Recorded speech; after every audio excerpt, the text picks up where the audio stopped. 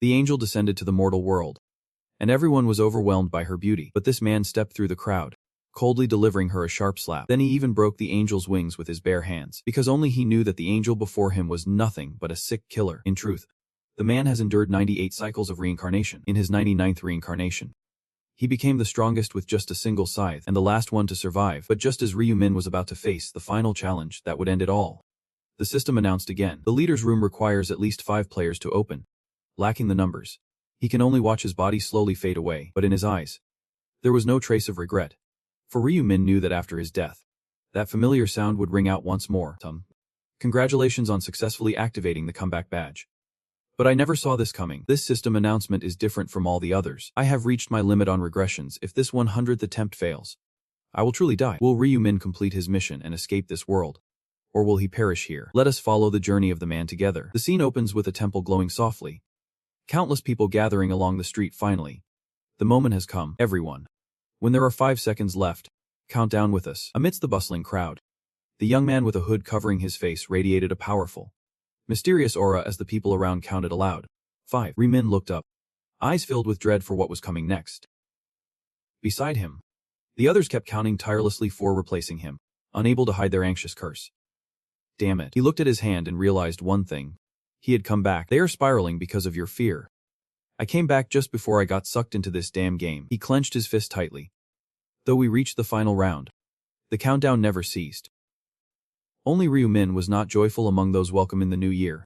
If I could, I wish time would freeze right now. Your system displayed a message. You have used 100 out of 100 time reversal ancient incantations. The moment has finally come when he must make a decision. One last time. After all, no need to hide myself anymore. So I pulled down my hood.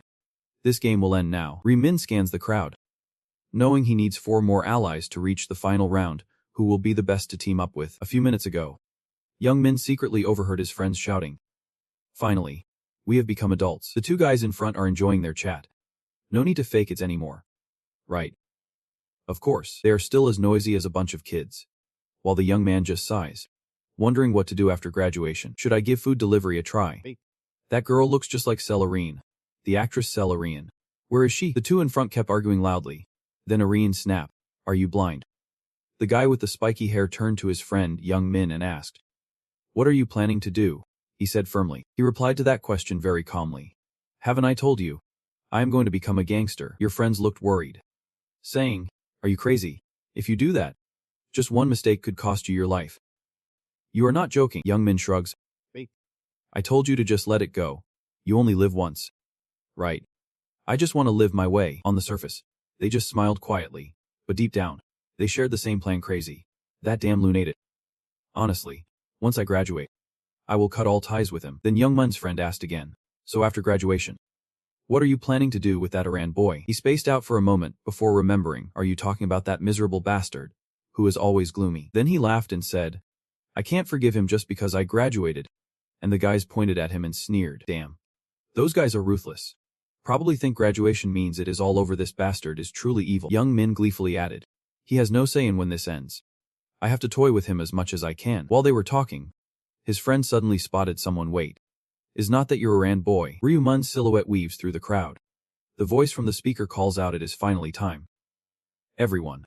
When there are 5 seconds left, count down with us. He grinned as the countdown began. That is my Iran boy 5. But when he looked again, he saw a radiant light surrounding Ryu-min.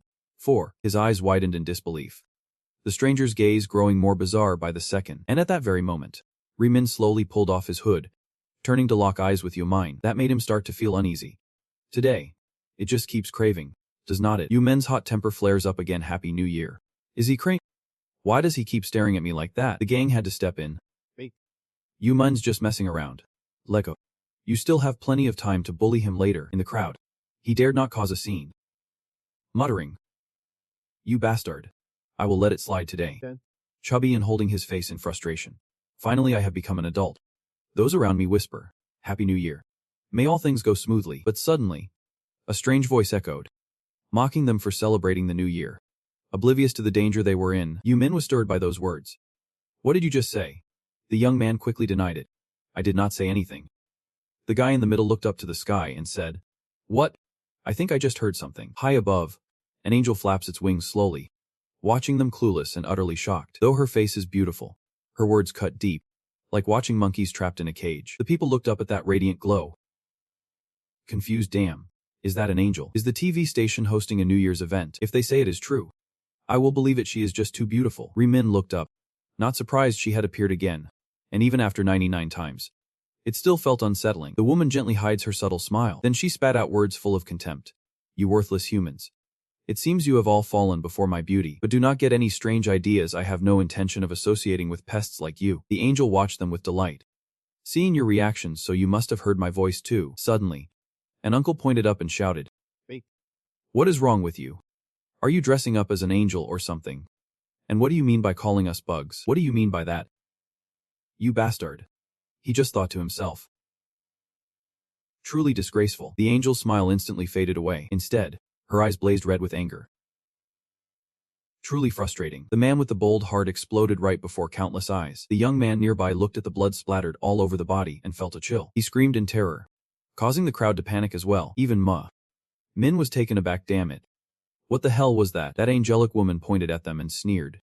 How dare a lowly creature speak to a superior being like me with such attitude? Now, everyone's face is filled with fear. You humans have no right to question me. Don't pretend you are on my level. What was that sound? Unless you want your brains to explode like that guy just now. She stops joking and gets to the point. Surely you all are confused by the current situation.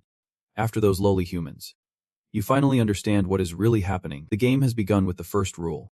I will explain it simply and clearly, so listen carefully. Raihumin sighed, bracing himself to hear the explanation once more. The angel's body shimmered with a radiant glow, her voice echoing, "Now, let the game begin. We will play 20 rounds. On the first day of each month, human souls are sent to a new dimension to play a game." The angel's smile was warm, for she had returned to comfort sometimes. All one needs is to do just one thing right. The people forced to listen to her, without a word, are completing their mission. If you succeed, you will return to reality with a reward. The fat guy whispers. What is she saying? Han's friend replies. It seems she will let us live if we complete a few tasks. Guessing what humans are thinking, the angel added a reminder. You might think she will let us live if we complete some tasks. But not everyone survives just by finishing them. That is the crucial point she will mention next. Only half of the participants will be spared. The faint hope just kindled by the people was instantly extinguished. Impossible. How could it be? Her smile has not faded, meaning there is still more to say. But do not worry. I won't take it all away. The chaotic crowd left Ryu Min sighing in frustration. What did they mean? Just be quiet over there. He looked at her again. Lost in his thoughts, only those aged 15 to 29 are required to participate. When I got caught up in this game during New Year, I never thought I would face it 100 times like this. A middle-aged man beside him clenched his hand in joy. I will live. The young man beside him muttered. Damn it. He grabbed the man's shirt in agitation. Are you happy just to be alive? Why ma? He panicked, unable to explain what. Ryu Min was more alert behind, so he warned his friend loudly. Stay there. Have not you realized the situation? Didn't you see the guy whose head just exploded? The rules have been announced. So the angel moves on to tally the numbers. Let us see. It seems the total participants will be 1,801,029,290. She reached out, casting a blinding light. Now that I have explained, let us begin the game. Ryu Min is transported to a space filled entirely with white. His face remained unchanged as the angel's words echoed in his mind. Now, you are all trapped in a space where you cannot see each other. Now the space creates a mirror before you. Before transferring your soul, you must first create a body. Ryu Min slowly touches the glass, saying, you all do as you please. But you only have one chance. Choose carefully. He did not want to waste time either, so he finished early, just doing what he normally does. The reflection in the mirror slowly changes. My new name will be. His hair silently flows as he chooses that familiar nickname once again. Black Ball. The first game world was created a vast green meadow, alive and vibrant. Ramin's new body slowly steps into that space, with a face that looked more mature. He bore the name Black Ball above his head and silently thought, this would be the 100th regression. He even flexed his arm muscles to test his limits, using the same appearance for the 12th time. It felt like this was truly his own body. Immediately after, the players were released into the battleground. What is this place? A plane. My body is really changing. I tried using a celebrity's face, and wow, it actually works. Ryu Min glanced at a few guys deliberately crafting a flashy image. Everyone tried their best to look their best this time. But if you had brains and could think, you would not do that. That girl is gleaming with joy despite the danger. This world belongs to those with the strongest survival skills. The more you get drawn in, the easier you become a target. If you die in this world, you die in the real one too. Ryu Min pauses his concern for others and searches for a name. It is almost time. Young Min steps out with overwhelming power. He is here.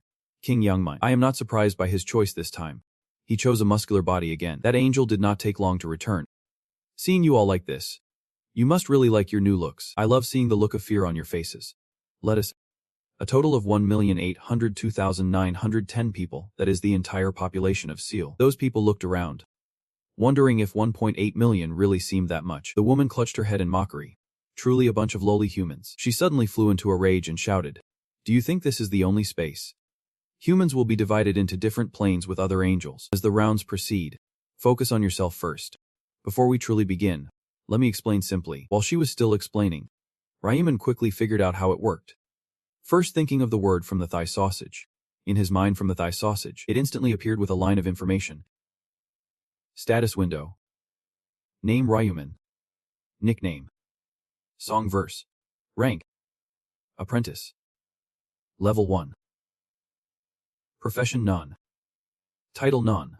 Stats. Strength +3. Intelligence +3. Agility +3. Luck +3. Stat points none. Skills. Normal skills none. Special skills none. Ancient language none. Supplementary skills none. Secrets unlock at level 10. Secrets unlock at level 20. Secrets unlock at level 40. Secrets unlock at level 60. Secrets lock at level 99. He sighs. Just looking makes you want to sigh. The angel above calls down. Have you checked the status window yet? You will realize how trash you are if you have played games before. Ryuman watches her as she offers words of encouragement. Become stronger. Survive until the end. And conquer round 20. The angel's face darkened behind the blindfold. If you survive, not only will you be free, but you will also be granted a wish. And it was the way it hinted so subtly that moved countless hearts. A wish.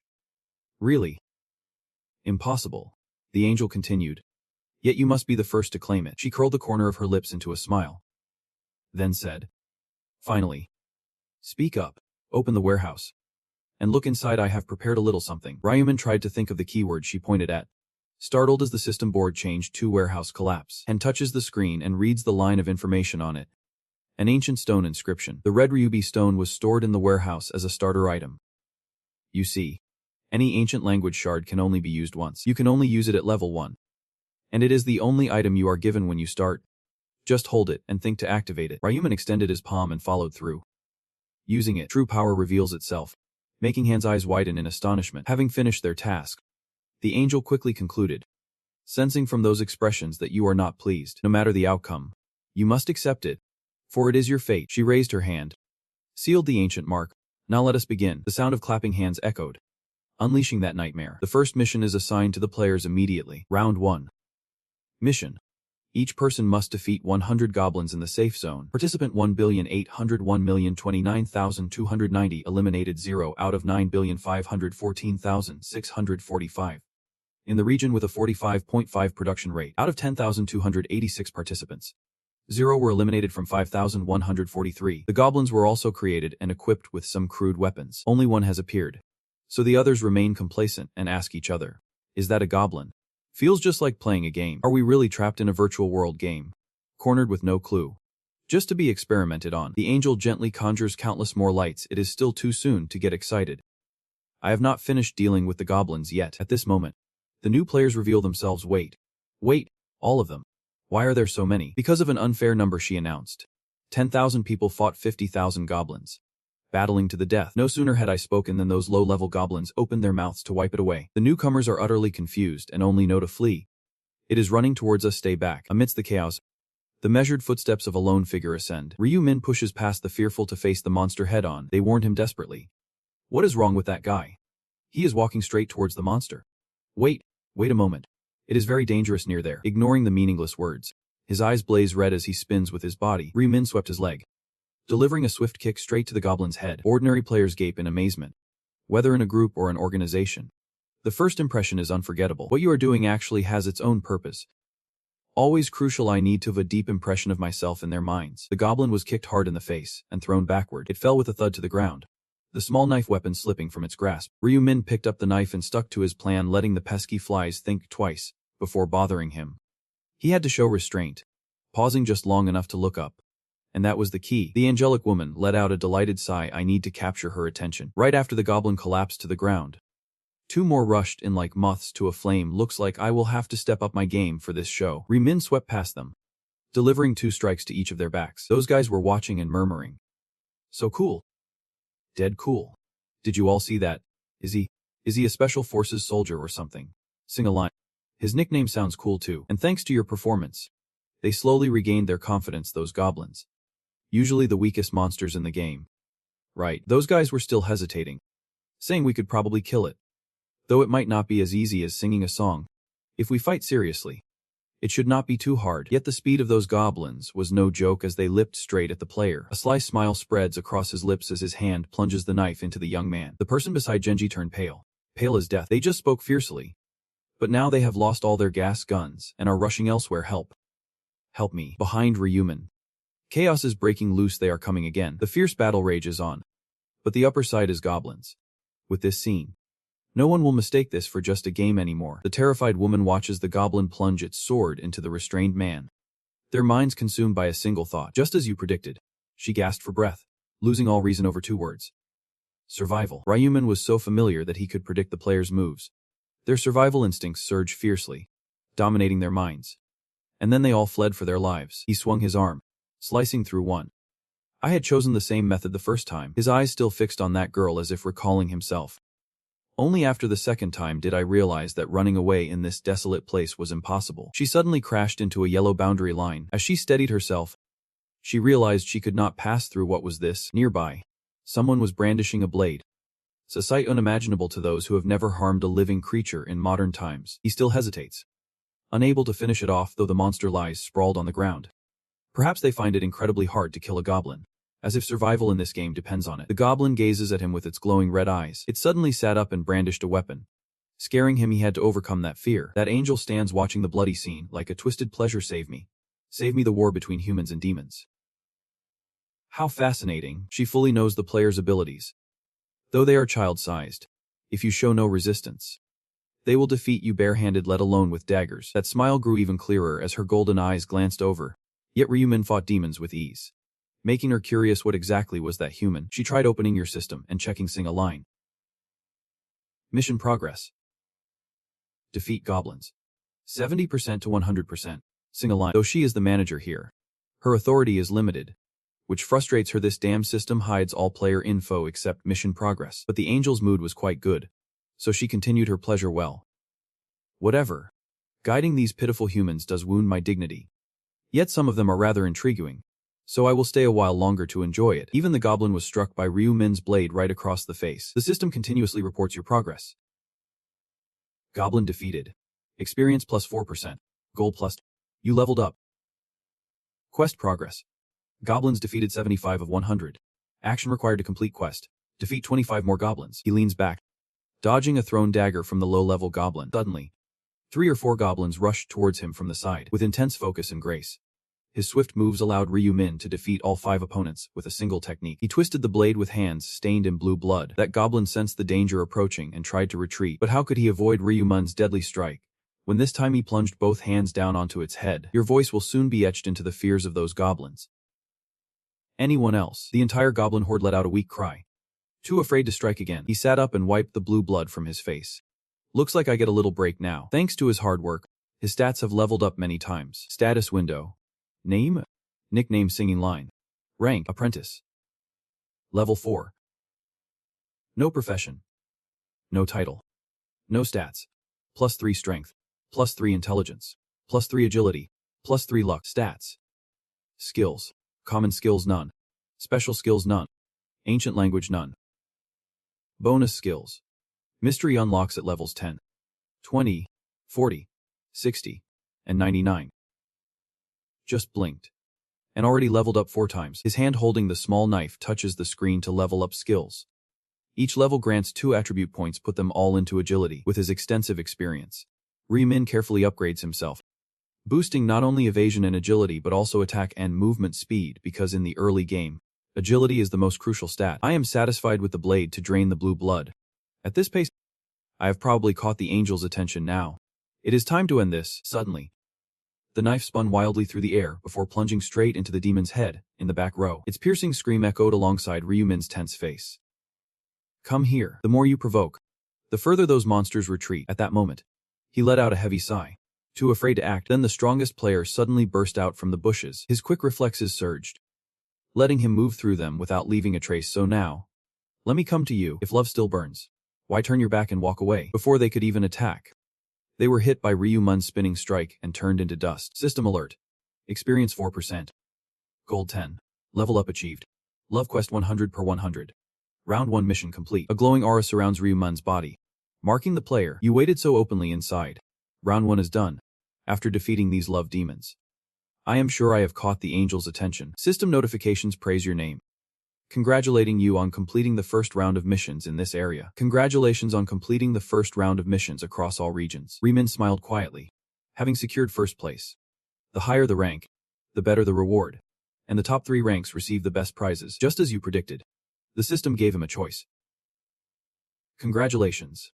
You have completed the first round of missions in this area. You will receive a special weapon, a unique reward for this area and all others. The minor rank has been added to your inventory, and the reward for the entire area is: congratulations on completing the first round of missions across all zones. You will receive a tangible reward, likely the greatest prize of all. Ryumun first taps the sword icon, choosing his weapon from the area rewards. The screen suggests 3 types of weapons with different names. You can choose one of the following. But it is lucky that I got this so early. Then the young man gently taps the screen to select his weapon. Item updated instantly. Sword. Classified as weapon. Rank: sword. Attack 15. Impact effect: agility plus 1.15. Durability 150 per 150. Equip limit: rookie rank or higher. Description: the best sword type a rookie can use. He threw the goblin's little vegetable to the ground, after getting better food, tossing that trash away with a cross mark. Now, I will temporarily keep the choices I have earned through the special reward, while Ryu and Min calmly prepare. Those outside continue to fight with all their might. Status window open. Glancing once through my own information, there was something that caught my attention. Looking back now, in my description, there is a line that says the traveler's last journey sparked my curiosity. The title I earned before it is something I have never seen in my 99 previous resets. He continued, reaching out his hand, whispering softly, use it. The stone shattered to activate the system's function. You used a random ancient shard. Congratulations. You have obtained the time reversal ancient rune. Min clenched his fist and kept listening. The ancient words received would automatically engrave onto the player's body. The following messages confirmed exactly what I thought. The traces of this ancient script linger in the player's soul due to its special properties, causing the engraving to fail obviously. If I could engrave once more, it would mean I could regress countless times. However, this time you received new information. Based on the ancient runes within your soul, you have been recorded as a time traveler with 100 journeys. Ryu and Min's faces reveal shock upon hearing the next title received. The final traveler in this game. Titles surpass even ancient relics in value. Title: Last Journey Traveler. Unlock condition: obtain 100 time reversed runes effect. Upon death, your soul remains at that spot for 1 minute. If you wish, you will be reborn and fully restored. One-time abilities renewed. But this title will vanish after revival. They are far stronger than ancient runes and much harder to obtain. What troubles you now is tied to the skill you acquired. Moreover, resurrection is an exclusive ability of the priest, and even that skill only restores 30% of maximum health upon resurrection. But instead of worry, it only fueled his curiosity even more. Yet this title allows me to revive with full vitality. It seems I have just obtained a powerful title. Ryumun strummed his guitar, his eyes gleaming with delight as he thought, I have just got something truly amazing. Seeing the system panel appear before him, he thought to himself and reached out to select it. Holding this card was always a good thing. A title. Even when the time traveler journeys for the last time, public, private, or unlisted titles won't show under the ed in private mode, but the effects still apply. Ryumun squinted one eye, stretched, and pondered. Others must have finished their tasks. He wondered how Ong Min was doing. Ong Min holds a knife behind the 2 fighting. He is here. Ryumun smiled, thinking once again that it seemed he had survived. Golden beams of light cascade down from the heavens above. Burial. The angel appears, her lips curling into a smile. No wonder it is getting more and more boring. Her light always shines directly on a few, her voice echoing, causing others to falter. Some poor souls will be gradually wiped out to match the remaining number of goblins. My apologies. This is my fault. Burial. The angel clasps her hands, her wings spread wide, stirring everything back to life. The blonde girl clings to her loved one, tears silently streaming from her eyes. Stirring a quiet sorrow, she gently touched him, feeling the love in her heart slowly fade away. Others, confused, watched the cold bodies on the ground slowly dissolve, whispering in disbelief. The corpses. They are vanishing. What is happening? Their eyes fixed on Burial the angel. Hovering in the air, the ferocious monsters, mouths dripping with slime, crawl out of the cave. They cursed in shock.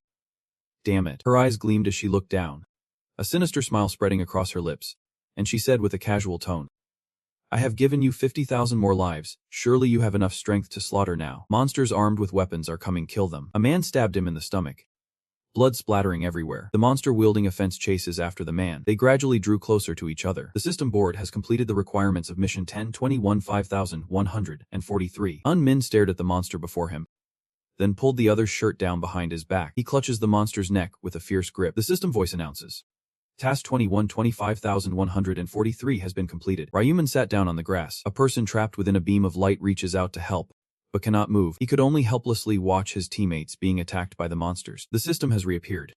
Mission 3532 5143 completed. Burial.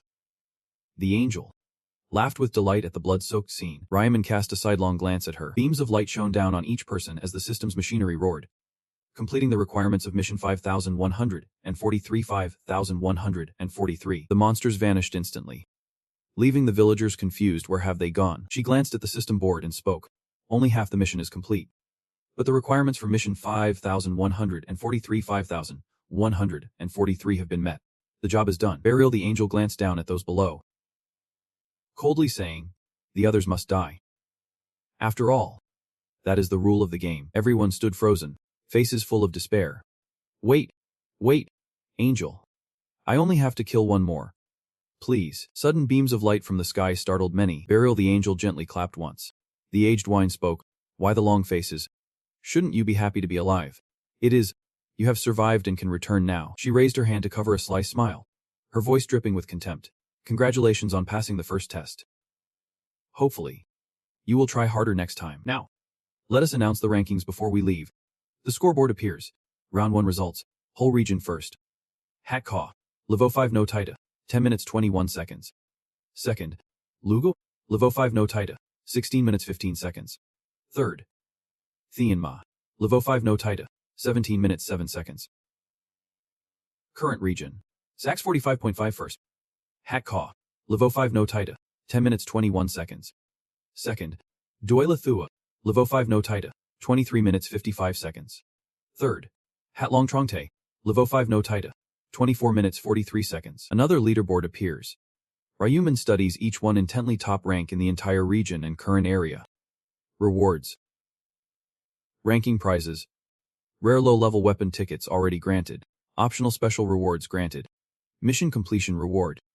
1,000 gold coins, not yet granted. You will receive the mission completion reward shortly. You received 1,000 gold coins for completing the mission. Congratulations. You can use the gold to buy items at the shop. The equipment purchase feature is now unlocked. He smiled softly, thinking to himself, surely everyone knows I am number 1. Burial. The angel crossed her arms with delight, amazed that the top spot in the entire region was right in my territory. Unbelievable. Is this fate? Answer me. He looked at her, then spoke, inviting her to speak. She raised a hand, smiled, and asked, how are you so strong? Have you obtained some special ancient scripture or something? Smiling on the outside, but inside she is a storm. Damn it. Ryuman does not answer directly. Just look at my status window. Burial the angel stammers. Well, she hesitated, reaching out with both hands. Of course. I could see that info. Being an angel and all, I was just testing you. He tried to hold back his laughter, thinking to himself, don't make me laugh anymore. Ryuman called out, Angel. Man. She was stunned by his request. I have a favor to ask. His confident face puzzled her. Burial murmured. Pleading. Ryuman crossed his arms seriously, his voice rising. Yep. It seems the prize for first place is a bit meager. Min and everyone else look at him in astonishment. Everyone stared at Ryuman in disbelief. Burial's angelic face twisted with fury as she snapped. Wait. You there. What did you just say? He stands within the beam of light, defiantly speaking. I hope you can offer something more worthy. She is dangerously close. Say that again. Ryuman showed no fear as he said again. I do not like my reward. I want you to grant me something better. The cramped space fell silent. All eyes fixed on him. Burial's angelic eyes gleamed as she wore a sinister smile. How dare a mere mortal make demands of me? I was watching him because he was so eager at first. But after killing just a few goblins, he already looks down on me. She reaches out her hand. And I will blow his head off. Recalling that power had been used, she angrily withdrew her hand and struck fiercely. Damn it, I have killed with a one-time skill before. You arrogant human, do you think I can't kill you? Burial the angel sees something. Wait a moment, she spoke mysteriously. Yep. I know what to give him now. Burial the angel looked down at Ryuman and asked sharply.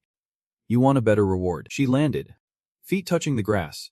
I usually refuse such requests immediately. But Angel Burial stepped closer to Ryuman. I have reconsidered. Let us talk privately.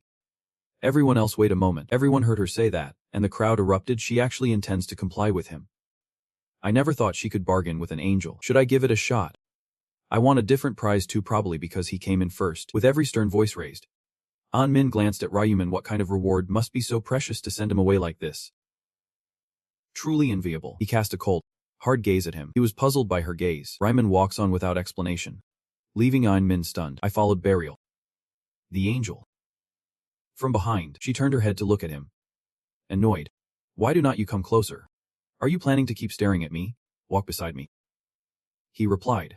Yep. Her eyes narrowed, lips curled with bitter disdain. Fools who obey only when ordered.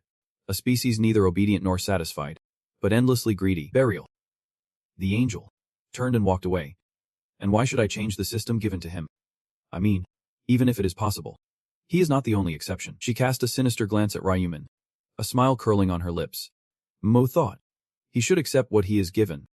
I will show him the price of greed. Ahead lies a boulder. Burial the angel thought. I will kill him the moment I step beyond it. They kept walking, her mind swirling with countless thoughts. And of course, a strong sense of deception lingered. If I kill a player out of revenge without using a one-time power, what if the player complains about injustice and then rebels? If that is the case, those in power will hold me accountable, saying the game was broken because of my actions. Burial's angelic feet slowly approached the stone. So I need a place where no one is around. She flashed a wicked smile. No hint of kindness, stupid bastard. If you just kept your mouth shut, no one would ever know what happened. Burial the angel turned around, her unusually cheerful expression fixed on Ryuman, her voice shy yet teasing. You want a reward? Tell me. What do you want? His fist came crashing toward her face before she could finish her sentence. Ryuman's strike showed no mercy as it drove straight into Burial's angelic face. Her face swelled before she could even gather her senses. Burial's angelic eyes filled with awe. She fell to the ground, her heart filled with bitterness. Burial's angelic face streamed with golden tears. She raised her hand in shock. What was this? Did that damned human just strike me? She sprang up, her face twisted in a terrifying scowl as she stared at Ryuman, the damn man, and suddenly vanished without a trace. Burial the angel was stunned. Those two had appeared behind her. He had vanished. Ryuman grasped her wings tightly. Angel Burial glanced back in alarm. With one hand, he grabbed her neck tightly. She was terrified, pleading. Wait, wait, what are you doing? Stop, stop. His movements were decisive. As Burial the angel's piercing scream echoed, she collapsed to the ground, eyes vacant, mouth agape. Ryuman must have some feelings. He used his hand to break one wing of Burial the angel. He looked at her coldly and said, Don't be such a crybaby. Ryuman grabbed the other wing, making her scream in pain. The broken wing dripped into the golden streams. He sighed. Now the day can't run anymore. Burial the angel gritted her teeth at him. Ryuman asked coolly. Does it hurt? She snapped back. Yep. It hurts. Of course it does. A smile spread across his lips as he said plainly. If I waited 5 more minutes, you would be the one asking that obvious question, with that contemptuous laugh of yours. Burial the angel sat up abruptly, staring at him in disbelief as he lost his mind. What on earth is he saying? Ryuman raised both wings, a hidden knife gleaming on one side, and coldly asked, Are you planning to use the knife concealed in your wing to kill me? Knowing he guessed right, he casually tossed aside his wings and said, I need. Burial the angel painfully places a hand on the broad shoulder, asking, What do you mean by kill? She was left speechless, never intending to do that. Ryuman called her back, his blood-red eyes coldly piercing her. Even if you wanted to lie, I would know just by looking at your face. Burial. Her face slowly twisted into fear and hesitation. Knife. Knife, someone actually knows my name. He pulls the knife from the system, his gaze turning cold knowing it changes nothing. Burial the angel stepped back fearfully, wondering why someone suddenly drew a weapon. Ryuman aimed the knife. Questioning. Still confused, she just pointed her finger at your face. Now threatening. You have you gone mad, wanting my head to explode? I just need to snap my fingers and you will. It is like I have her number in my hand. Sir, what chance do you have left to kill anyone now? Burial. The angel pursed his lips in silence. She keeps growing bolder. Does she think she can escape justice? My comrade certainly won't stand idly by. Ryuman was bored stiff by her words. What kind of companion was she anyway? Angels are all selfish. They do not care about others' problems. Whether you live or die, they won't give a damn. She stammered. Nonsense. Nonsense. He stepped closer, raising the knife. Enough, let me send you on your way. Burial. The angel just stood up. She hurriedly stepped back, waving her hand. Wait a moment. What do you gain from this? He replied. I do, but after all, you would not know. She threatened that if you kill me, you will regret it. You won't be able to return. Ryuman said calmly as if he knew everything. This system will automatically send me back after everything is resolved. She is shocked and helpless. How? How could she have known about this? Burial. The angel made a request. Fine. I will give you any information you want. Just give me a chance. He flatly refused. No need, Ryuman continued. If I needed information, I would have tortured you to get everything I wanted. This is an environment where you have to be a part of your species, and the truth that you are just a pawn playing the guide. She opened her eyes wide in surprise. What a game. Burial. The angel raised her hand in surprise. When did this happen? Ryuman lunged forward, stabbing her decisively. A piercing scream echoing through the forest. He cast his eyes on Burial, the angel who commanded the one lying on the ground. She is completely gone. The system's machinery hums. You have defeated an angel. It has been confirmed that you are the first player to defeat the angel. You have been awarded the title, the first angel slayer. The system voice echoed once more. You have been rewarded. Blood angel. And for the first angel kill, a glass vial and a jade pendant appeared in Ryuman's hand, as expected. I am the first this time. System notification. You have been rewarded with the Ancient Slaughter Manual for your first angel kill. The object in his hand glowed, a golden light enveloping his entire body. The mechanical device, buzzed as the ancient script he had just obtained, automatically imprinted itself onto the player's body. System board displays current rewards for the first player to kill the angel.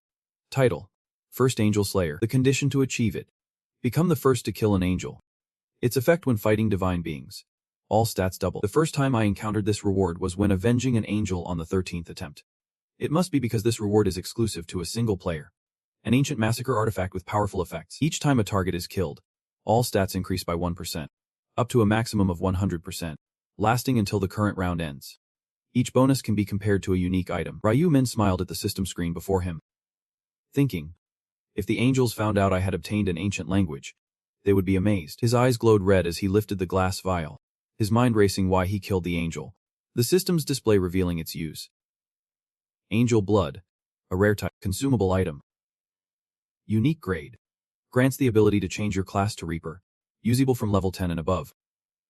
Limited uses. The reward for the first player to kill the angel, only they can change their class to the angel's nemesis, the Grim Reaper. Badges appear one by one, starting at level 10.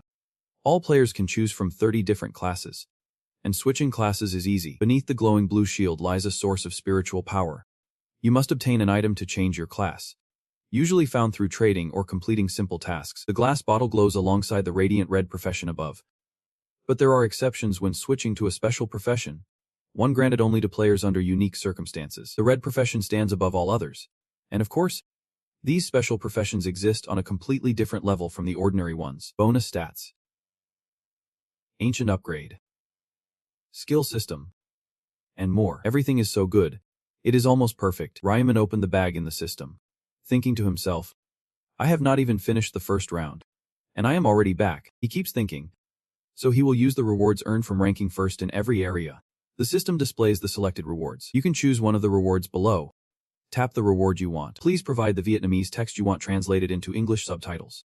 Triple experience effect active for 2 hours. Costs 2,000 gold. 3. Information about round 2. Ryuman set his goal and thought to himself, the important thing now is to quickly reach level 10 and change his class, and raised his hand to choose a reward. The system immediately announced, you have selected the triple experience effect. Round 2 begins.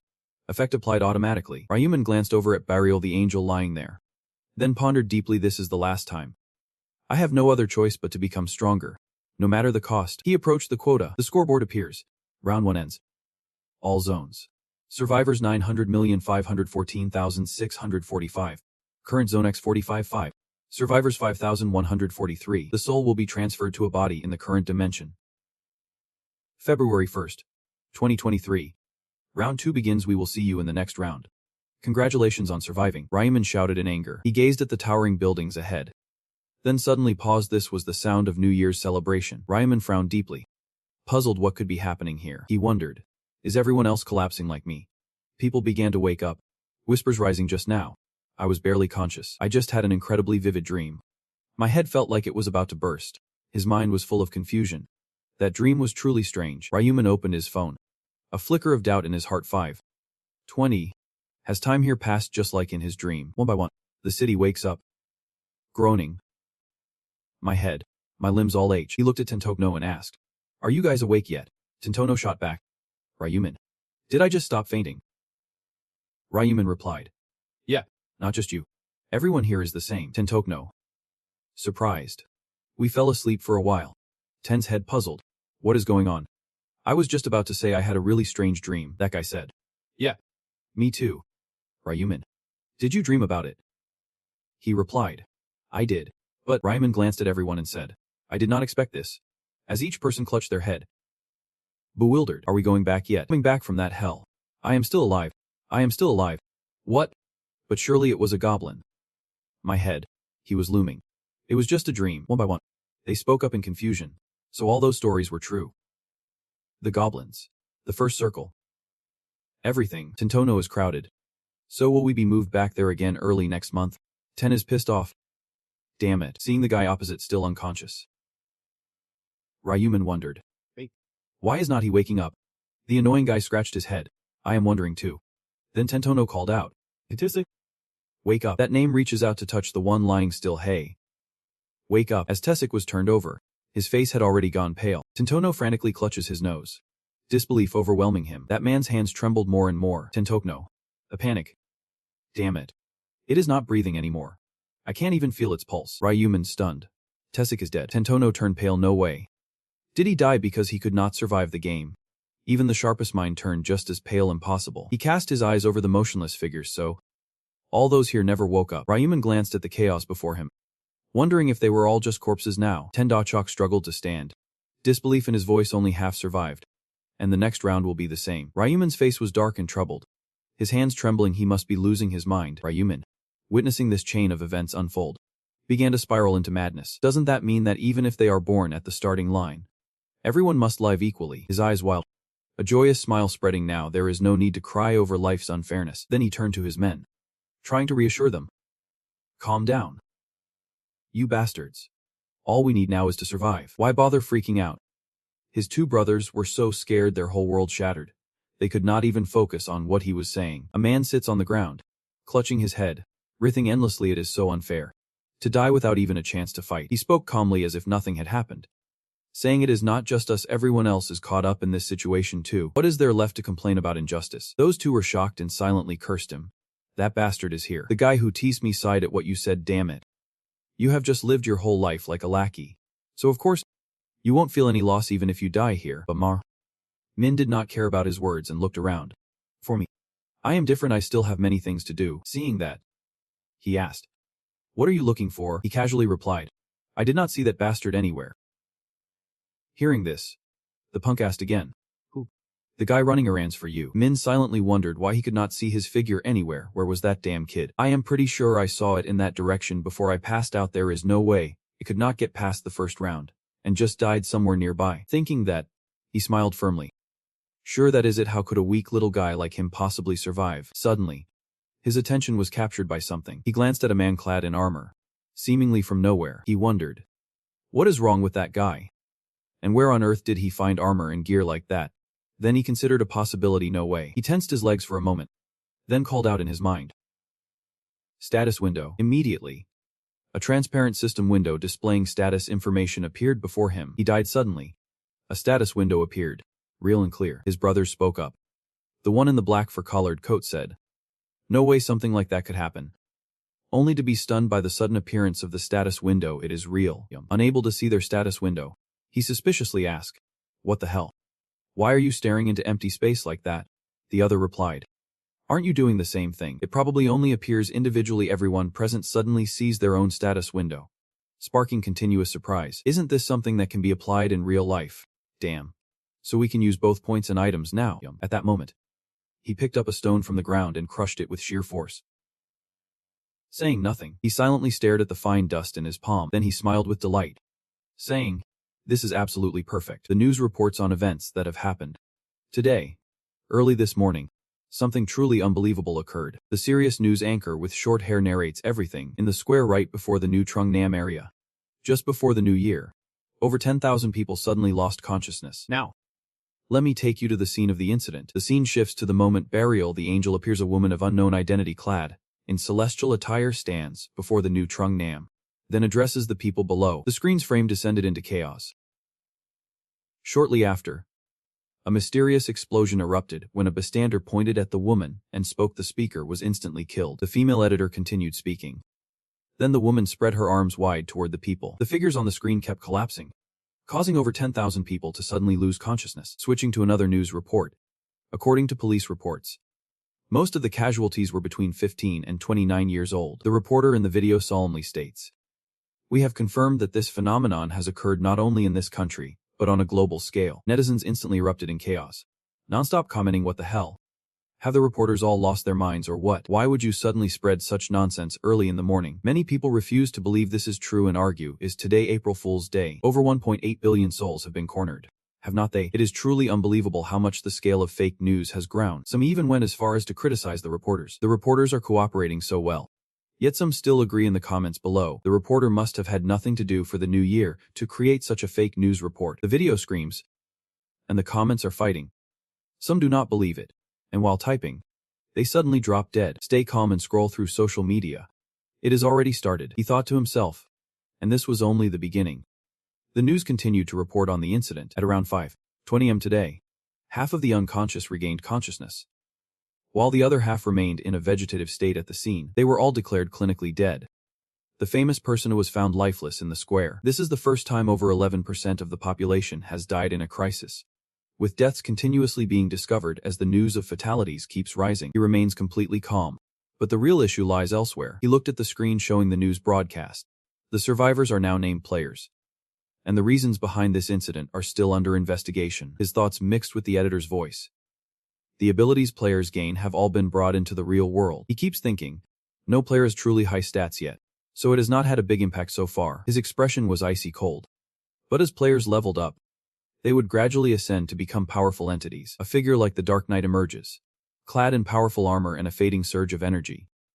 No modern weapon, or even an entire army sent to the moon, can suppress the player, because weapons are people, and the uncontrollable will be born. He urged me to move forward, but I had no intention of just watching the world fall into chaos. His hat and coat pulled low over his head gave him an air of mystery. If I let things stay as they are, the world might perish before reaching the 20th round. There is only one solution. Then his eyes sharpened.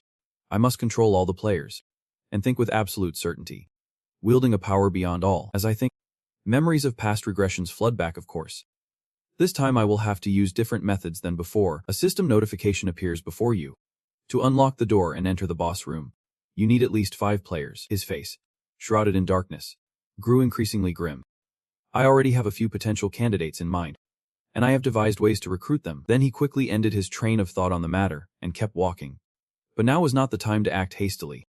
There were more important things to do. By now, he had returned from the square to the doorstep of his home. He gently opened the door and slowly stepped inside. His eyes fixate on something. So it turns out he saw the leftover cup noodles someone left behind this guy. He is having cup noodles for dinner again. He gently opened the door, then slowly pushed the room door open. I saw a young man who looked almost like me, but younger, sleeping peacefully. Seeing him sleep so peacefully, he could not help but smile gently. He could still rest soundly even though his brother had not come home yet. So the guy who is drunk is named Ryu Ugun, my younger brother, and next year he will be a third-year high school student. He began to tell about his family. My home was nothing special, with a framed photo of 4 smiling faces on the wall, radiating pure happiness. However, my parents died in a traffic accident, and just like that, so much changed overnight. Below is a photo frame of 2 close brothers playing together.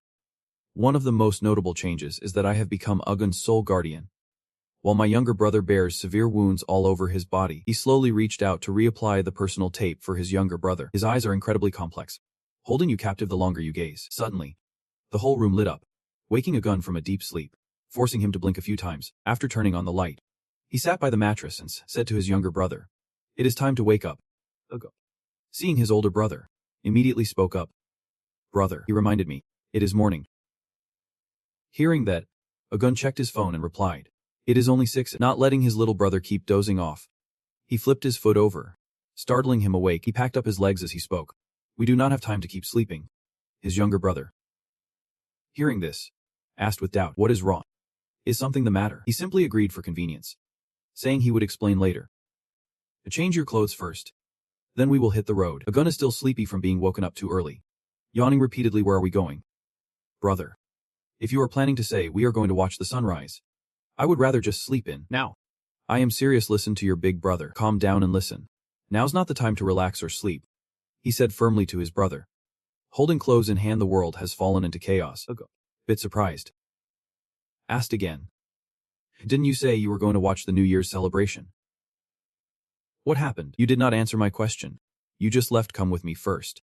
I will tell you everything on the way." The two left the house and hurried down the deserted street. Agun glanced at his brother, a flicker of tension and doubt in his eyes. He thought to himself, what could have happened to make him this serious? Noticing his younger brother's gaze, he finally spoke.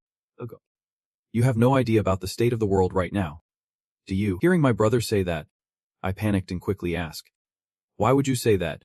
You are scaring me." "Did something happen while I was asleep?" When my brother asked, I just calmly reminded him to check the top search results. Full of curiosity, immediately grabbed his phone to check. He was both stunned and incredulous, wondering, what does this even mean? "Please provide the Vietnamese text you want translated into English subtitles." An angel suddenly appears and corners the villagers into another world. He gently clarifies their souls have been taken away. Hearing his brother say that, Ugun panicked and asked, "No way. Even you?" He calmly confirmed, "Yep. That is right." Following his words, he continued to explain that only after hunting down 100 goblins could he survive once more. Hearing his brother say that, he anxiously asked Han, "What? Is that true? Are you hurt anywhere?" Min calmly reassured him, "Don't worry about me. Your face is full of worry. How could you not be worried?" The scene shifts to a flashback of his parents passing. So this is the family at their funeral. "Only you and your brother were there. The only one I still have left is you." His face streaked with tears. He looked up at his brother, of course. I knew his silhouette is utterly lonely, yet steadfast and reliable enough to fill the void left by father and mother. Just like now, his silhouette remains as trustworthy and lonely as ever. He must build an unshakable mindset for himself. No matter how I think, I always worry deeply for my brother. But having a strong mindset and killing 100 monsters are two completely different things. Watching my brother in pain, he must have a vulnerable side too. I know exactly what you are thinking. Hearing his words, he turned to his younger brother and carefully explained that they have a system called stats, just like in games. So his physical skills are not really that important. Then he added, "So you do not need to worry." But Kwon hesitated a bit, saying, "If that is the case. But still," he patiently continued, saying, "If you see me in the future, I bet you won't think the same way anymore." Hearing his brother say that, he asked in confusion, "What do you mean?" But did not answer his sibling's question right away, instead smiling and saying, "If you want to know, just follow me first." At this moment, because he wanted to know the truth, he became stubborn and refused to compromise. "I did not want that. Until you tell me where we are going, I won't take another step." And hearing this, he immediately stopped, maybe because he is so worried about his brother.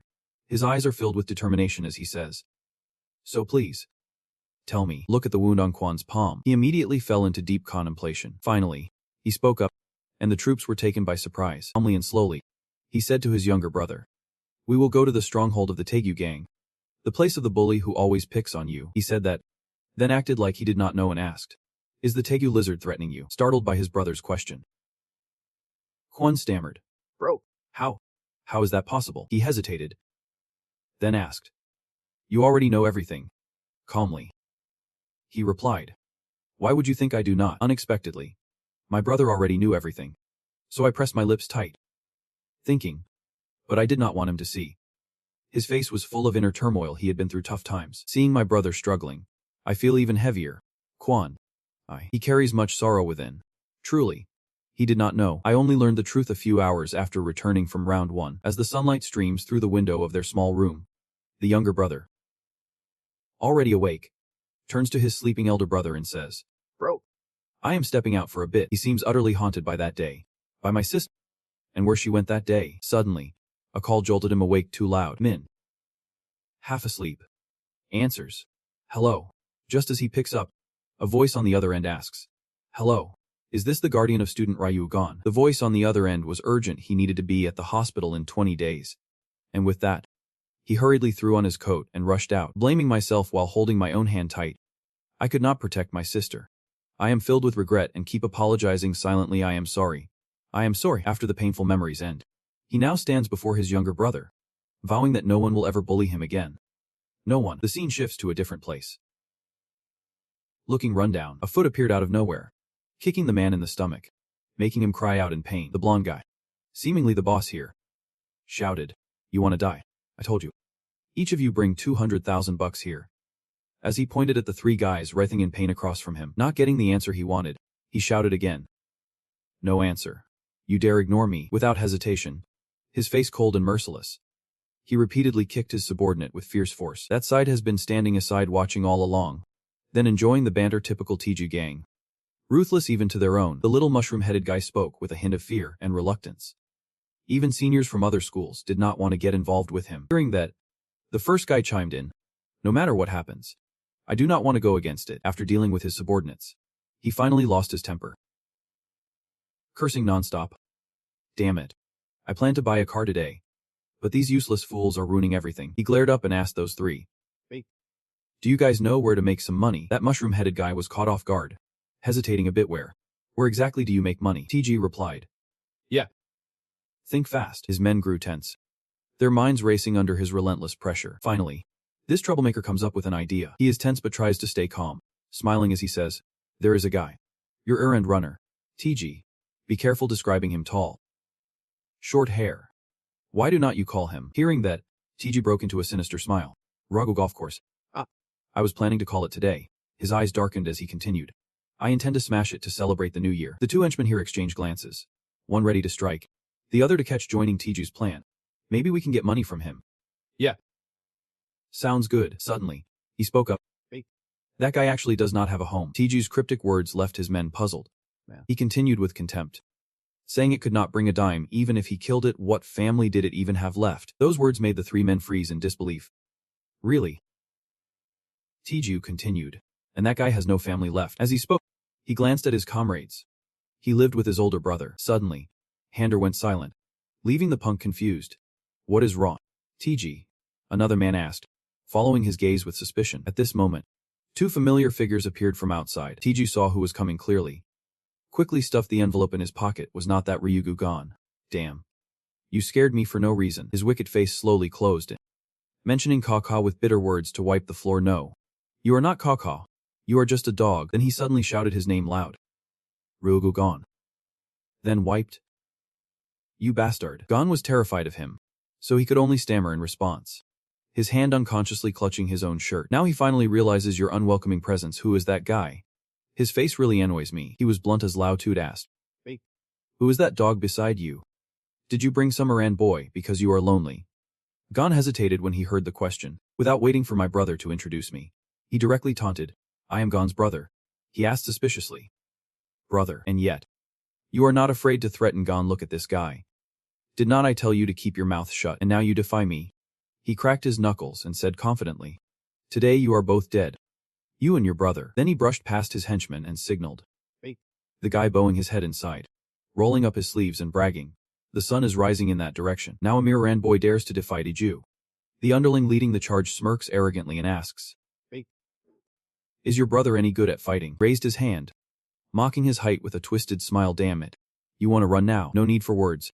He threw a direct punch straight to the man's face. He took the punch and fell hard to the ground, freezing his henchmen behind him in fear. He learned nothing from those before him and angrily threw a punch straight ahead. That bastard. Such a fast punch. Yet you easily dodged it. Immediately after, he delivers a knockout punch to the second guy. This punch of mine sent him flying far away. The remaining ones now rise together as one. He immediately unleashed two lightning-fast punches to their faces. You bastard. Watching his men taken down so effortlessly, even Tiju felt a surge of anger. He clenched his teeth, wore a cruel smile. But inside, he was torn and restless. He assumes he is right and speculates. Seems like he learned boxing somewhere, and ends up overly confident in his fighting skills. But you want to fight me with just those skills? At that moment, he calmly smiled and called out. Brother. The golfer. He slipped his hand into his pocket and walked over slowly, Seems like you think you are tough just because you know a little bit of martial arts. He is a head taller, looking down with a sinister glare. But have not you learned how important physical strength is in boxing? He did not pay attention to what he said and asked back. Haven't you seen the news? He looked at him with a strange, puzzled expression. When TG asked if he had seen the news, he just clicked his tongue, clearly not having checked it yet. He was driven mad by that move. Throwing a punch straight away, believe it. You bastard. He remains the same, gently dodging his punch. Time after time, he unleashed his full power in attacks. Yet I dodged them effortlessly, like flipping a hand. Swift and precise, after throwing moves into thin air until TG was gasping for breath. He finally realized something was wrong, something felt off. Wow. His face twisted into madness. Why can't I defeat them? Only then did he slowly gather strength into his fist and slowly speak. If you see the news, and lightning fast, I strike upward, you would never dare a powerful punch to him. Standing against a player like me, Ryuman Dancy, with a grimy face, punches fiercely at the TG gang. He was struck by a powerful blow, pain and numbness freezing his body. Only then did he manage to react. TG angrily raised his fist and lunged forward, straight at the bastard, but there was no one in front of him. Not a single soul in sight. Where did you run off to? He spun around in panic. Impossible. Bang. TG takes another punch squarely to the face. He covered his face in anger. You dare hit me? He froze, watching a piece of skin fall. Bang. TG roared with fury. I will kill you. He summoned all his strength and swung his fist at Ryuman, ready to die. He easily dodges and counters. Ryuman unleashes a flurry of punches straight to the spiked thug's face. He staggered with difficulty, and even those sitting far away could feel the sweat pouring down. He calls himself a lump of thought. Terrible. He keeps hitting his own face. Bang. TG gasped, turning around to glare at Ryuman. Damn it. If only I could hit them once. He charged forward with determination. Just one punch. Before he could finish, Ryuman raised his foot to block the clenched fist. Please. Just as predicted, the blonde guy got caught by the leader again. This time it was not gentle like before. He was thrown far away, crashing hard into the wall. Bang. TG struggles to sit up. Ryuman glares at him darkly. Bang. TG, you squint your eyes. It hurts. Damn it. Ryuman recalls the moment he tended to his bruises, hiding in the dark room. No matter how many times he was reborn, he could never forget that feeling. He slowly approached him, determined not to relive that hell. Bang. TG struggled to stand, his face pale with fear. Do not come any closer. He grabbed his own neck and stepped back. Stopping, Ryuman sat down before Bang. TG clasped his hands and smiled. He closed his eyes tightly, his head full of questions. He stared at him with sinister eyes. That is why you should not mess with my little brother. TG stood stunned in the wire trap. The goat screamed in pain, clutching its grasped hand. Bang. TG screamed in despair as Ryuman held onto that hand tightly. He panicked in terror. No. It hurts too much. Bang. TG's screams grew louder and more pitiful, terrifying his followers who fled in fear, urging everyone to escape immediately. Ryuman stood afar, hearing the screams, but turned away, too afraid to look. Ryuman's eyes flash a warning. Bang. TG, if you dare lay a hand on my sister again, do you know what will happen? Knowing. Bang. TG writhes and kneels on the ground. I know. I won't do it again. He switched back to a friendly smile. That is right. But Ryuman's actions betrayed that angelic face, as he snapped the other hand too. I will teach you a lesson to scare you straight, so you do not mess up again. He screamed, begging. Please do not. In the abandoned workshop, the sound of breaking bones echoed alongside anguished screams. Ryuman followed behind, calling out, Wait up. You are kind and gentle. Seeing a guy should not act like that. How could you do it? Since when did you learn martial arts? Ryuman smiled and spoke to me. But I did not notice players can use their skills in real life too. Ryuman is mysterious, in some way. Guard. You hold the power of a golden light radiating from Ryuman's hand. Just like this. Suddenly, a small knife appeared, leaving Ryuman stunned. He is bursting with excitement as a knife materializes from thin air. Ryuman shows off to his brother. Cool. Right. You can also master the weapon you have received like this. Ryuman wondered aloud. Just now you moved incredibly fast too. That guy could not land a single punch on you. Ryuman replied. That is right. My speed stat is 11. Ryuman was still confused. Stat? You mean the stat in the game? Ryuman clearly said. Yeah. An average person scores 3 points, but an athlete can reach up to 10 points. Hurry up. Ryuman is filled with endless questions, wondering what will happen if he levels up. But Ryuman remains uncertain. How could he know? He is not there yet. He thought to himself. I have to lie. Ryuman recalls the past, remembering his younger brother trapped in a dark, gloomy room. I did not mean to reveal I was a fake regression, but doing so on the 11th regression. Hwang got cornered by another player. He brooded silently, having avenged the wrong, yet unwilling to let her suffer such humiliation because of him. Ryuman turns back, eyes filled with resolve. silently vowing to protect him in the battles ahead when suddenly, his brother's stomach growls. Ryman hesitated slightly, then thoughtfully invited, "Want to grab a bite? You are hungry, right?" He agreed immediately. Yep. The scene shifts to the front of a convenience store. The two brothers plan to eat out, and Ryuman called his brother over. "Where are you going? Let us eat right here." Ryuman hesitates, then heads to the AM. "Wait for me a moment." He inserts the card into the machine. Ryuman stares at the screen. It shows the amount he has saved so far. The AM screen displays the account balance. 133,201. Ryuman shows his little brother the money he withdrew. The brother stares in shock. "You withdrew this much?" Ryuman holds the money and says, "I just need to buy a few things." He pointed to the instant noodles and sausages stall, saying, "From now on, this is what we will eat." Ryuman asked, "What about these things?" Looking at the prices on the counter, he starts to sweat a bit. Everything here is at least 5,001. Ryuman does not care. "It is. You can have whatever you want." He smiles and turns to look. "It is New Year, and you plan to eat only ramen." Ryuman hesitates about spending money. "I know, but eating like this costs a lot." "Brother." Ryuman urges his younger brother. "It is. Just choose quickly." Ryuman happily picks his dish. "So here, try the spicy beef hot pot." Bro. His eyes gleamed with excitement and longing. He wanted to taste this too. It looked so delicious. Ryuman points at the tycoon and says, "Let us come to the restaurant to eat sometimes." Anoi beef. Ryuman feels it is more than enough. No need to waste money. Why go that far? This is already too much for me. Ryuman gently looks at his younger brother, thinking, "Just wait a few more days. I will feed you so much meat you will get sick of it." Hot smoke rises, evaporating from that box of meat. Ryuman scoops a bite of rice with a piece of meat into his mouth. He was shocked and covered his mouth, fascinated by this feeling. It was so delicious. Ryuman beside him happily looked at his younger brother. "Really? Eat more." Ryuman looks at him curiously. "Thank you so much. Where are you going?" Ryuman stands up. "Wait for me a moment." He leaves. Ryuman watches him go. Suddenly, Ryuman returns, slamming a black pen down on the table. Ryuman stared blankly at the stack of lotto tickets on the table, speechless. "Wait. He withdrew all his money just to play. Is he planning to bet it all?" Ryuman confidently answers. "Spot on." While Ryuman beside him is already feverishly excited. Wait. How many tickets did you buy?" But Ryuman remains calm and happily looks at his stack of lottery tickets. 20 tickets. Ryuman shouted in panic. "What the hell? Why use 100,000 troops on a lottery? Do you even know what we will get out of this?" Ryuman acts secretive. "Just wait and watch. Do you see it?" Ryuman stood up, folding the lottery ticket. He had no idea what he was about to win. Ryuman acts mysterious. "Just wait and see." Ryuman is sweating with his brother. "What the hell are you doing?" The more he saw the lotto ticket, the more panicked he became. But why did he keep choosing the same numbers? "Ryuman, do you want to know why?" He looked at his brother confidently.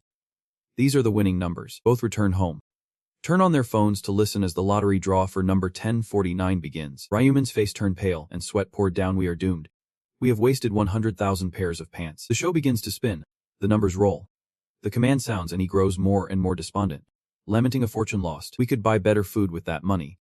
Ryuman does not care about the reminder. "Can you stop clipping your nails?" The lotto numbers are called out one after another. The first lucky number is 3. The second lucky number is 18. Ryuman freezes. He suddenly heard the program say, "The third lucky number is 9. The fourth is 38. The fifth is 9.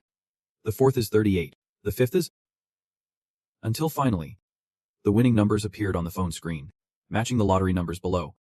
"We will announce the numbers for draw 1049 once again. 3. 18. 9. 38. 21. With an additional number 5. Ryuman shouted in shock. "Going crazy, this is our longest streak yet." He was moved by the sparkling eyes looking at his brother. Brother, look at me. Do it yourself." Ryuman can't believe it, asking again to be sure this is not a dream. "Right." Ryuman smiles shyly. "Do you like it more as a dream?" Ryuman shakes his head. "I do not want to have." Ryuman smiles warmly. "Don't worry. This is not a dream." He asks again. "It is not a dream, right?" Then he firmly states, "I am telling you, it is not." Ryuman holds the lottery ticket, shouting with joy, "We won the lottery." Ryuman makes a soft, wide silent sign, lowers it slowly. "Neighbors might hear." Ryuman hesitates. He smiled at his brother. "You like it that much?" Ryuman: "Of course. Why would not I be happy?" Ryuman nodded. "Of course." He recalled silently, thinking, "I was the same the first time. I even shouted out loud." In Ryuman's memory, both brothers smiled in amazement. "We hit the jackpot." "Brother, this is not a dream, is it?" But after repeating it many times, it became routine. I had to quickly make money after every regression. But the joy was short-lived, as over 900 million had died. The economy collapsed. And in these hard times of change, all trade items between players, things that would be valuable in the future, had to be bought with money. Ryuman stared at his brother's lottery ticket, never expecting to win. He wondered how much the prize was, resting his chin on his hand, lost in thought. I estimate that winning this much in the lottery is enough to move the world. Scene shifts to a beautiful sunny day in life. And then he encounters. He calls out urgently. Ryuman walks in slowly. I have stopped worrying after winning the lottery countless times. He stormed into the bank, calling the staff over. I am here to claim my prize ticket. The clerk smiled warmly. Congratulations, sir. Congratulations on your deal. He looked at Ryuman, thinking to himself, he won the lottery. Yet he looks just like a student. He got to work. You asked where to buy lottery tickets. He replied. Quais 24. A who branch? The clerk jumped back, recalling his colleague's words. Did you hear? There are 115 winning tickets this time. What? 115. That is a lot. That colleague even added. Crazy is not it. But the craziest thing is that all those hundreds of tickets belong to one place. The clerk stared slowly, hoping it was not just one person buying all those tickets. He recalls his colleague's advice. Just ignore it if anyone says they bought tickets from the manhwa branch. Call the chairman immediately. It is a VIP guest. Back to reality. I feel a bit uneasy. Ryumin speaks up. Apologizing, the clumsy clerk said. But could you wait a moment? Time passed. Then an old man appeared. Thanking you for waiting. He greeted me with a handshake and introduced himself. I am Gunjano, president of Non-Hut Bank. I returned the handshake and introduced myself. Gunjan. Congratulations. So you are the lottery winner. Ryumin smiling. Thank you. He smiled, suggesting a chat. Why do not we go somewhere quieter? Please. Follow me. Jun Junho leads him to the lottery sales team's office here. Two people enter, greeted by a receptionist. Good day, sir. She looked up, wondering who was beside the chairman, his son. Perhaps. Jun Junho points and introduces. He is a VIP guest here for a long stay. Make sure he is as comfortable as possible. The blonde ponytail girl stared in shock at Ryumin. VIP, he is the one who won all 100 tickets. He turned and said, now, feel free to explore. He smiled differently. Yep. Thank you, sir. She tries to calm herself down.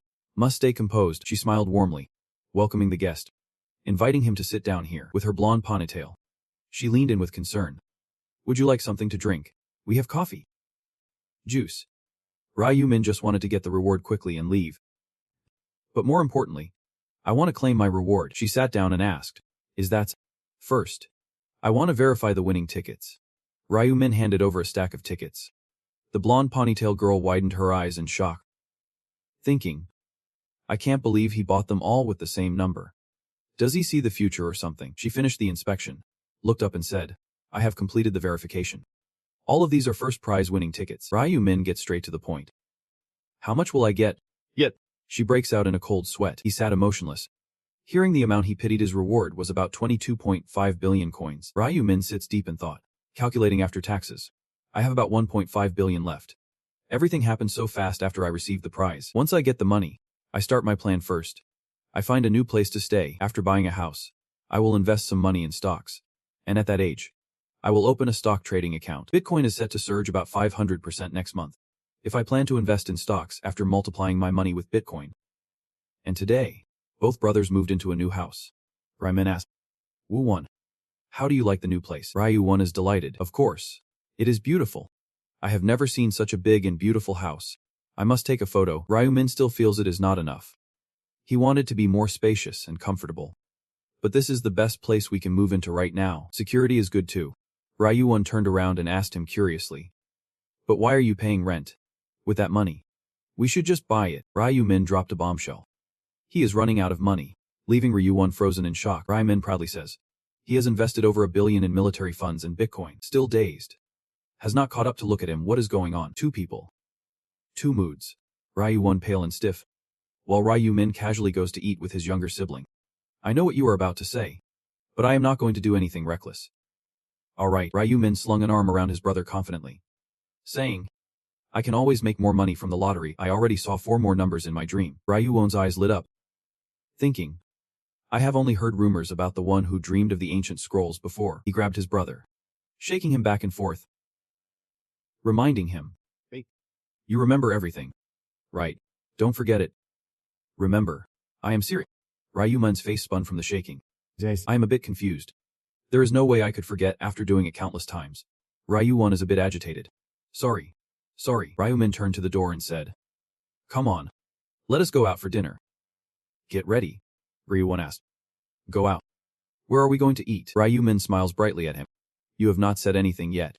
We are moving today." A fist slams into the wall, shattering bricks and stones. A guy in a blue jacket, clearly furious, is slamming his anger against the nearby wall and smirks slyly, thinking to himself, "I knew boosting all stats for strength was the right move." He keeps punching, striking even harder now. Min kept punching the wall with delight, saying, "I even have an ancient rune that can double my strength.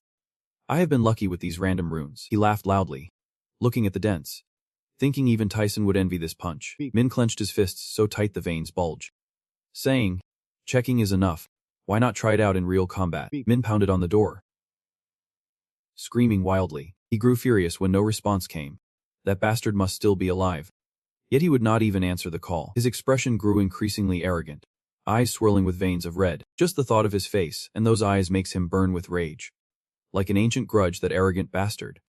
"Do you think I will ever forgive you?" He swore that after you looked at me like that, I would kill you. The thoughts in his mind only fueled his fury, his arms moving faster with every moment. Even though we are all players, a loser is still a loser.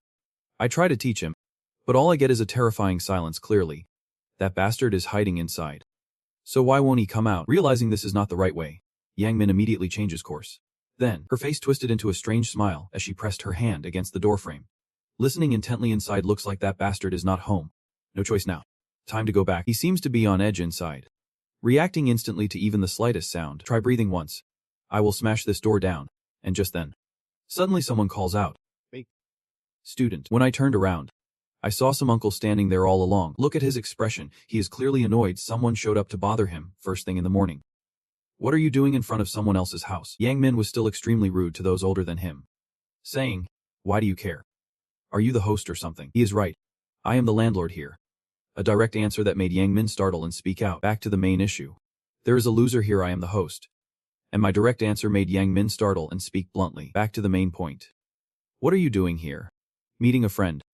The definition of this relationship makes him a bit uncomfortable. Just friends. Right now, Leon wants to use this method to extract information about Ryu Min from the uncle. Yes. A friend. Sir, could you please open the door for me? I have lost contact with my friend. If you could open the door. Sir, pardon me for interrupting. Oh heavens. Then he slowly spoke up. It seemed like his friend had left him behind, trying to explain that the room is now vacant. The student who once lived there has moved away. Only now did Yang Min snap out of it, hurriedly asking, "What? Since when? Where did he go?" Even his uncle was at a loss. He just moved out today, and I do not know where. The moment he learned this, his hand clenched into a fist, the fire inside him raging. Damn it. He ran away without a word. The entire exterior of the building is covered in glass before our eyes. Ryu-Wen could not help but marvel. So tall. It is my first time here. Everything feels so unfamiliar. Since I arrived, I have not been able to close my mouth. The entrance even has a revolving door. Seeing Ryu Min handed the room key by the receptionist was even more surprising. They could come and go as they pleased. Then there was strict security checking your identity. It was verified. And there were guards too. His eyes brimmed with delight for this building. This place is truly amazing. The elevator opened quickly. Ryu Min called out to him. Yep. Stepping into the apartment he rented, Ryu-Wen felt even more overwhelmed. How could this place be so huge? Ryu Min, on the other hand, appeared very calm, softly replying, "About 330 square meters. A number that truly startled him. 330. That is already too big. Just the two of us, does not it seem a bit excessive?" Ryu Min simply thought. We have plenty of money, so at least it should be this big. How much is the contract money? Let me think for a moment. The deposit is 500 million. And the monthly payment is 22 million. The more you speak, the more dizzy Ryu-Wen feels. 22 million. The monthly rent already gone. 22 million in cash. Just a few days ago, I was worried about whether spending 5,000 coins at the convenience store was too wasteful. Thinking about it, I can't help but say, is not it better if we move to a cheaper house? It is clear. After all, he did not realize that for Ramine, price was not the issue. No. At least it had to cost this much. The more expensive, the higher the security. The reason he had to rent a high-security apartment was because, on the first day of every month, all the players fall into a deep sleep, and this is the most vulnerable time for the players, exposed to disasters like explosions or earthquakes, and the threat always looms close. Assassins hired by other players, So you must prepare to enter another world in the safest place possible. Ryumin knows this better than anyone. No matter how skilled you are in that world, everything ends if you die in the real world. But still, he respected Ryuwon's opinion and asked, "You do not like this house, do you?" "Of course you did not mean that. The house is beautiful. But why do you ask?" I replied. "It is nothing. Luckily you like it for some reason." Hearing him say that, Ryuwon's expression instantly darkened. Suddenly, "You spoke so formally, I am sorry. I feel guilty for not being able to help you. Next month, I will be pulled into another world to fight again. But here I am, just sitting and enjoying everything as if nothing's wrong. I am so useless. If you keep overthinking like that, you deserve a good beating." Ryumin smiles encouragingly. "Come on, shake off that feeling.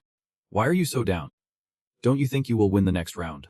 "Well, maybe." To change the mood, he took the initiative and said, "Don't think about that anymore. Let us go eat something. I heard the Korean place on the second floor is really good." Alright. Just then, his phone suddenly vibrated with an incoming call. At first glance, Ryumin immediately understood. He knew he had been transferred. Just leave him be. I do not intend to meet him in real life anymore. I can't be sure myself, but maybe we will meet again in another world. Time flies. One day after moving, Ryumin, still groggy, slowly steps into the living room. Before I knew it, I saw Ryuwon standing there, neatly dressed, and could not help but ask, "Where are you headed?" Ryuwon heard his voice and looked up to greet him. "You are up already?" Then she smiled and replied, "Yep. I ordered some rice cakes, so I am planning to go get them." Woke up, so I am still a bit out of it. Rice cake. Only after a moment did I realize rice cakes.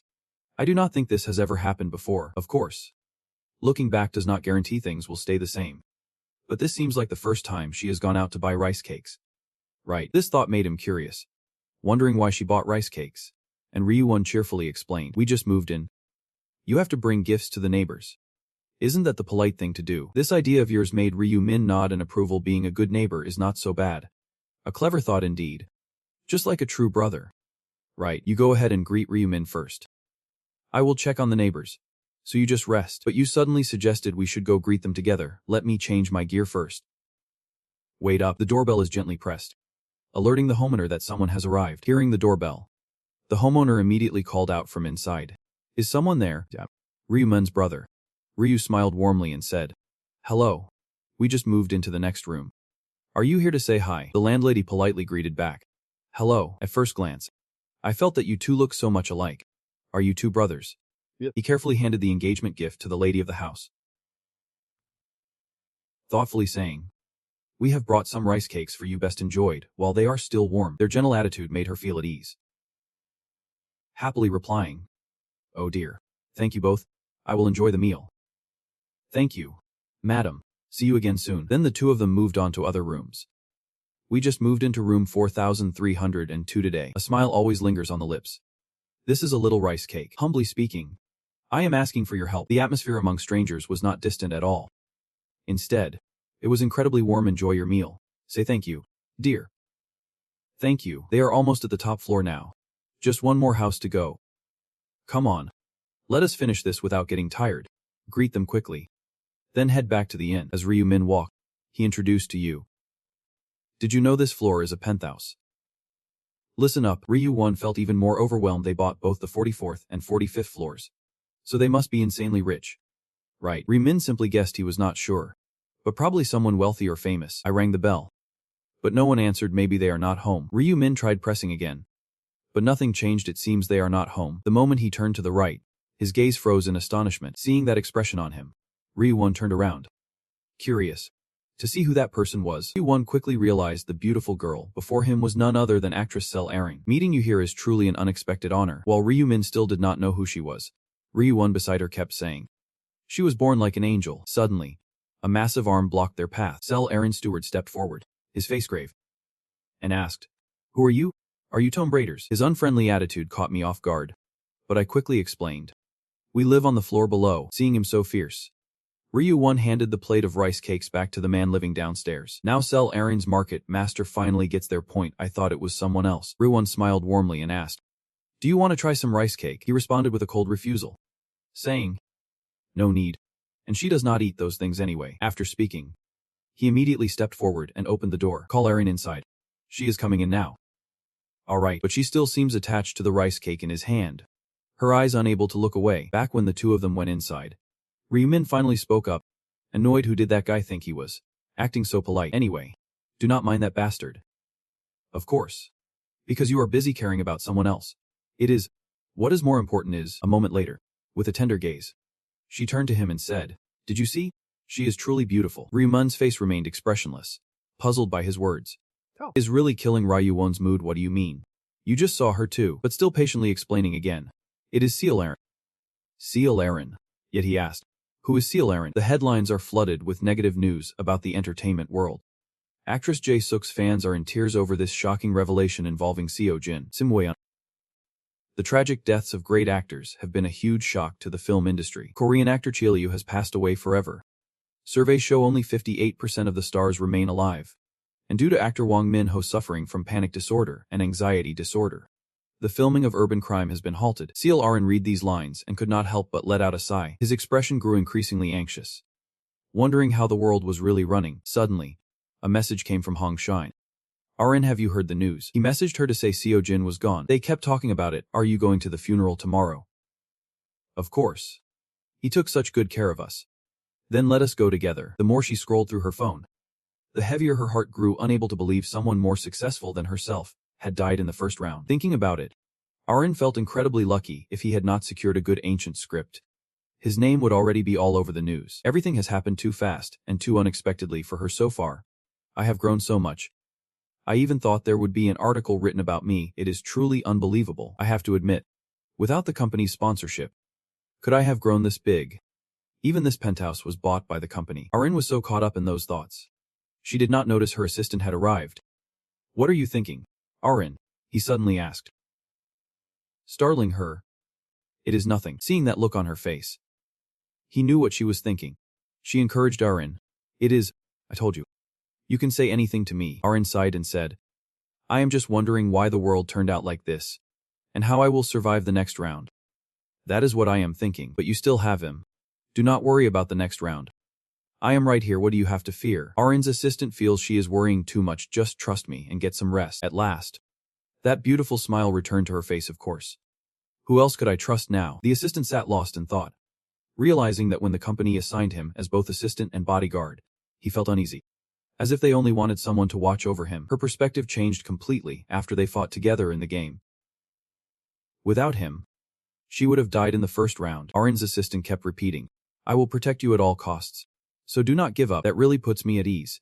Thank you so much." Ignoring the gloomy atmosphere, she changed the subject, mentioning that since they brought me rice cakes earlier, they must have just moved in. "Looks tasty.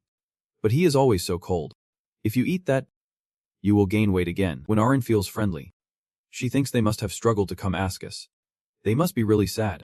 But Aaron's assistant just brushes it off, saying, "Just ignore it. It is only a question. They are not used to asking for your help. They just want to take advantage of you.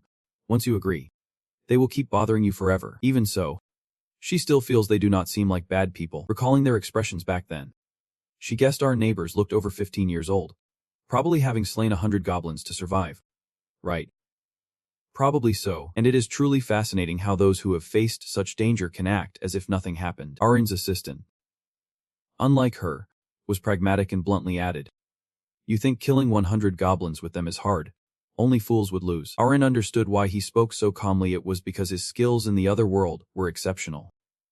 Yet still, mentioning those two words, Aaron could not help but think of Ryu-min. He was not as good as that person. But when he sang, he almost felt pity for the goblins. Curiosity stirs within me. Surely, he has a real job outside. I wonder what he does. Maybe I can survive round 2 if I team up with someone skilled. Then I start worrying about my own fate again. Last time I survived by luck, will I be so lucky next time? The vacuum's roar shatters the silence of the house. Tuesday, January 31st, 11 am. Ryu-min was cleaning the house when he heard the door open and quickly turned around, immediately spotting Ryu-min entering from outside. "He's back. He is really back. The moment I saw you, I anxiously asked if you managed to earn this time." Ryu-min calmly replied, "This time I did not make much. Probably around 1.5 billion yen. Last time it was 1.7 billion, and you still complain it is not enough. Are you kidding me? The bank has not said a word.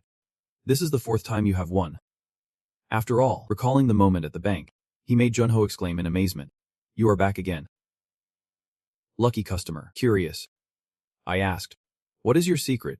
He did not hesitate, saying, I have told you before I was visited in a dream. Your answer makes me envious impressive. I wish I could receive such visions too. Don't say you.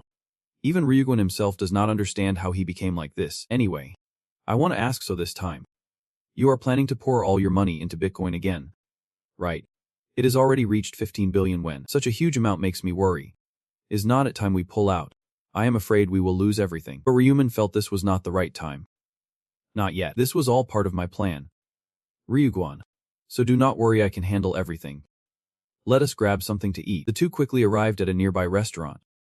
His expression of delight said the food here must be delicious. After eating, the cousins went shopping a bit more. Life for the wealthy is truly a joy. Wait until nightfall. What will come will come. Tuesday, January 31st, 11:55. Ryuguan tightly grasped Ryuman's hand, whispering softly, and his eyes filled with worry as he steps into the game once more. He must survive and come back here. Contrary to your worries, Ryuman replied confidently. Don't worry. I saw you take down the Teji gang, did not? And indeed, you did. But Ryuman gently strokes his head and says, don't worry. Just go to sleep. After sending this message, I too drifted into sleep. Whenever you open your eyes, I will be awake with you. I am off. The moment I drifted off, I was instantly transported to another realm. When I arrived, I saw quite a few players already here. Looking around, everyone was stunned. Are we really back? Right away. Really? Here we are again. Where are we? This place is not like the first round. That person. Ryuman's presence unsettled them all. He was the top contender from the previous round. The reigning champion. I can feel countless eyes burning into me, watching how they dare not come near. It seems most have recognized him. He is the one who slaughtered the love demons. Right. Number 1. And in this crowd, there is also Yang Mine, who is desperately searching for you.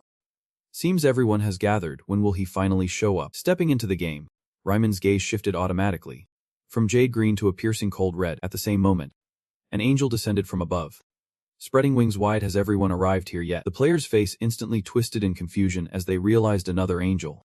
Yep.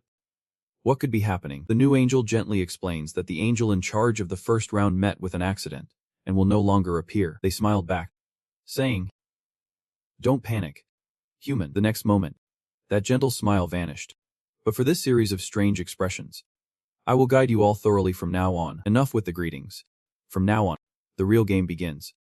Since you are all here, I will announce the mission for round 2. Countless signs suddenly appeared right before everyone's eyes. Suddenly, lines of text appeared on the board, announcing to everyone, round 2, the main mission. Choose the regional representative within 3 hours, across the entire area. Total participants, 900,514,645. Completions not exceeding 900,514,645. Current region ESC 45.5. Participants, 5,143. Completions not exceeding 5,143. Suddenly there were voices saying, choose the representative of Asia region. What the hell? I guess they will ask us to kill some more monsters. Wait. Look at what has been completed this time. Everyone can survive. The angel, sensing everyone's confusion, quickly said, for those of you puzzled, I will explain. The angel pointed gently to the sky, explaining to everyone. You see, this challenge is not about fighting. You just need to choose a representative. Before everyone's eyes now lies the magic circle. As the one wielding the angelic sword explains further, regional representatives wield their power to command others. If they say crawl, you crawl. If they order death, you die. After hearing the angel's explanation, everyone seemed both loving and worried. Was not this power incredible? The angel appeared again and said, in 3 hours, everyone will receive their ballots. Just write down the names of those you wish to vote as regional representatives. Suddenly, a voice echoed nothing more. No other rules applied. The angel continued to answer their questions, saying, you just need to vote to complete your mission. Then you can go home. Consider it a break. An excited man says, just cast your vote and it is done. No more fighting. It is so much easier than last time. The angel declared immediately. For the next 3 hours, discuss among yourselves who will represent the region. You have 2 hours, 59 minutes, and 59 seconds left. After hearing the angel speak, everyone seemed genuinely excited. So all we have to do to survive is this. It is as easy as, and if we become regional representatives, we will even hold the power in our hands. Grit your yum. Grit your teeth. Damn it. All that effort to get ready for battle wasted. That guy immediately blocked Yum. Again, forget it. Surviving on votes is fine. I have invested all my stats into strength. but never got the chance to show it off. That is what frustrates me, Ryumin pondered. Focusing his power like that, could the ancient power also emerge this time? He turned away, reflecting on every detail, even the ancient language of Yam. And this situation too. It unfolds exactly like my memory, while everyone debates. Ryumin. Stop overthinking. They will argue for 3 hours to choose the chosen one. But that does not matter when there is a main mission. There will be side missions. He held the long sword, pondering a moment the side quests and hidden missions of round 2. Leveling up. Gaining a new profession. Ryumin grips his sword tightly, ready to strike. He told himself the goblin was getting closer. He needed to reach level 10 as fast as possible. The goblin appeared before Ryumin and beckoned. Come here, he lashed. He lunged forward, swinging his blades fiercely at the goblin. After defeating the goblin, the system announces, you have defeated a goblin mob. Current count 1 out of 100. Level 3 experience buff applied. Experience plus 9%. Gold plus 15. All stats increased by 1% due to the ancient equipment effect. Goblin is dead. He keeps pondering his next move. Venturing deeper into the forest to hunt was the right choice. Again, the Western warrior grips his sword tightly, determined to move forward. Wherever a goblin appears, a whole pack follows. The goblins charged forward, their eyes blazing with bloodlust. In that moment, Ryumin tucked away a smile. When the goblins arrived, he stood ready to fight them, one by one. The goblins appear as Ryumin swings his arms, striking each with precise slashes. After Ryumin defeated the goblin horde, the system appeared. You have defeated the goblin horde. Current count 50 out of 100. Notifications appear one after another. All stats increase by 50% due to the ancient butcher effect. You have leveled up. System notification. 2 hours, 29 minutes, and 24 seconds left for discussion. Only 30 minutes have passed. Status window. Suddenly, a notification appeared before Ryumin. Status window. Name? Nickname Hiko. Rookie rank. Level 9. Profession 0. Title: The Last Time Traveler hidden. The First Angel Slayer hidden. Stats: Strength 4. Intelligence 4. Agility 18. Luck 4. 8 stat points available. I have reached level 9, he thought while touching the system panel, deciding quickly if I want to imprint the ancient power seal like Eon Min. Boosting strength is more effective, but putting all your points into strength makes survival very difficult. Ryumin believes that no matter how strong you are, if you can't dodge a fatal blow, it is all over. The system continues to display information. The player has 4 stats: strength, intelligence, agility, and luck. Strength increases physical damage, stamina, and defense. Intellect amplifies magic damage. Willpower and agility boost attack speed, movement, and dodge rate, while luck enhances critical hit chance. Item drops and rewards. He turned around and thought. No statistic can be discarded. He carefully analyzes the study, especially with the Grim Reaper, since they use both physical and magical damage. Boosting all stats evenly is ideal. I sensed something strange and grew suspicious, checking if someone was following me. I was not paying attention because I was hunting, but it seems I have been tailed. I have not wronged anyone to deserve this. Ryumin warned the strange figure. I do not know who you are, but show yourself if you do not reveal your intentions. If you keep threatening me, someone will end up dead. Suddenly, a girl raised her hand and said, it has to be me. I saw Seal Aaron. That person is actress Aaron. Is Aaron following me? Sorry for trailing you. Suddenly, a voice echoed. Testing us, he continued, saying we mean no harm.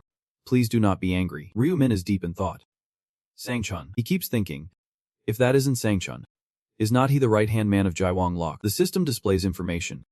Jaiwang Lok is the eldest son of the country's largest company, a player nicknamed Heavenly Demon, and one of my targets. Recruiting the Jaiwang Lok demon will help me a lot, but my real goal is to recruit the priest connected to him within 20 days. Ryumin was a bit surprised to meet the right hand of the Jaiwang Lok demon so early.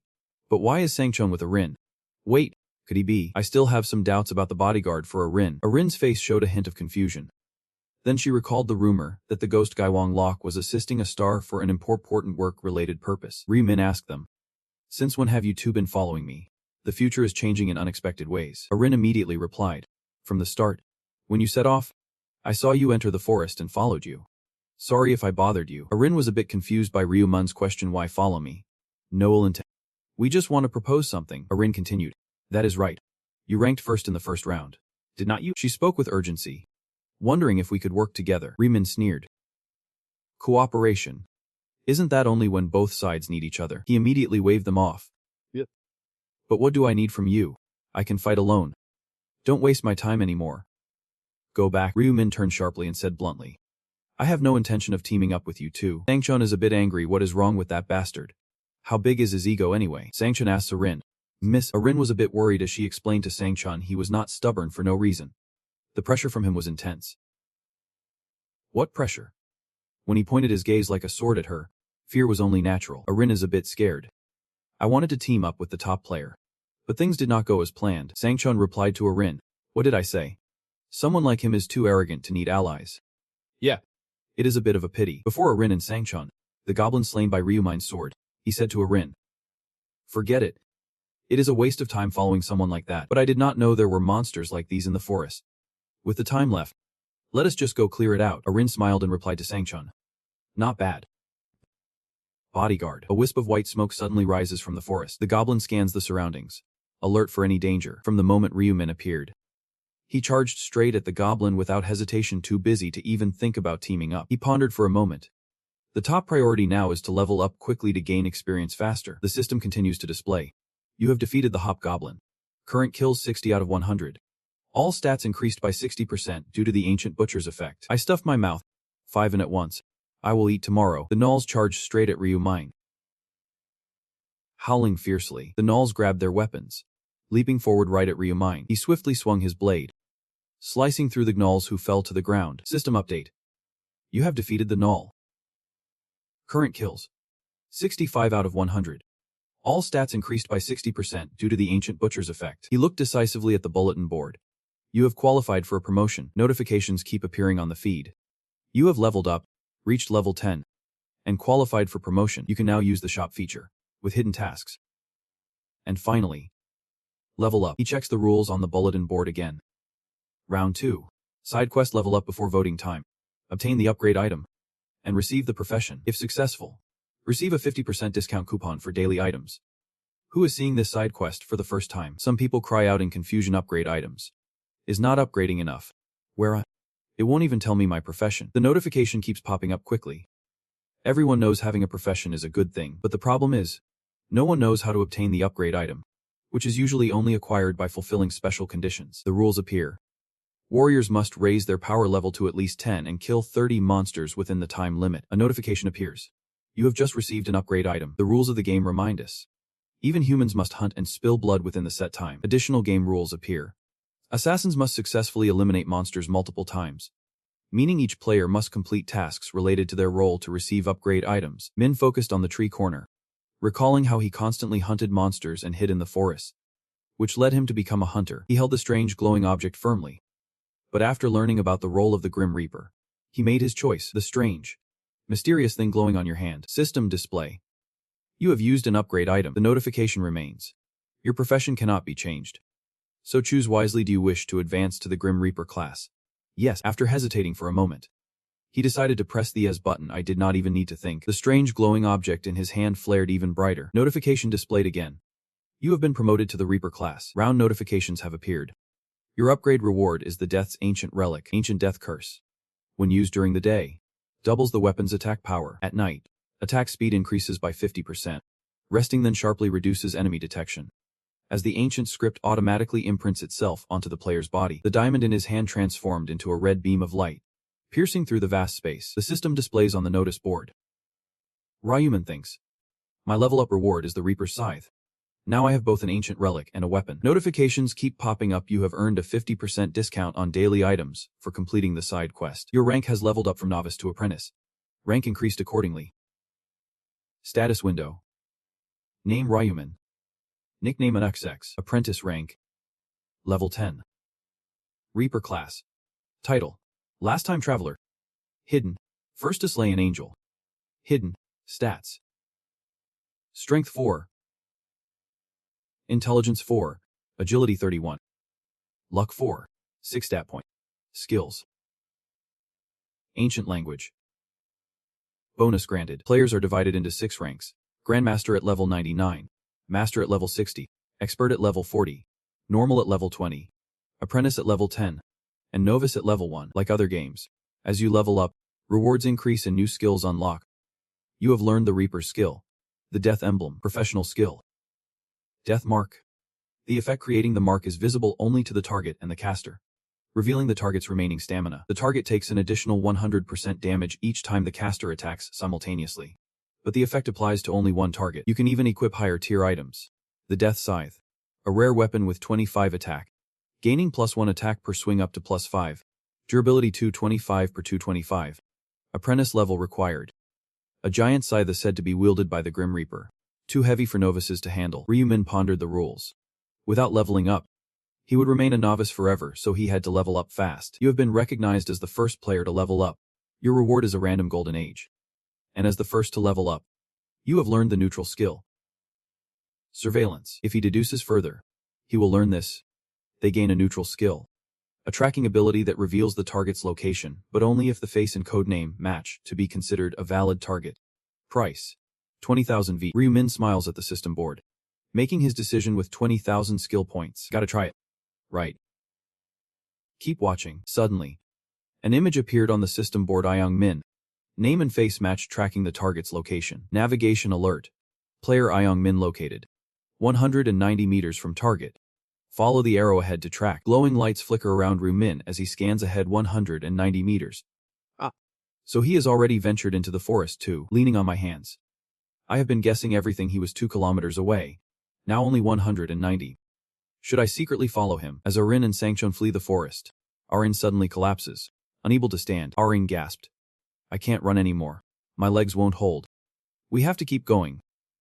Miss Arin, or they will catch us. Sangchon worries as he supports Arin, soothing her. Even though my leg hurts, I have to endure it. The arrow wound burns so much. Sangchon, a bit angry but still explaining to Arin, says it is just a theory.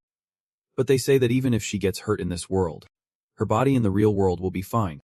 If she can somehow survive and get out of here, she can return home. Arin said firmly. Got it. I will bear the pain. Where else can I run with this wound? Suddenly, Unmin speaks up. Guess it still does not hurt enough. Right. Sangchon swears. Damn it. He gritted his teeth, thinking, this bastard moves too slow. Now the whole gang's been caught. Sangchon thinks, is fighting the only option left now? Unmin smirks provocatively. Big brother, you want to pick a fight with us? Unmin's gang behind him kept taunting, pointing and saying, open your eyes wide and see how many of us are here for you to even think about fighting. Sangchon stood up and asked, why are you doing this? What have we ever done to you? Min smiled. Of course he did not do anything, so why did he suddenly attack us? Yunmin replied. We just want this thing. Whatever it may be. He spoke with a teasing tone that caught Aaron off guard. The girl was with her older brother. Yunmin continued. We are all men here. There is no reason for me to care about you. We are selling Arinka. One of them wondered if that girl really sold Arin. But did not she know? Just one look at its face. You know it is definitely selling Arin. Or maybe someone's trying to imitate her appearance. Arin's face darkened as the other person continued. So what? As long as the appearance matches. Right. Yunmin commented. If you let Arin stay, I will let you go. What do you say? Sangchon thought angrily. If the goal was to sell Arin, it should have been said from the start. If so, I would have left her behind without hesitation. Turned back to Arin, still thinking, I do not intend to die because of that girl. But there is a problem. Sangchon was anxious and afraid. If he could not protect Sel Arin, Director Jianglok would be deeply disappointed in him. Suddenly, Sangchon stood ready, poised to strike Yan Mine. Unmin sneered with a hint of surprise. What is that stance supposed to mean? Brother, you want to fight? Sangchon is furious. Do you even realize what you are doing right now is a crime? Laughter suddenly echoed as Yan Min replied. You are funny. Bro. There is no law here to talk about. Are you planning to call the police when we return to the real world? He has got a bit of a challenging tone. Go ahead and try if you are brave. But what proof do you have? This face might not even be my real one in real life. Sangchon cursed silently in anger. He is right. This is really frustrating. He immediately thought of making peace with Yan Min. But words alone would not make them back down. He would have to drag his battered body into battle with them. Suddenly, Ryuman stood by the tree, arms crossed, watching everything unfold. Suddenly startled, Sangchon turned around and asked, Who are you? The question popped into Sangchon's mind. Sing the line. Yan Min thought. Since when has this guy been like this? Ryuman steps out and asks Aaron and Sangchon. What are you two doing here? Unmin does not know what is going on but still warns Ryuman. His friend. Why do not you mind your own business? I ask someone. They answer. What is happening? Sangchon. Stop shouting. Their target is Sel Aaron, so they ambushed us. If you help us, I will never forget this favor. Sing a line. Ryuman asked coldly. Is what I said true or not? Yumin added. This is none of your business. Suddenly, a red aura surrounds Ryumin. What is going on? I know these people, Yumin asked, a bit panicked. What do you want to do? Red beams of light still surrounded Ryumin. He said coldly. I won't let them get hurt. Ryumin clenched his teeth, glaring at him with fury. Arin joyfully calls out, singing a line, while Sangchun quickly responds. Thanks. Thank you. Ryumin stands up to protect them both, thinking it will benefit him too. He glanced back at Sangchun, thinking that if he withdrew, Mahjong Locke would have a good impression of him. I am calculating that if a corporation like that owes me a favor, the rewards will multiply, and I will be generously repaid. Then Ryumin turned to look at Aonmun's group, and he did not like those miserable guys either. He saw me like that and threatened. What are you doing? I will kill you if you come any closer. Ryumin stared coldly, saying nothing. Then he smirked and asked, what is wrong? Don't want to fight me anymore, right now? A flicker of fear stirred in Aonmun's heart. Damn it. What are you even saying? Ryumin did it. You tore those goblins apart in the blink of an eye. Last time you were still in the top one. If it were me, would you want to fight a monster like that? Suddenly, a noise startled him, snapping him out of his thoughts. That was the Ryumin tongue scraping the ground, saying plainly, if you do not want to fight, just say so. Yunmin, if I tell the truth, will you let me go? He crossed his arms and replied bluntly, I will consider it if you kneel and beg for your life. In his mind, he understood Ryumin's meaning. So, you are asking me to humiliate myself. He hesitated before the cruelty of those around him, as my friends watched, right in front of Arin. Then Ryumin sighed deeply, thinking to himself, if I could, I would not want to fight you. But you have forced my hand. You bastard. Suddenly, Unmin remembered something. Wait a minute, he recalls. Was not he strong enough to punch through a wall with his bare hands? And thinks, if lucky, he could even take it down with a single punch. Then he forced a smile. Then Unmin clenched his fists and growled. You have crossed the line. You bastard. While his men just stood there, watching coldly, he twists his wife's arm and starts walking toward Ryumin. You want me to do what? Kneel and beg. You want to die. But in my mind, I am still calculating. Yes, I will move in like this, then punch him straight in the face. And I thought, even it could not survive that blow. He wonders in doubt. How can an ordinary person withstand a punch that can break a wall? Ryumin no longer stood still. He took the initiative to withdraw his weapon. Unmine, seeing him do that, stammered. Well, what are you doing? Are you throwing your weapon aside? He confidently reached out his hand and said, if you fight me empty-handed while I have weapons, that is unfair. Right. Winning that easily would be boring. Unmine, now enraged, sneers at Ryumin. You are such a pathetic fool. While he was speaking, Ryumin moved swiftly, catching him completely off guard. He swiftly dashed over to Unmine. Unmin clenched his fist, a fierce look on his face, mocking Ryumin. The dumb dog, throwing your weapon aside and exposing your head like that. He swung his fist straight at Ryumin's head. His speed and reflexes were much faster, allowing him to dodge that punch. Not only did Un miss his punch, but he also got hit back in the face and kicked in the stomach in an instant. That kick sent him flying far backward. Ryumin calmly retracted his foot without exerting any effort at all. Unmin falls to the ground, supporting himself with his hands, cursing like a dog. He looked up just as Ryumin's voice rang out right in front of him. Stop cursing like that. As he spoke, he stepped forward and kicked him, sending him flying backward with a sickening crack, causing him to cry out in pain. Seeing Unmin struggle to get up, clutching his face, he stopped in his tracks. Why did he suddenly grab his collar? He kept punching him repeatedly in multiple spots on his face. Unmin could do nothing but endure the pain, feeling as if it was not a punch, but a hammer smashing into his face. Looking up at Ryumin's terrifyingly frenzied attack, he wondered, is this bastard as strong as me? He does not even have the ancient power I do. Looking at that lake still being unleashed, Unmin remains lost in thought. How could it be so powerful? What he saw was Ryumin's emotionless face and bloodshot eyes. Now his teammates could no longer stand by. They raised their weapons and bows, shouting, Unmine, the other said. Shoot that bastard. Catching Ryumin's attention and forcing him to stop. Each of those names flew straight at him. Arin panicked, singing a line, then dodged away. He swiftly dodged the arrow. The archer panicked, firing arrow after arrow, shouting at Ryumin. But he kept dodging every arrow the enemy fired. He swiftly moved in a zigzag pattern, rushing towards him. Just as I appeared beside him, I asked, surely your monster hunt and getting that bow were just luck. Startling him, Ryumin raised his hand, conjuring his scythe with a grin. Too bad for you. That is when he swung the scythe. Now it is your turn to face me. The hand holding the bow was slashed open. It all happened so fast. He did not have time to react. The pain struck him down, agonizing cries escaping as he clutched his hand. Still, he cursed Ryumin as a bastard, while the other two behind, though scared, gripped their weapons tightly and boldly said, "You think you can pick a fight with us and just walk away?" Then a man with a spear came up to him. "Damn that bastard," Ryuman asked calmly. "Is that what you think? Then you use it."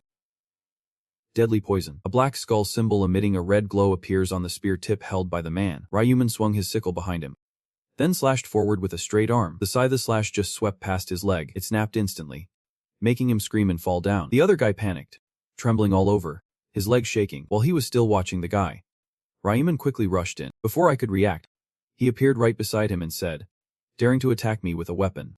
You must have some skill after all." The scythe swung through, severing his arm instantly despite the armor he wore. He stared at his bloodied arm, crying in pain.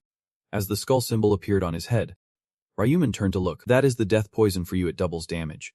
So one slash can shred through armor." Seeing all those broken souls writhing in pain on the ground, he thought, "This is too easy." He fell silent and thought, "But I can't let it end like this." The hand gripping the sickle moved, making the young man sitting on the ground cry out in shock.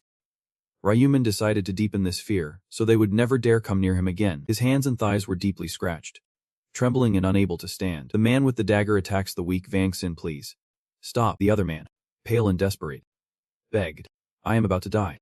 Please have mercy on me." Ryuman, holding a handful of bloodied scythe leaves, said coldly, "Say less.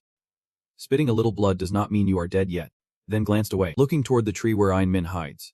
Speaking up, running away is useless. The scythe swings down, no exceptions. The scythe's blade targets Ein Min's hand. His fate was the same as the other three, ending with a piercing scream. Ryuman said coldly, "Stop crying like a child. I know that this is just the beginning. Remembering the times in the past when he and his gang mercilessly bullied me, I know that is not as terrible as what I have been through compared to the pain they caused me." Ryuman swiftly swung the sickle, mercilessly severing An Min's other arm. Arin and Sangchun stood silently, watching the horrifying scene before them, accompanied by An Min's cries. Sangchun, terrified, turned pale as he mercilessly severed his opponent's arms. Even though they had lost all will to fight, he watched Ryuman dismantle Ein Min piece by piece. To some, it seemed cruel, but he admired that cold-headed resolve. Sangchun sweatdrops, singing a line, daring to defy the whole gang leader. He stood up and asked, "Are you two okay?" looking at the man before him. Sangchun replied, "Yep. Thanks to you." Ryuman points at Ein Min's crowd and declares, "You do not need to worry about them anymore. As you can see, they are all crippled, so it is best we start voting soon." Arin and Sangchun immediately bow their heads. "Thanking you deeply for your help. Thank you so much." Sing a line. Arin hesitated, asking, "But won't they die soon anyway?" He turns away, looking at them with contempt. "So what? They are nothing but beasts." When I turned back, I saw her bowing her head in hesitation. She was so fragile. Ryuman wonders why he should care about the lives of these bastards. As if she is less than human. Maybe she has to maintain her image as a celebrity. When suddenly Sangchun speaks up and sings a line. He politely raised his hand and asked, "Matt, I hope you do not mind." Then he put his hands in his pockets. "What is going on?" Seeing the Yang Min people struggling for breath, he wondered why you spared them in this world. Killing them would not be a big deal. Yang Min, looking utterly miserable, flinched sharply upon hearing those words. He smiles. The reason? Deep down, he respects him, truly the right hand of the Storm Demon Lord. Looking at these miserable people, he replied simply, "Killing them would not bring any benefit." Sangchun asked, "No benefit at all?" He gave a reason. "Anyway, leaving them like that could cause trouble in the future." Ryuman watches the crowd, now frozen in place, questioning the lies. He smiled faintly. Could they really do that? He turned back to explain, adding that reducing the population is not good either, as it would also decrease the number of successful participants. Only then did Sangchun realize the truth. He nodded in agreement. Just as he said, if the number of successful participants decreases, the places for those who pass will also diminish. He sees Ryuman valuing him. He even considers these aspects. His understanding of the game is truly on another level.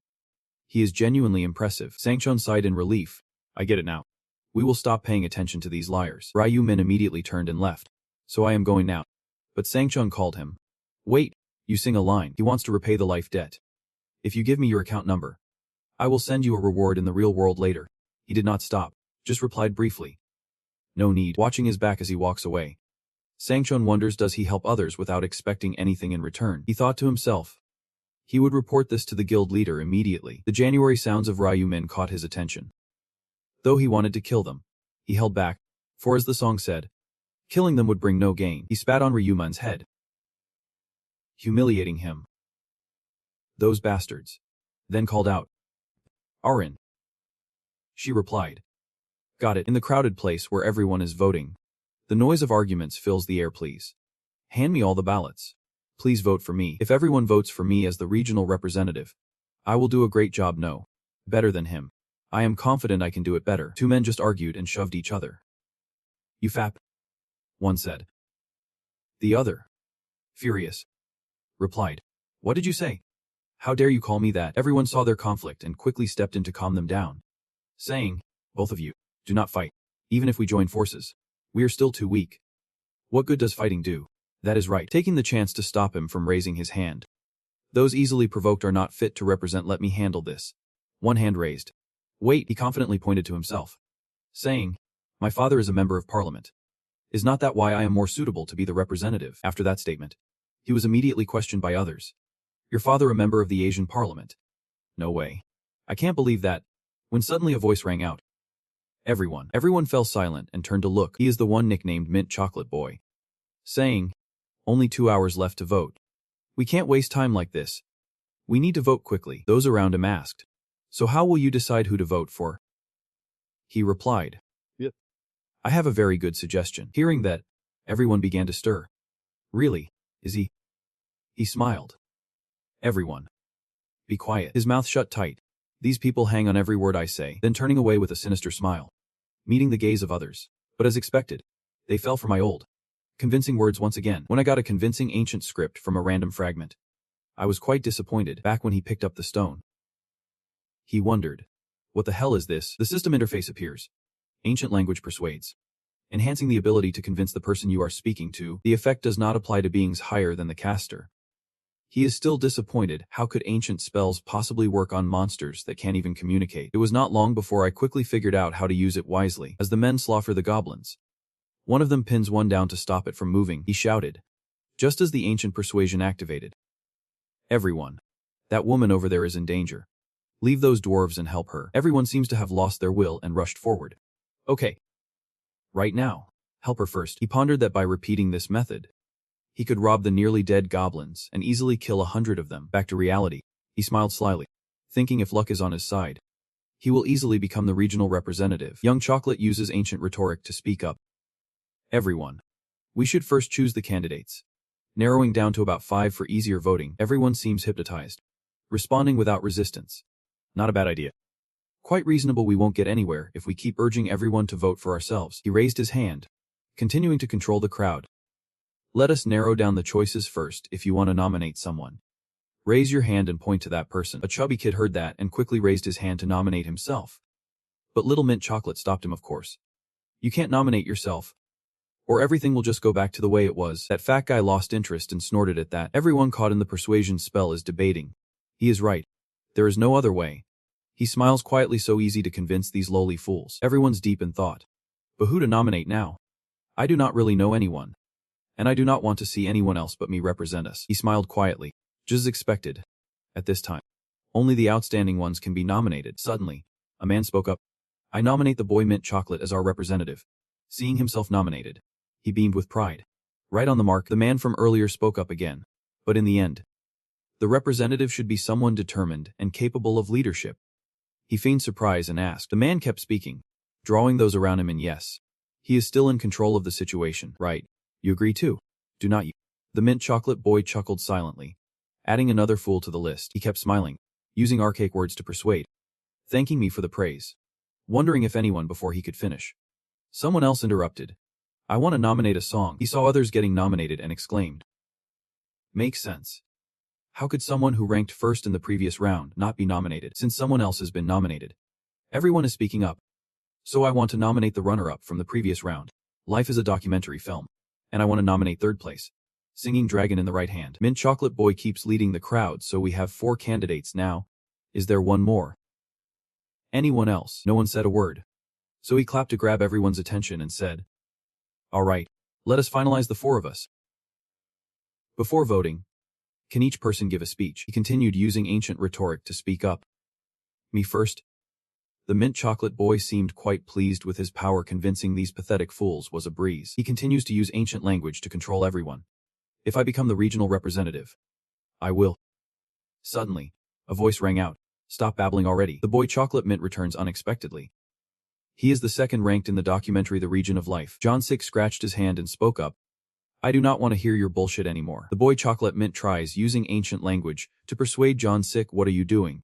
But he seems immune and instead asks. Wait. Boy chocolate mint. He smirks. Exposing you. Do you really think this world is that simple? That everyone will just follow a few words you spit out? The boy chocolate mint startled. Thinking. Well, what? Did he really discover his skill? No way. He must be joking. John Sick shouted. Who do you think you are to decide who becomes the regional representative? You worthless bastard. The boy chocolate mint spoke calmly. You have crossed the line. There is a saying that words reveal one's face and character. Do you really need to utter such insults? He thought to himself. Yep. This has to be it. John Sick shouted. That damn bastard. He grimaced and shouted. You dare talk back to me? Are you fed up with life? Young Chocolate's stunned skills have no effect on him. No way. It can't be. John Sick said, then pointed at everyone and said, Hey you idiots. Leave the fuck alone and vote for me. Otherwise I will kill you all. Okay. The boy chocolate sighed calmly. You are truly beyond saving. Stepped forward, speaking as he walked. Thinking everyone would listen to that tone, stop humiliating yourself and step back. John Sick fell into silence upon hearing that. Suddenly, he drew his knife, spun around, and slashed the face of the boy chocolate mint. Fresh blood splattering everywhere. Everyone immediately panicked. Little Chocolate clutches his neck to stop the bleeding. Struggling to speak. John Sick smirked. I told you. Dying with me watching is just right. The boy chocolate seems to be in excruciating pain. His eyes rolling back as he struggles to growl out a sound. He fell to the ground, seemingly lifeless. John Sick pointed the knife at the boy chocolate. Blood still splattered everywhere. He warns everyone.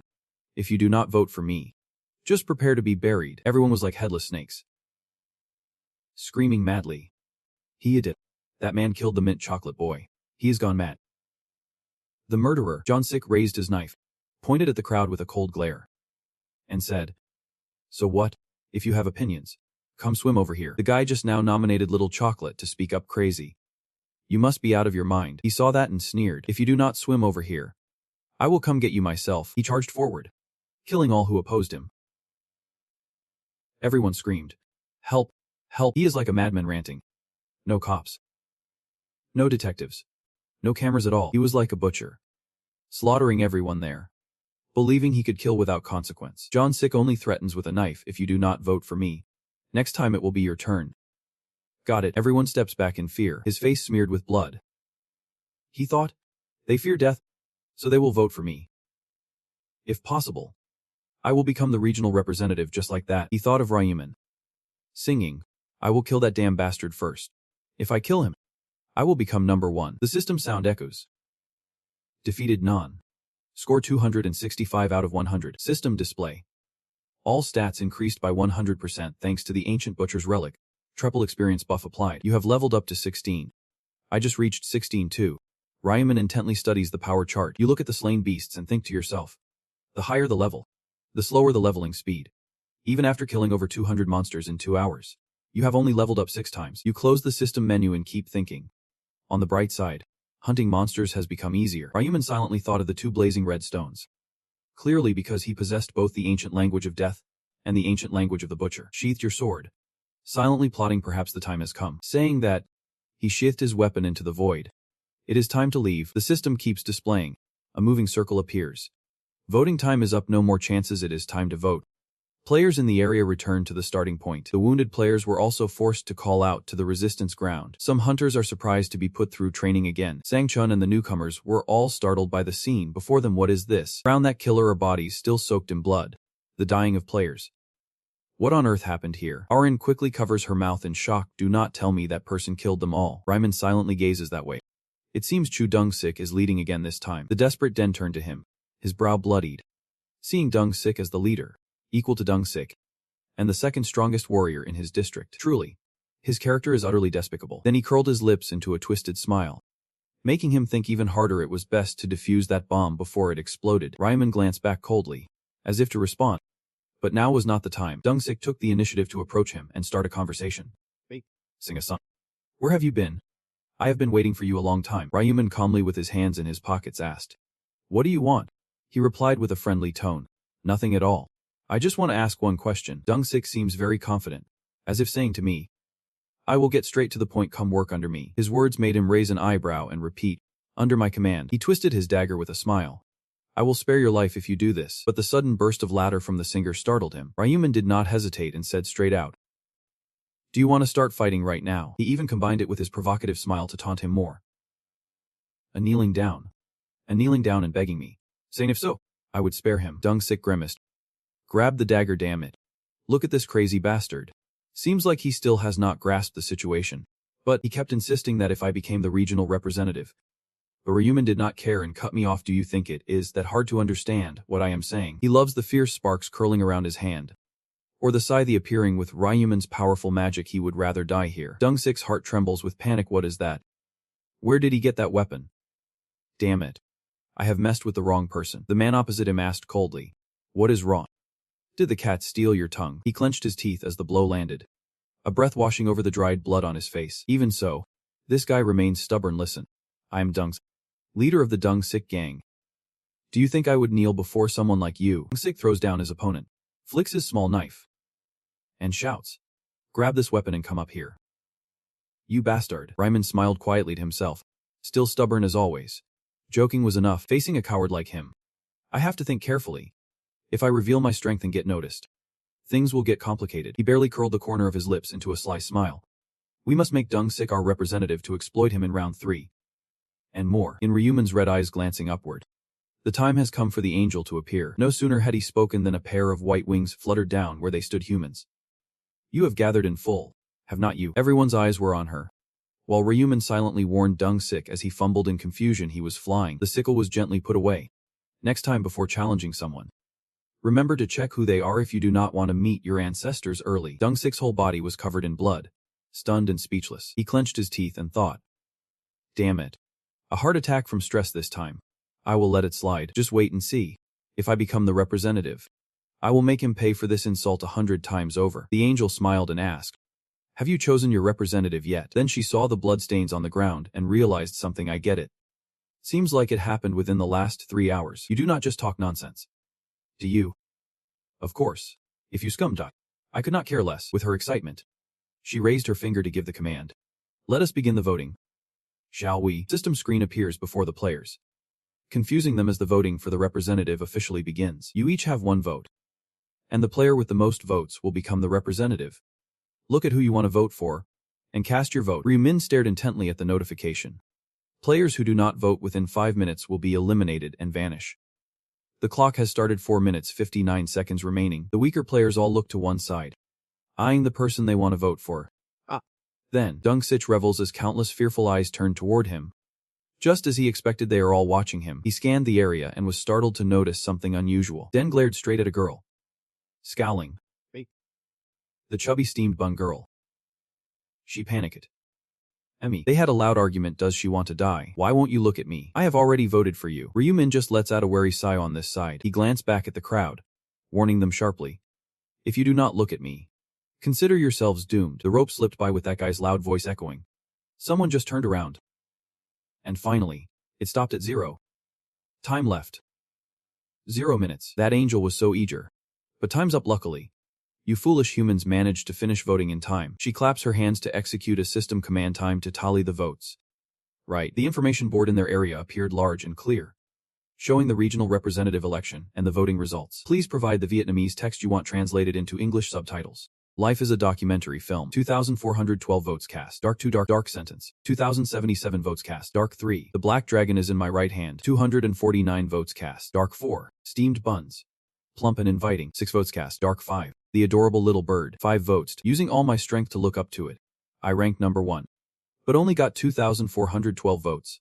And yet I still ended up in 2nd place. And was furious, turning to glare at the young men around him, making them quickly step aside. Damn bastards. I told them to vote only for me. Yet they voted for the other candidate. The angel glanced over before declaring, the results are in. Life is a documentary. And you are the regional representative. She giggled with joy. I will grant you command. So you may lead them all. A notification appeared. You have become the regional representative. As a representative, you will be granted command authority. Using force, you immediately think about settling scores. Once I get my rights, I will make you regret not killing me. Damn it. If only I could command everyone to kill Han. But Han immediately recoiled when he saw something else. In front of me is an information board. What is this? Temporary skills. Command rights. Effects: you can issue orders to players and control them. Players must never defy your orders under any circumstances. 10 uses total. 10 out of 10. You can only command one player at a time. This skill does not work on a level players and can only be used 10 times. His cynicized face shifted from joy to shock in an instant. Realizing it had no effect on the A rank star, meaning all A rank stars could ignore his orders. The sharp eyes of that angel subtly revealed behind the veil now. Beloved humans. You probably think the voting ends here. Do not. She gave them different information again. No. There is a hidden mission this time. And those below are in turmoil. What does that mean? A hidden mission. Then another board appeared. Surprising Sang-chun. Round 2. Side quest. Level up before voting. Reach level A and find an upgrade item. You will receive a 50% discount coupon for today's item if you succeed. What is this? An upgrade item. Aaron nervously reads the inscription. Upgrade to level A. The angel often asks them. The mission window is set to appear like this at level 10. But you did not notice. Did you? A worried girl asks. Without monsters. How will we level up? Those words unintentionally stirred her unhappy feelings. What do you mean? In a forest full of monsters. She immediately set something into their world. Do not be too down about it. Only 80,000 people can rank up to A in this round. And she agreed to mention something by the way. Someone in this area has already been promoted to a rank. This info is tricky for players. Someone's already leveled up. But who? The angel snapped their fingers with ease. Let us check the side mission results and find that person. At that moment, the board instantly opened, revealing the results of the side mission in round 2. Area 1. Level 3942. Heavenly Demon. Dark Knight level 2 3615. 3. Fool. Mage level 2 3717. Aries. 45. Level 3942. And the earlier questions were answered. The first to level up was asked. Those people started turning their attention to the man standing calmly behind them.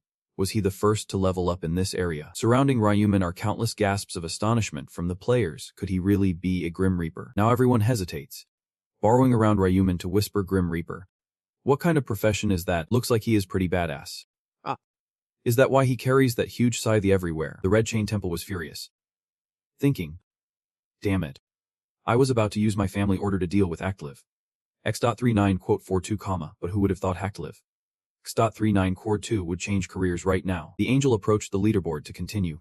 In round 2, rankings were rewarded based on the order of side quest completion. She gazed thoughtfully at the information above, muttering, so the one changing professions in our area is the player Actlive X.39. The only thing that surprised her was Ryu Min, who not only secured the top spot in the current region, but also led the entire Star Region's rankings. The angel turned to him with admiration. Impressed, sing a line. Your Grim Reaper role is unique, and even your nickname fits perfectly. Tell me, how did you come up with it? Her question was cryptic. Who knows in advance they will receive the role of the Grim Reaper? Reemin looked up and replied calmly. I never knew I would get a job that fits my nickname. She wonders if discovering something profound means becoming a harbinger of death is fate. You still answer very briefly. That is right, but deep down, he already knew everything. Even the angels did not know how to become Grim Reapers. They only knew it was a special role. She laughs joyfully, repeating her own words. Could this be fate? How intriguing. Her fascination with the singer only grew stronger. Yet in this area, there is someone who changed their profession. Could they be the only one immune to command rights? They all turned to her words. He won't be swayed by orders. What does that mean? Lord Angel. The angel is in high spirits. So let us take this chance to answer them since we are on the topic. I might as well explain it now. The right to command does not apply to professionals. So the regional representative can't order the singer to perform as they please. It is just how things are. She exposed all the agent's weaknesses. And with only 10 command rights. Being a regional agent does not mean unlimited power. Players get just 10 chances to hesitate. So that is how it is. Grinding his teeth in frustration, he was furious but powerless. Damn it. That damn angel. There is no way he could tell them that. Enough chit-chat.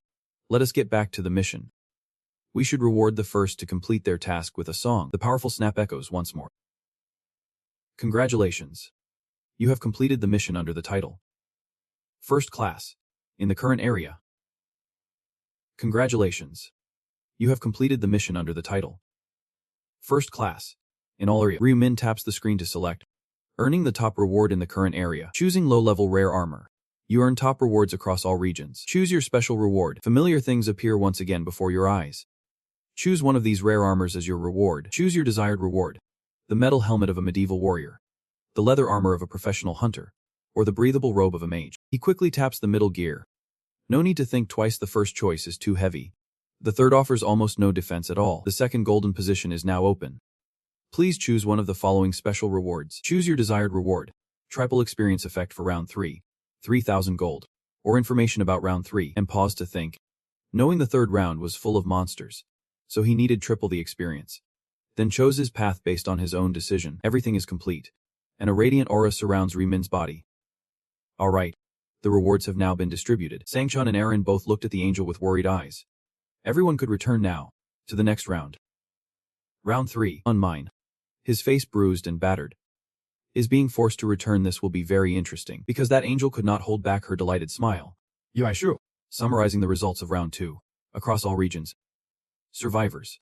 873,500,205. Current area sex 45.5. Survivors 4,988. Souls will soon be transferred to bodies in the existing dimension. March 1st, 2023. The next round is about to begin. We will see you there. Congratulations on surviving. The soul will soon be transferred to a body in the existing dimension. Min sat up, overwhelmed by sheer terror. First, he hurriedly moves his fingers. He breathed a sigh of relief as he checked his body and hands still intact. Just as he had guessed. As long as he did not die, his body would remain whole when he returned. But then Unmen's face darkened, and he vowed to himself, I will never mess with that singer again. Never. Damn it. I do not want anything to do with that heartless bastard anymore. Sangchun is in Aaron's room. Eating quietly. She threw a fit. Aaron, the girl sitting on the cushioned chair, replied, What did I do? You are the one who bore it all. She still looked so innocent as she turned and said, Thank you for protecting me. He hurriedly adjusted his tie and looked away. After all, I am both her manager and bodyguard. Aaron suddenly mentioned the person who saved them. And I want to thank them again. Is there a way? Sangchun explained to her. We do not know his true appearance, so there is no way to find him. She seems to sing without wanting to reveal her identity. The girl still does not understand his meaning. He does not want to. Her manager was clearer. Did I ask him for his account number to compensate him? But seeing how he immediately refused, Sangchun hesitated a moment before speaking plainly. I know using the account number can reveal his true identity. And Aaron immediately lowered her face in sadness. To spare you the trouble, I suggest another way. If you want to thank him, why not wait until the next round to find him and give him the gift? Aaron agrees with that idea. It is brilliant. I need to find a way to repay him properly. They paused their conversation as darkness filled the room. Rest today. See you tomorrow. Goodbye. Later. Sangchun used the elevator to return. Suddenly noticing his phone vibrating in his pocket, he immediately raised the phone to his ear and spoke carefully. Chairman Ma. A cold voice echoed from the other end. Director and Sungchun. He asked with concern. Aren't you asleep yet? The other replied cheerfully. I just got back and had a little whiskey. The elevator only stopped at the 4th floor while they were still talking. I have already seen the summary of the results. Chairman, congratulations on transforming from a mere official to the Dark Knight. That humble chairman only just started probing. Nothing to celebrate. Is everything alright on your end? Sangchun. Carefully report everything briefly. Seal Aaron and I only reached level 8. And we got injured. So we could not continue. The person on the line is curious. Injured. He went down to the parking garage and started looking for his car. Actually, I was about to report this incident to you. Are you available? The other person kept the line open but fell silent upon realizing what Sangchun wanted to say. It was connected to Haku and stands by the window, gazing at the city, then orders him, Go to the hotel. I will listen in directly. Sangchun is very professional and responds immediately. Yep. I will be there within 20 minutes. He opened the car door to go inside. Unaware of a shadow lurking by the wall, the man hooted. Watched the tail of the car slowly disappear from the tunnel. Raihu Min watched thoughtfully. Just as expected. He was heading to the place of the tornado ghost back 10 minutes ago. While my little brother was still dozing by the bed, I woke up to check a few things. System asks him to think of the target he wants to confront and say their name. He immediately speaks the name in his mind, and Sangchun matched the name and face. Now tracking the target's location, the system function instantly reveals Sangchun's location to Ryuhu Mine, pinpointing the target, and Sangchun has been located. Target is 9 meters away. He is quite close. Still on the upper floor of the penthouse. Suddenly, the number below started to rise. It is rising higher and higher. Catching your attention are the positions shifting. As it neared 100, my curiosity grew. Such rapid position changes meant he must be using a jetpack. Where could he be heading so early in the morning? A sudden thought flashed through Raihu Min's mind. Could it be that he was heading to the place where the ghost of the tornado was recorded? He quickly put on his jacket and headed out of the room, making sure first and back then. Ryu Min was already standing in the parking garage luckily. I came back and started investigating him right away. Not today. When dark clouds nearly cover the sky. Shadows veil the moonlight. A mysterious figure calmly watches the scene from inside the building. Tonight is the perfect night to follow someone. He turned around.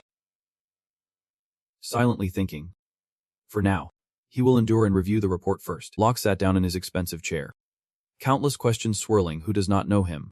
The player who took first place in both rounds 1 and 2, his fingers lightly tapped the armrest. Something about first class did not sit right with me. Then he stopped again. Wondering could he have picked a fight with his own subordinate. His hand, unblemished yet resolute, rose up. If that is the case, I can't just sit back and take it. Provoking my right arm is like challenging me directly. His face darkened with grim resolve. He would not let anyone stand in his way. No matter who they were, even if they were the very best. After a while waiting, the person he was waiting for finally arrived and knocked on the door. A familiar voice calls from outside the door. Sir, are you in there? Chairman. This isn't Sangchun speaking. He replied immediately. Yep. Please come in. Locke immediately stood up to welcome his right-hand man, Unit Chief, warmly greeting him. It is a pleasure to see you again. He entered and politely replied. Likewise. Chairman. Sangchun is very happy with him. All thanks to the chairman. And he is as close to you as a colleague. I did not do anything. We do not even work in the same area. Yet Sangchun still bowed deeply, expressing his sincere devotion. Saying, as long as you are here, I feel filled with passion. Thank you, sir. The officer signaled him over. You are good at those smooth words. Unit Chief, please have a seat. He looked up with a smile, not arrogance, but truth. Though it is a bit late. Congratulations on surviving. They both sat down and started talking. Surviving. That second round felt like a child's candy game. Sangchun kept praising. And I wanted to congratulate you on your promotion. He took a sip of wine and replied. Not really. I just met before his esteemed chairman. He did not hesitate to offer him words of praise. They say luck is a skill, and ranking second and third across all regions is no small feat. Locke smiled at him as he continued speaking. It was my greatest honor to serve someone like you back then. Chairman. Then he gently set down his half-finished glass of wine and asked directly. Hearing you praise me so highly, I guess you want something from me. He tilted his head up, a faint smile at the corner of his lips, and said, Tell me. You have a question for me, do not you? Sangchun hesitated but got straight to the point. If so, could you tell me where to find the upgrade item? He leaned back in his chair and replied, It is nothing. It just fell out while I was hunting monsters. Though he claims otherwise, he hides a secret. It is all thanks to the random fragment of the ancient Dark Knight language he possesses. Let us rewind to when he was still inside that world. Hearing the angel declare, One last thing. Speak. Treasure trove. And look inside, I have a gift for you. Locke silently commands in his mind. The item vault appears a Dark Knight's ancient script, boosting all stats. As a shadowy aura envelopes your weapon, this energy flow can damage enemies and automatically transforms you into a Dark Knight, a special class unlocked at level 10. The ancient Dark Knight. He holds his ancient relic as a powerful aura swirls around him. He can become a Dark Knight upon reaching 10 stars, I suspect. Locke hinted those things to himself, realizing his luck in round 1 when his random ancient script turned out to be an almost cheating item. Yet his eyes remained cold as he showed his stance, never revealing all information, even to trusted subordinates like family. Anyone can change in the blink of an eye. That is the nature of humanity. Then he spoke up again, addressing the person opposite him, leader of Unita. Let us get back to the main topic. Who injured Ka? Locke seriously mentions the name he has always doubted. Is it he Ko? Sangchun hurriedly waved his hand, saying, What? That is not true. Actually, he was the one who saved me. This information is beyond his wildest imagination.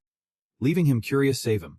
Tell me the full story. After recounting everything, he finally understood it was because those thugs targeted the actor that he ended up dead. Sangchun replied.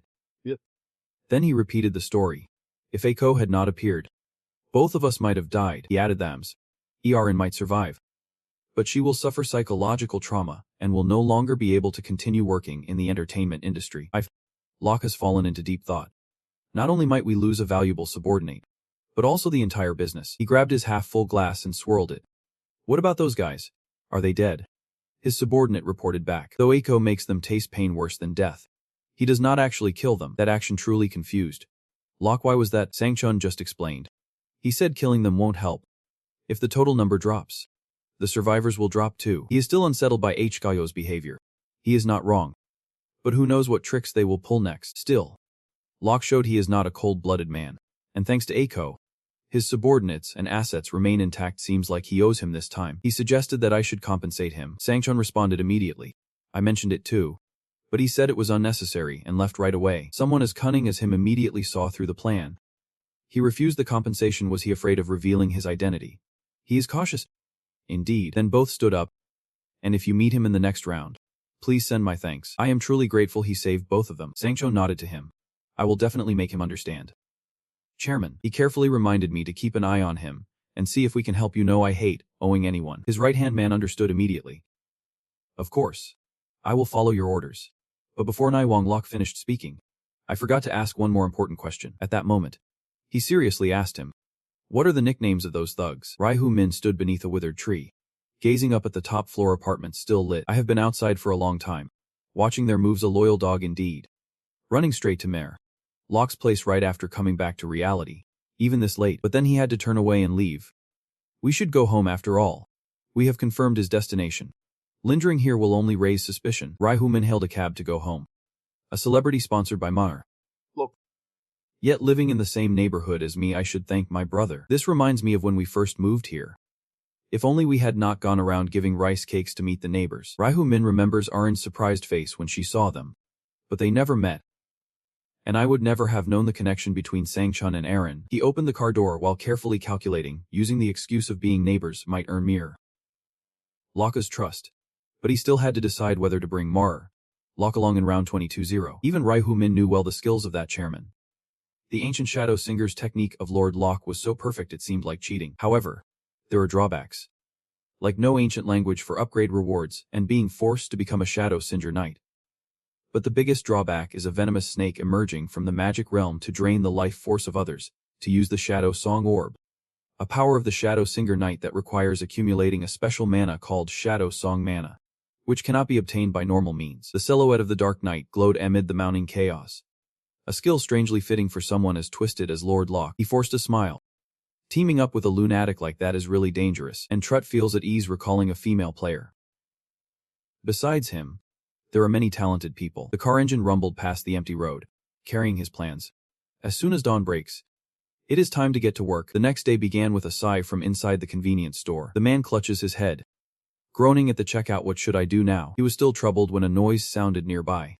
At this rate, revenue will be cut in half. Julie walked into the store with a bright smile. Dad. He looked up at her and said, Hello, Julie. She replied politely, Hello, Father. Then he sighed deeply. Why are you sighing so often? Father. He had no choice but to share his sorrow. The product line has been completely discontinued. Julie was surprised, asking why it happened so suddenly. Her father recounted some key points. The government found a lame excuse, but they said it was apparently because of the players. His words reminded the girl of online articles. They never knew what skills the players would use.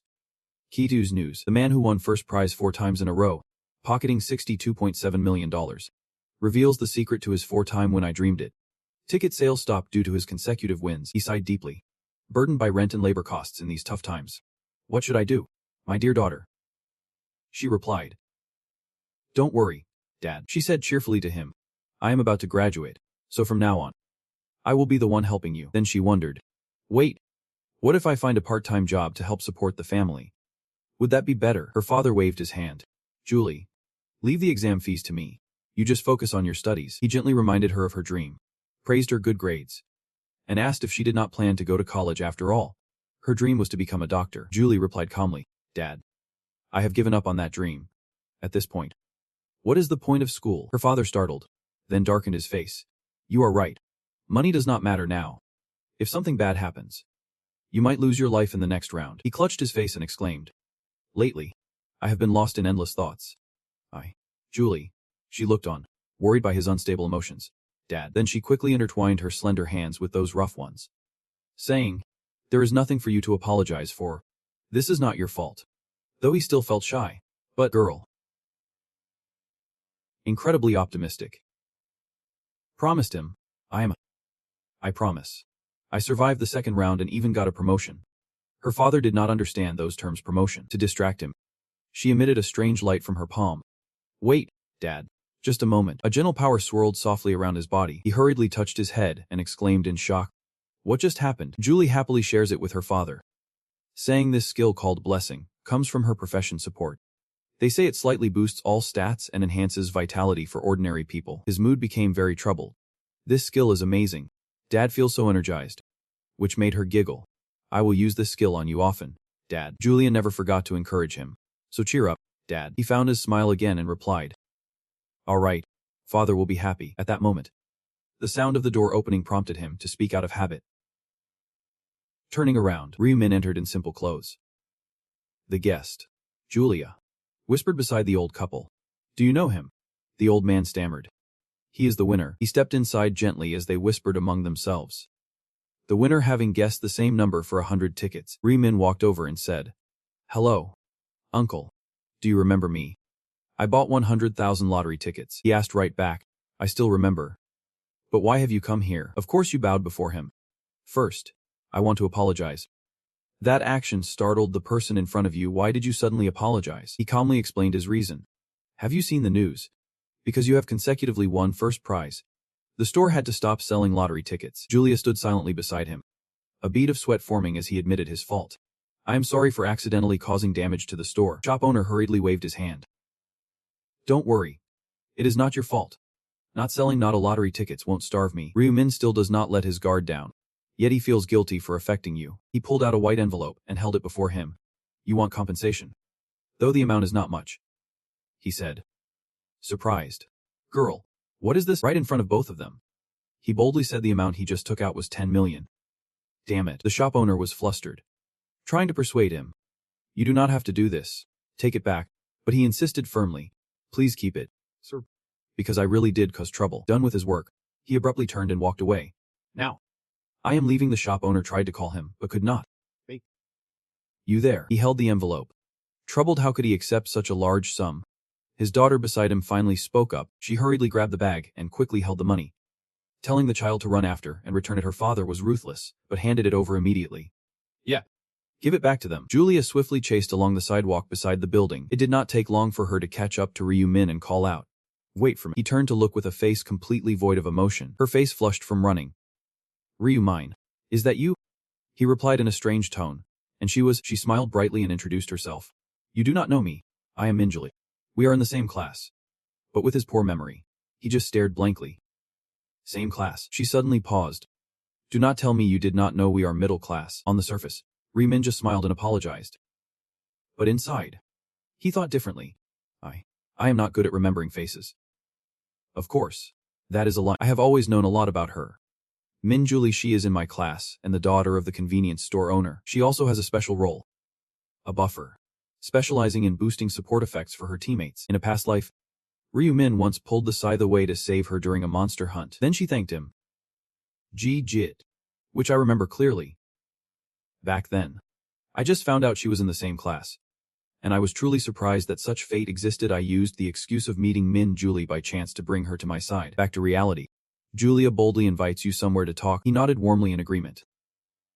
All right then. They walked for a while before finally sitting down on a bench inside the park. Julia took out the money from earlier and handed it to him, saying, Here. Take it. Ryumin looked surprised. Isn't this the money I just gave you? She said firmly. We can't accept such a large sum. So you should keep it. Ryumin did not force her. Accepting 10 million troops felt too burdensome. He knew they would not take it. Because she is the kind of person who, no matter how tough things get, hates living in debt. She waited a moment. And when he still did not take it back, she gently reminded him. Hurry up and take it back. My hand hurt. But her attitude is even more stubborn than Ryumin's. I just said, this is the amount I want to compensate because I feel guilty. At least this way, my conscience can be at peace. She tried to convince him again. But the amount was too large. This time, he interrupted, saying, no matter how big it is, I want you to take it, or I will feel guilty and keep thinking about it. Julia honestly shares with her friend. Yet this amount is too much. I feel burdened. In his heart, he silently replies to her. That is why I gave it to you. He slipped the money into her hand and whispered, tell the boss. That amount means little to me. Feel free to keep it. Julia felt even more conflicted holding that money. Are you always this stubborn? Why are you like this? He just said that and stood up. We are done talking. Right. I am leaving now. The girl startled, quickly shouting, Wait, wait. She opened the envelope and pulled out some bills. 10 million is really a lot. I will just take 1 million. That is enough. Right. Ryumin. You have the right to decide. Go ask the shop owner yourself. Julia looks up, hesitant, knowing her father won't be comfortable with this amount. Only then did he realize something. Dad, is the convenience store owner your father? She nodded, and Ryumin smiled softly, saying, I come here often. It is really interesting. Julia awkwardly went along with his story. I found it interesting too. The NATO first prize winner was a classmate. His eyes flickered with a hint of sadness.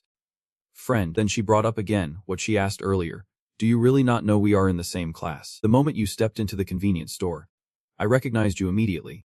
Ryumin remained steadfast in his answer. Sorry, but I am really not good at remembering faces. He smiled at her and asked, by the way, this is the first time we have talked like this, right? The girl met his eyes and hesitated. Yep. In the end, she looked so disappointed that she hung her head. So this is the first time you have heard my name? Ah. You have been pretending so convincingly. Sorry about that. Seeing the shy face of the young woman before him, he thought to himself, though he felt a bit guilty for pretending not to know her, and so, he harbored no ill will, which is why he looked at her with affection, but he had to act this way to spark her interest in him. Her foot gently spins beneath the tiled ground as she pauses. I already told you. My name is Min Julie. I am in your class. Julia pointed to herself, stood tall, and said, this is my face, remember it now. The person in front of him was blushing deeply, so he did not wait for her and cheerfully promised, I will remember. The girl suddenly realized her own actions, feeling awkward as reality hit her hard. What the hell am I doing? Introducing myself to classmates right before graduation. Ryumin directly hinted at her. And at least now I know after graduation, we won't just lose contact. Right. He seized the moment to make an offer. By the way, can I have your number? She froze for a moment. Confused, did he just say my number? He was already holding his phone. So what? Asking for a classmate's number is not a big deal. She quickly held out her hand, giving it to me. His eyes dared not look up as he hurriedly typed the numbers into the machine. After finishing, she hurriedly handed it to the person in front of her. Here. Ryumin looked at his phone and exclaimed, meeting like this is fate. Let us keep in touch from now on. Julia was caught off guard and could only follow his words. All right. They paused the meeting as he left first. So I will be going now. I have urgent matters to attend to. Only then did she realize something was left behind. But Ryumin waved and walked away. Wait. The envelope. And so, the girl was left alone, lost in her thoughts, still unable to repay him. Julia placed her hand on her palm, then suddenly ran the other way. It is strange that he asked for her phone number out of the blue. My heart is pounding too hard. A warm ray of light shines through the young woman's emotions, making her realize that even though she knows he only sees her as a friend, she likes him. Ryumin. Things were not always this good. At first, we met by chance. Ryumin was bullied and beaten right after class, and she witnessed it. You bastard. I told you to bring the money already. Did you think we were joking? No. Little Julia called the market from her phone, saying, police. Please. She still hid behind the electric pole, watching the lonely figure of that young man. Was it because she felt sorry for him, or because she was the one who called the police and felt responsible? I followed him to make sure he got home safely, but he also witnessed what you did inside the store. Seeing Ryumin working as if nothing had happened, they are separated by just a pane of glass. I have realized he is much stronger on the outside, even during class duty. Julia's eyes followed him. From that moment, I became interested in him. She looked up to see Ryumin asleep at the desk, but I did not have the courage to talk to him. Even when he went to see his younger brother, she only dared to hide behind. And after that, my feelings for him grew much stronger. I did not even dare to approach him anymore. Who would have thought we would run into each other here? Julia stood still, closed her eyes, and silently gave thanks. Now I am brave. This is a chance granted by heaven. A gentle breeze brushes through the short hair of a girl newly in love. I can't pretend I do not know him after receiving 10 million troops. She smiled happily, then wondered, should I invite him out to eat? At this moment, Ryumin had some free time. Sitting on the bed scrolling through his phone, messages appear on his phone screen. Have you eaten yet? I have a few things to say. We can meet in zone 10. I will treat you to a meal. When he saw the message from the other side, he replied, all right, I will. But the person on the other side of the screen seemed very determined to insist on treating him. Let me pay. Seeing that cute fried label they sent, I happily replied, I have plenty of money. It seems he is determined to pay for our meal. But I do not like eating without a choice. What do you want to eat? Ryumin read their messages and thought, sure enough, she feels indebted to me. And now she is suddenly inviting me to eat. Definitely a good sign. He was even relaxed enough to unconsciously flash a slight smile. If he befriended her naturally, it would be easier to turn her into an ally. After turning off his phone, He began leaving the forest, thinking, I will pull Julie out and get her to round 20. Ryu was sitting on the sofa when suddenly he noticed his brother dressed up sharply. Catching his attention, he wonders aloud, Where are you going? I heard that and calmly replied, Go meet him. Ryu hesitated but asked, Wait, that is not your girlfriend, right? Hearing his brother's question, he found it funny and shot back, What? Your brother can't go meet a few girls. Before leaving, he told his brother, I will eat out, so do not skip your meals. Got it. The brother cooperated fully and replied. Yep. After his brother left, he sat stunned on the sofa, lost in silent thought. Suddenly, he caught an unexpected signal impossible, doubtful of life itself. He wondered, is he out on a date? Cut to a luxurious tete beat restaurant. Suddenly, a voice echoes, Do you like tete beats? Julie was caught off guard by his sudden question, blushing as she quickly covered her mouth. On. Seeing you so flustered, I calmly repeat the question. Do you like tete beats? She shyly stammered. Yep. I really like this dish. While he, acting nonchalant, casually picked up his fork and said, Then eat up. She replied to him, then sighed thoughtfully, never expected to have a private meal with Ryuman. Truly a lucky day. Two sat in silence, eating beneath the soothing music and the murmurs of other patrons in the tense air. Only now did she realize the atmosphere was tense. Growing increasingly awkward, she had to say something. Come on. Be brave. After a moment of thought, she came up with a topic and hurriedly asked him, How do you keep winning so many times in a row? 4 times in a row, what are the odds? He ate with such delight that he did not notice the awkward atmosphere until her question made him finally look at her. Then he shamelessly came up with a ridiculous excuse, saying it was thanks to the ancestor's dreams. I am so lucky. The ancestor appeared in Julie's imagination with sparkling eyes and said, Remember these numbers? She imagined and asked him with feigned surprise, in a dream. So how much have you earned from that dream so far? His expression did not change at all as he continued speaking. As if I would never have to worry about money for the rest of my life, though staying alive was another matter. Suddenly, she remembered a question that had always puzzled her. Now that it came to mind, she was really curious. How was your first challenge? Killing line imparts must be really tough, right? He did not deny her question but answered yes. It takes quite a lot of time. She kept asking about him, which area he was from, and he answered honestly without any irritation, I do not remember, only that the last number is 5. She seemed a bit regretful, smiled awkwardly, and said, Mine ends with a 7. What a pity. Looks like we won't get to meet. He heard her say that, smiled gently, and thought to himself without telling her, There is no need to be disappointed. We will meet again, my friend. Because the regions will merge when the number of survivors begins to decrease. Then they continued exchanging casual questions, trying to learn more about each other. What rank are you now? Rank. I am rank 10. Have you started your internship? Not yet. How about you? After a while of chatting, the two seemed more at ease, and Julie smiled and spoke naturally. She laughed awkwardly. It is called a buffer. And he curiously repeated the buffer. He laughed joyfully as he analyzed her name, saying, So you can give your teammates buffs like in a game. As he spoke, he silently marveled. Luckily, this time she was a buffer too. She was eager to show off her skills, so she immediately raised her hand to focus her power. Wanna see? There is a type of effect called a blessing that boosts all stats. Hearing this, he was very intrigued and said, Really? Show me. Right after, she unleashed a skill, elegant and vividly colorful, right on his forehead. Then before his eyes appeared system messages. Blessings have increased all your stats by 50%. Blessed. Finishing under 2 hours 59 minutes 59 seconds. He felt thrilled seeing his stats buffed so high. Truly a special profession. The effects are amazing. He did not hesitate to praise her skills. Impressive indeed. He thought to himself, the skills effect doubles at max level, boosting stats by 100%, but only when she reaches max level. He was deeply pleased looking at her, and luckily she had boosted him. As he saw her friendly smile, he thought to himself, this was his main goal from the start. At this moment, he thought again about the reward item he had received earlier, the prize from his first side quest during the job change. A random gold pouch. Thinking about the reward item, I also considered its function. Literally, it is a bag that gives you a random amount of gold. Influenced by your luck stat, the higher your luck, the more gold you receive. After pausing his thoughts, he finally smiled gratefully at her great effect. Thanks, Julie. She did not see it as a big deal, so she happily told him to feel free to ask.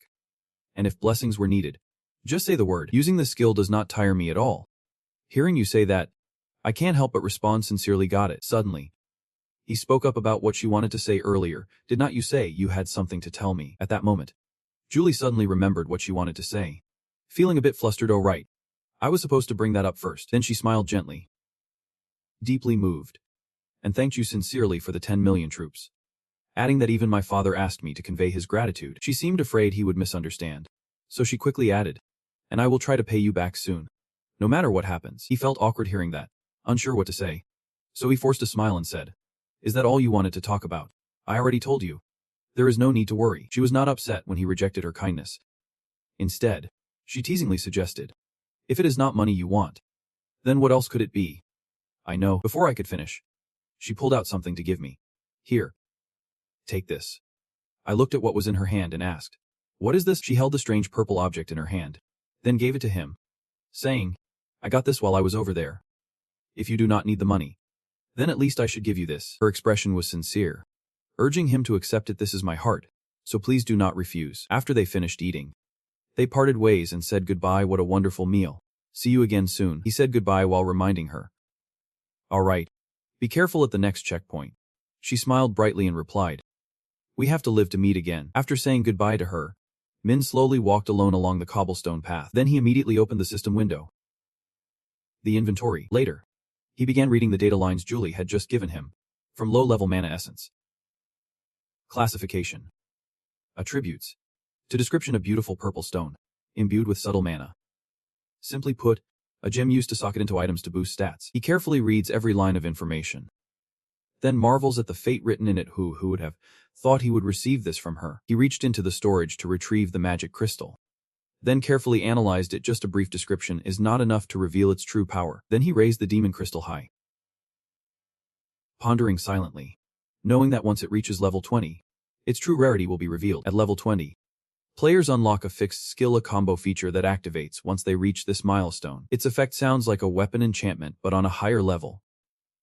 When used, it allows combining a weapon with a magic crystal, and this skill can even be upgraded, with upgrade options available. Now, he introduces the types of magic stones, magical crystals that come in 7 colors: red, orange, yellow, green, blue, indigo, and violet. Each star gem, with its unique color, holds a different power: red for damage, orange for strength, and yellow for luck. These magic crystals are incredibly rare for their extraordinary powers.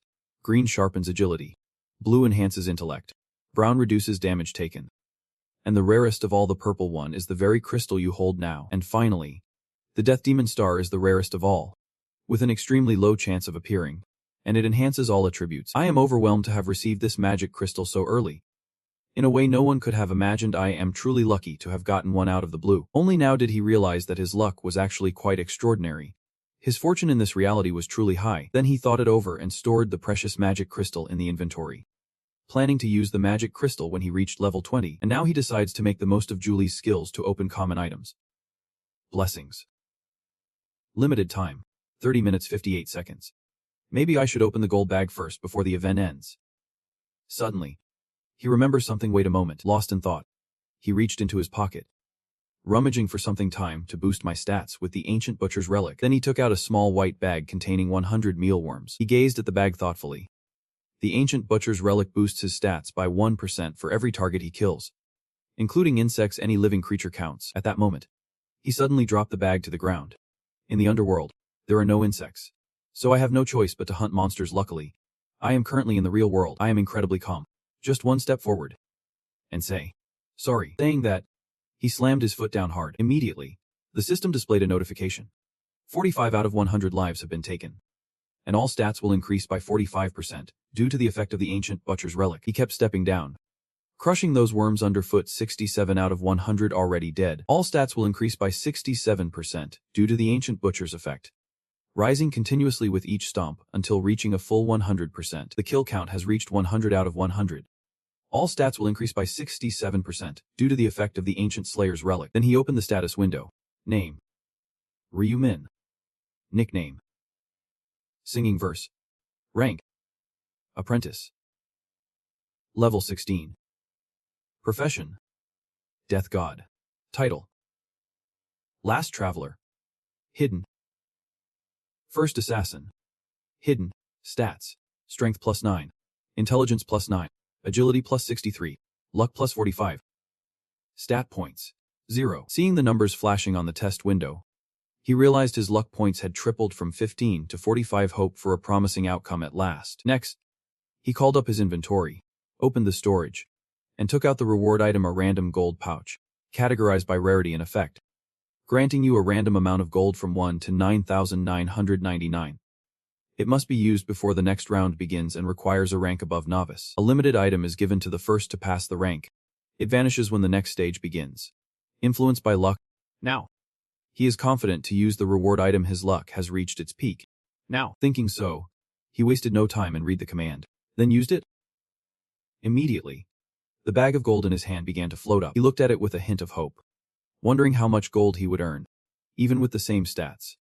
Getting different amounts of gold was normal, but it seems he planned this all along, confidently guessing that, based on his past luck, he will get around 3,000 to 6,000 gold. Suddenly, something caught his eye, and his expression turned utterly astonished. The system panel appears.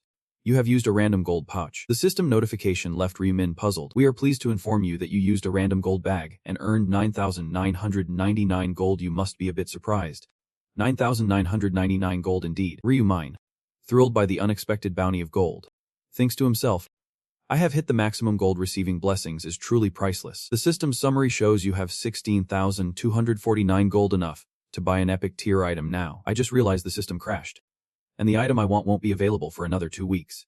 So I better hold on to it carefully for now. The morning sun's radiant light shines upon the building where the two brothers reside. Ryumin just stepped inside, took off his jacket, and said, I am.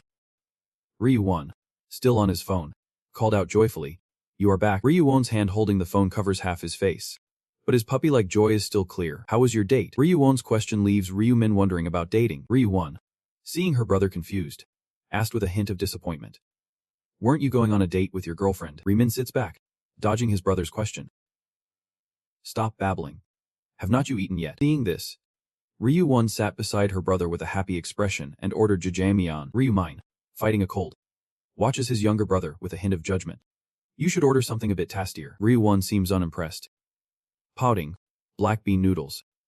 Do you even know how much I have been craving that? Your words take me back to a time not long ago, just 10 months past, when our lives were still filled with hardship. Ryumin keeps thinking, knowing his Bitcoin investment has surged to $150 million, but like before, it might drop significantly in 2 weeks. By then, it was time to leave, while Ryu-won's younger brother sat beside her, his eyes sparkling as he saw something on the TV screen.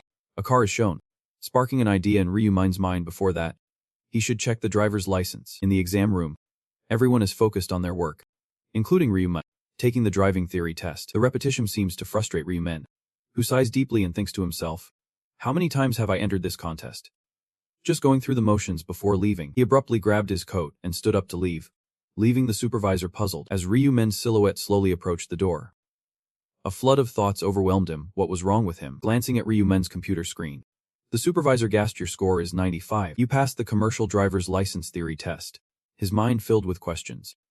But with just a little time, he scored 95 points. Ryumin knows better than anyone the outcome he will achieve. The result is crystal clear. Yet it only took him 4 days to get his license. He proudly flashed his driver's license to Ryu-won's little brother. Shining so brightly, I have got more driving experience than anyone. Ryumin pondered his reality for a moment. Wait. How many years have passed? How old am I now? He immediately thought. Once he got his license, he would buy a supercar, a red Lamborghini Aventador, no need to hesitate. Since he would driven it several times before. Ryumin asked, How long does direct import take? The officer replies with a knowing smile, If you order today, you will receive the car within a month, he said, holding the iPad. All right, let me sign now. Hearing Ryumin close the deal, the disappointed onlookers lit up with joy around him. Truly impressive. Sir, you are so sharp. His over-the-top attitude left me speechless. Time has passed. 2 weeks later. On this beautiful day, the perfect moment has come. He held his phone with a hint of pride. Time to say goodbye to his stash of Bitcoin. Ryu's voice trembles with curiosity, seeing his brother's dangerous, calculating expression. What good could possibly be happening? Why are you laughing like that? Bro. Sitting on the chair, replied to his younger brother. I just sold all my Bitcoin. Ryu sat, surprised, and asked his brother. Really? How much has the price increased? Ryumin calmly replied. $300 million. Hearing that huge number shocked him. $300 million. My brother, restless and curious, asked loudly. Your entire lottery winnings are only $60 million. From that, it surged to $300 million. while Ryumun's older brother calmly answered every question from his younger sibling. As if it were obvious, Ryumun admired yet recalled a month ago, when he wanted to invest in Bitcoin. You tried to stop him, but look how much he has earned now. Ryumun smiled and replied. He did not expect it to rise this much. He thought last time it was at most $280 million. Now calm. Ryumun asked his brother. Are you going to quit now? Ryumun kept looking at his phone. Replying. Of course. Ryumun held the cup of water, smiling as he replied. That is great. But before long, his brother spoke up, making Ryumun spit out the coffee in his cup. Looks like it is time to invest in stocks. Ryumun, worried about her brother, asked. Hey, do you even know anything about stocks? What are you planning to do next? Ryumun spoke up to reassure her, calm and smiling softly. Don't worry. Ryumun calmly made up an excuse to ease her worries. I dreamed it, he said, making Ryumun startled and suspicious as he asked again. You dreamed that prophetic dream again? Which stock should we buy this time? Ryumun replies confidently. Yeah, in my dream. If I buy now, I will make a big profit later. Hearing his brother say that, Ryumun helplessly replied. Fine. Do whatever you want. Glancing at my brother Ryumun, I thought to myself, Uwon's worry is understandable. But I already know what the future holds. Done. He looks at the screen, thinking about the company he wants to invest in. Which company will he choose? The phone screen flashes a list of stock names. One company ranks 85th on Kosdaq, valued at around $900 million. Thenma Consulting. Ryumun thinks Thenma Consulting is owned by J. Lux. Though not famous yet, after round 4, it will launch a special system and grow rapidly. Ending the flashback, Ryumun silently felt satisfied with his decision. If he had known the company would become famous, there was no reason not to invest. He thought, holding his phone. If I could own more shares and control operations, I could influence the company as a major shareholder and profit instantly. Saying that, Ryumun clicked on the order bar. First, I will invest $280 million and acquire 31% ownership now. Suddenly, a voice cuts through his thoughts. Please. It turns out Ryu is still clasping his hands in prayer for his brother, begging to make his dream come true once again. That is it. Done, he thought as he stared at the screen displaying the message. Purchase order number 5,684,241 has been successfully processed. Without hesitation, Ryumun thinks about the next step. Now all that is left is to buy the item. As night falls and all the building lights go out, only the house of the two brothers remains lit. Light emanates from the desk lamp. Deep into the night, alongside the system sounds, the system screen displays items in the shop. Ryumun lies on the bed, hands under his head, thinking, I have been saving gold all for today. His fingers tap the device bar, silently marveling at the advantage of having plenty of gold. Just gold alone could buy items and common skills. Nothing could be more convenient. The screen shows the items you selected. Though they are all common level, it does not mean you can't buy rare and epic materials. The notification appears. Today's item. Ryumun remains lost in his own thoughts. This feature lets you buy a random item that changes daily usually. It is hard to get exactly what you want. Since the shop's inventory is unknown, the random cheat cards represent the items on sale, as no one can predict what will be available. But for me, it is no problem because I already know when to sell each item. As Ryumun thought, he clicked on today's item bar. For today was the day the epic item he needed would be sold. The system board displays a variety of random items for sale. Dryfrost necklace, epic grade necklace. Grants +3 intelligence and +1% attack speed per enemy kill. Up to 25% until the match ends. Requires apprentice level or higher. Durability 500x500. Price, 4,600 gold. Sale ends in 23. 59. Buy now. Ryumun's eyes light up as the perfect item appears. The Dryfrost necklace. A faint smile crossed his face. An item that boosts intelligence and attack speed. And for its effects, it is quite affordable. If I want an item, I should use this one. Ryumun returns to the main page. The inventory. The system panel displays a 50% off coupon with usage rules. A 50% discount on items earned today after leveling up. Valid only until the next round. Starting from the apprentice level. This item is a limited reward for players who complete side quests in round 2. If unused by the next round, it will automatically expire. Ryumun hesitated a moment, then reached for the buy button. If I buy this bracelet now, with the 50% discount coupon, the remaining gold after the purchase puzzles him. 13.49 grams. Ryumun jolts awake, realizing he still has so much gold left. I was fighting off a cold while recalling the items I wanted to buy. Initially, I planned to get a basic gear set with the remaining gold. Ryumun recalculates in his mind, realizing that if he saves an extra 6,000 gold, he can buy another regular skill. Skills are still better than ordinary gear. A sly smile crossed his face. I need to quickly gather another 6,000 gold. Luckily, The third round is full of monsters, and then time passed. On March 1st, 2023, the gem in the town center emitted a purple glow, surrounded by countless townsfolk. But among them, some showed a golden light today. The day has finally come. Players keep appearing scattered around the third ring and the center, where a large purple gem glows with an intense, damn noticeable light. I have been dragged into the other world again, after being forced to log into the game. Players keep questioning, isn't it supposed to stop this time?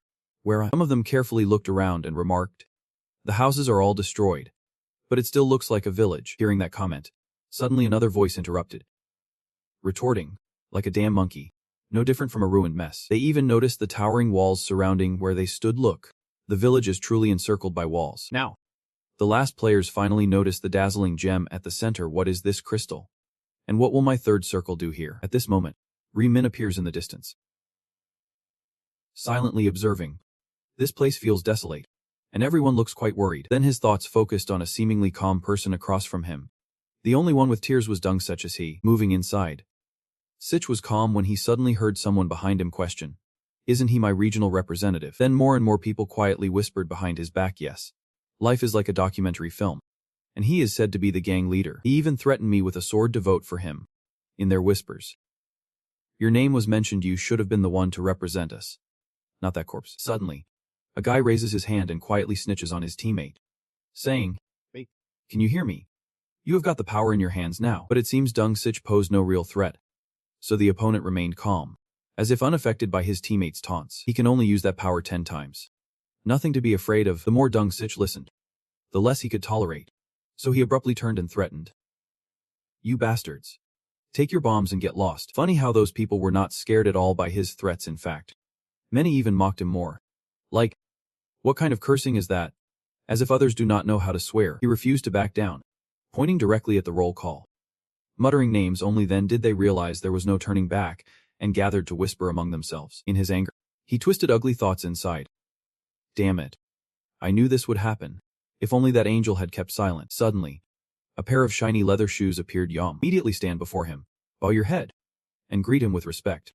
Hello, sir. Many people recognized him, so questions kept coming one after another. Hong Yom, what are you doing? He ignores the questions around him, looking up firmly at Jongsik and sincerely saying, brother, life is like a film reel.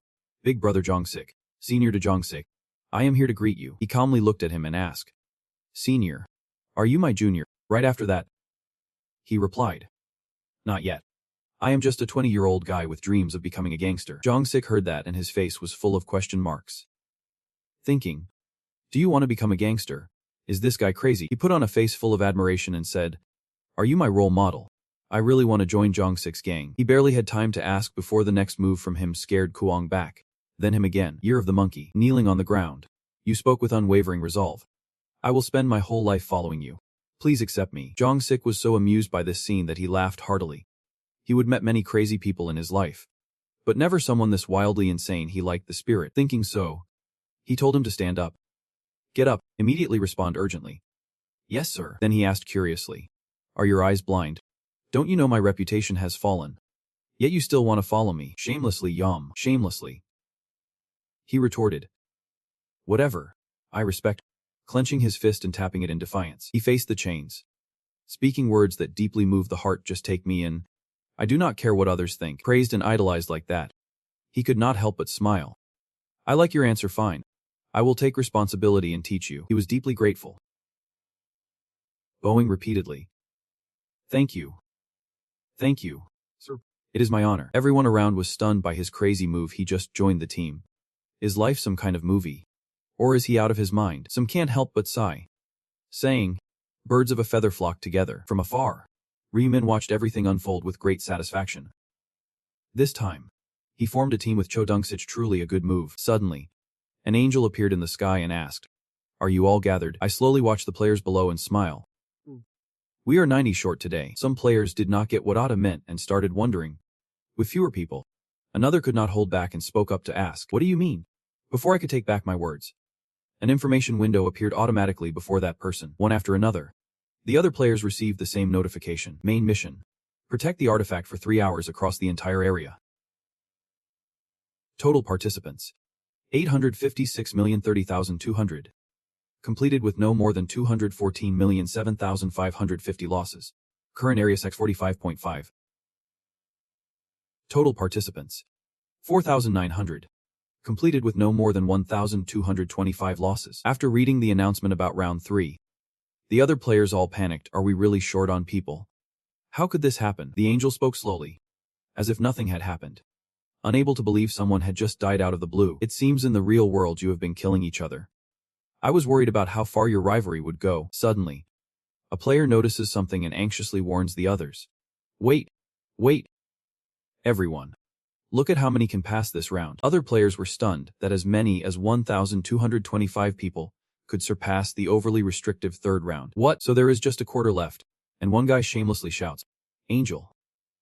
How strange. Did I do something wrong? Hearing that question, I just laughed awkwardly. What is the fault? Then, boldly speak out the player's thoughts. What do you want? There is no fault at all. It seems you are worried because fewer people can complete the mission. Asking again. But have you forgotten? The players below listened, their faces turning pale. Only half survive each round. The angel never lost her smile, only smiled more bitterly as she explained. But everyone survived the final round. So it makes sense that only a quarter of the players survived this round. Players facing these words go completely mad, losing their minds over it. The beautiful yet cruel eye watches those below through the veil, bluntly saying, there is no injustice.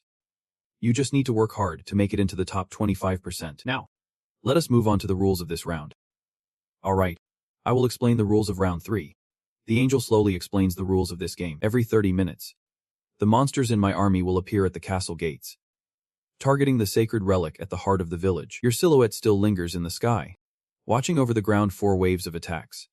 All must unite to protect the sacred relic. Explain the importance of the purple gem. If you protect the relic for 3 hours, you will receive a bonus reward. If not, you will face severe punishment. Also, do not forget the player rankings, whether you successfully defend or not.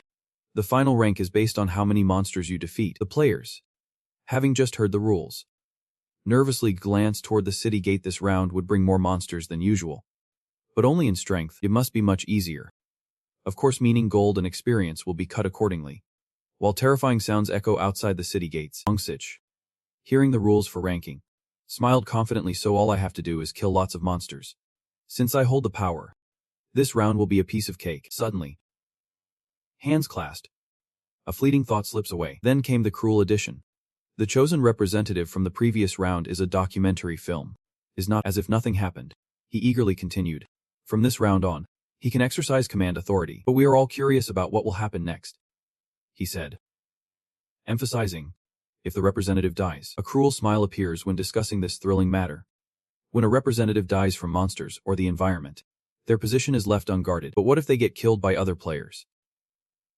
Hearing this, Rongsich froze, eyes wide open in shock. As the angel's words grew more suggestive, the players around him began to harbor impure thoughts. In that case, the murderer will instantly become the new representative and receive 10 uses of the command right. After speaking, he laughed joyfully and clapped, saying, all right then, the monster will appear in 10 minutes. For the next 3 hours, work together to survive. In the end, you still speak with such disdain, as if you are sure we can't pull it off. Then it turned into a bright spot and vanished, leaving behind a chain of gloom. Feeling like I have swallowed something full, he was furious as he turned and vanished into the distance. Then his eyes immediately caught the murderous intent behind him. Instead of preparing to fight the monsters, the other players now point their weapons at each other. Seeing their actions, Rongsich was so furious he called out his weapon loudly. You bastards. Come here. I will take you all on, one by one. These players were filled with murderous intent, aiming at him without a trace of fear. Showing strength, but you can only use your command power 10 times. The angel already said, whoever kills this bastard will become the representative. And there is even a shameless fool who dares to say, if I become the new representative, all the better. Suddenly, a shadowy figure appeared. Min calmly holds the weapon in hand, slowly stepping forward from behind. Startled as he approached, Rongsich stammered, well, what are you doing? Singing a song. He stood shoulder to shoulder with him and invited him. Don't be afraid. I just want to settle this. But all Rongsich caught was him stammering in fear. Afraid? Afraid? What are you saying? Just say it already. Then he continued, saying first if you intend to make me bow. Before he could finish, you cut him off. I have a proposal. Seeing his hesitant expression, I did not beat around the bush. I guessed he was facing some trouble. Then I directly made him an offer he could not refuse. How about I protect you? Rongsich, surprised and confused, Asked again. Deco patiently repeated. I will protect you from other players. I will be your personal bodyguard. The other players. Hearing that, took turns being shocked. What? Life will be a documentary film. Meaning we have to confront Tao. What? They hesitated to confront him. And hearing the whispers around. Wrong Sitch could not help but wonder what should he do now. Never expected the name H-Tao. Such influence again judging by their reactions. This offer must be truly irresistible. But he snapped back to reality instantly. Everything has its price. With a dark expression. He asked. What do you want in return? He speaks softly. As if nothing's wrong. Nothing at all. Then his eyes sharpened intensely as he spoke his demand. He must obey all my orders, that is the condition. Hearing that, Wrong Sitch froze. What was that? He gritted his teeth, thinking to himself, is he asking me to become his subordinate? He did not agree right away and kept probing. What is the reason you made this proposal? I replied quickly. I can't say. He still did not give up and kept asking. You say to follow orders. But what kind of orders are they? I patiently asked. That is something I can't explain. You just need to obey me unconditionally. Seeing your attitude, I am pissed off thinking. So you want me to follow you for life? Damn it. You think I am easy to fool? Then he paused for a few seconds. Thinking further, wait. What if he refuses? He would not just attack me out of nowhere in broad daylight. Would he? While he was lost in thought, he decisively said, choose. Then he subtly reminded him that others were also waiting for his decision. He hesitated for a moment, then finally made his choice to refuse your offer, his eyes flashing a cold, silent resolve. Just as I thought. There is no way this bastard would so easily tarnish his honor. Others saw him make a foolish choice, and could not help but smile continuously. He refused. There it is. If he agreed, he could have walked away easily, probably too proud to take orders. Now the players grasped their weapons again, taking turns aiming at Dong Sitch. To him, honor means more than life itself. Or maybe he simply does not care about us. He slowly observed everyone's reactions in silence, the scene unfolding just like in his past life. Then he made his next move. Now, it is time to draw a line. Thinking that, he faced the storm as if nothing happened, setting boundaries with a clear voice. Fine. If he refuses, there is nothing more I can do. I won't care about anything here anymore. Then he abruptly turned and walked away. Whether he lived or died was none of my concern. Hearing this, the others stirred and moved forward, ready to attack him. Did you hear that? Black Hook no longer cares about you. So now, let us call out to the underworld. Clenching my jaw tight, I could do nothing but grip my weapon. Damn it. Do I really have to accept that offer? The system now announces the start of the game. Wave 1 is about to begin. Prepare for the lurking monsters and defend the fortress. Those planning to gang up were interrupted by this system alert. It is starting now, the system announces. In 30 minutes. Regardless of how many monsters are defeated, the second wave will begin. At this moment, the other players rushed up, calling on their teammates to unite and protect the massive purple gem. Everyone, protect the achievement. Immediately after, the system begins the countdown. 2 hours, 59 minutes, 59 seconds remain until the event ends. While others focused their vigilance on the city gate, Dong Sitch suddenly realized he could not fight alongside those harboring grudges. Turned around, scanning for another spot to act. After all, it was a personal mission. He had to go it alone. Suddenly, he noticed the figure calmly walking away. Where was that guy headed? That chain was just a cover, secretly tailing Ryman for a long stretch. He hides behind the building, watching him from afar. Is he planning to fight alone? He is heading toward the city gate. Suddenly, a sound signals the official start of the first round. The city gate is slowly opening. System alert. Current players online. 4,900. Report the number of monsters in the first attack wave. 9,800 weakened goblins. Monstrous beasts, bloodthirsty and savage, with ghastly blue skin, are emerging in growing numbers beyond the city gate. Dong Sitch saw this number, and was directly shocked to the point of losing composure. 9,800. The system keeps popping up notifications. Due to the nature of the level, the goblin only has a third of its usual strength. Then it wishes the players below good luck before disappearing, wishing you success. His pride vanished completely the moment he rejected your offer. This is madness. He could only silently think about escaping the city gate. Now just hide and watch the situation unfold. He dashed into a house and immediately sprinted upstairs. But why is not he moving? Is he planning to fight the goblins at the city gate alone? He was in a rush. Yet he did not forget to thoroughly analyze the danger. Even if the city gate was narrow, it was still wide enough for at least 10 people to pass through. Dong Sitch burst open the door, letting his racing thoughts flood his mind. He was confident he could take on 10 with just one strike. Then he stood on the balcony, panic-stricken as he watched him from above, dying. Acting cocky just because he is a bit higher level. No need to see.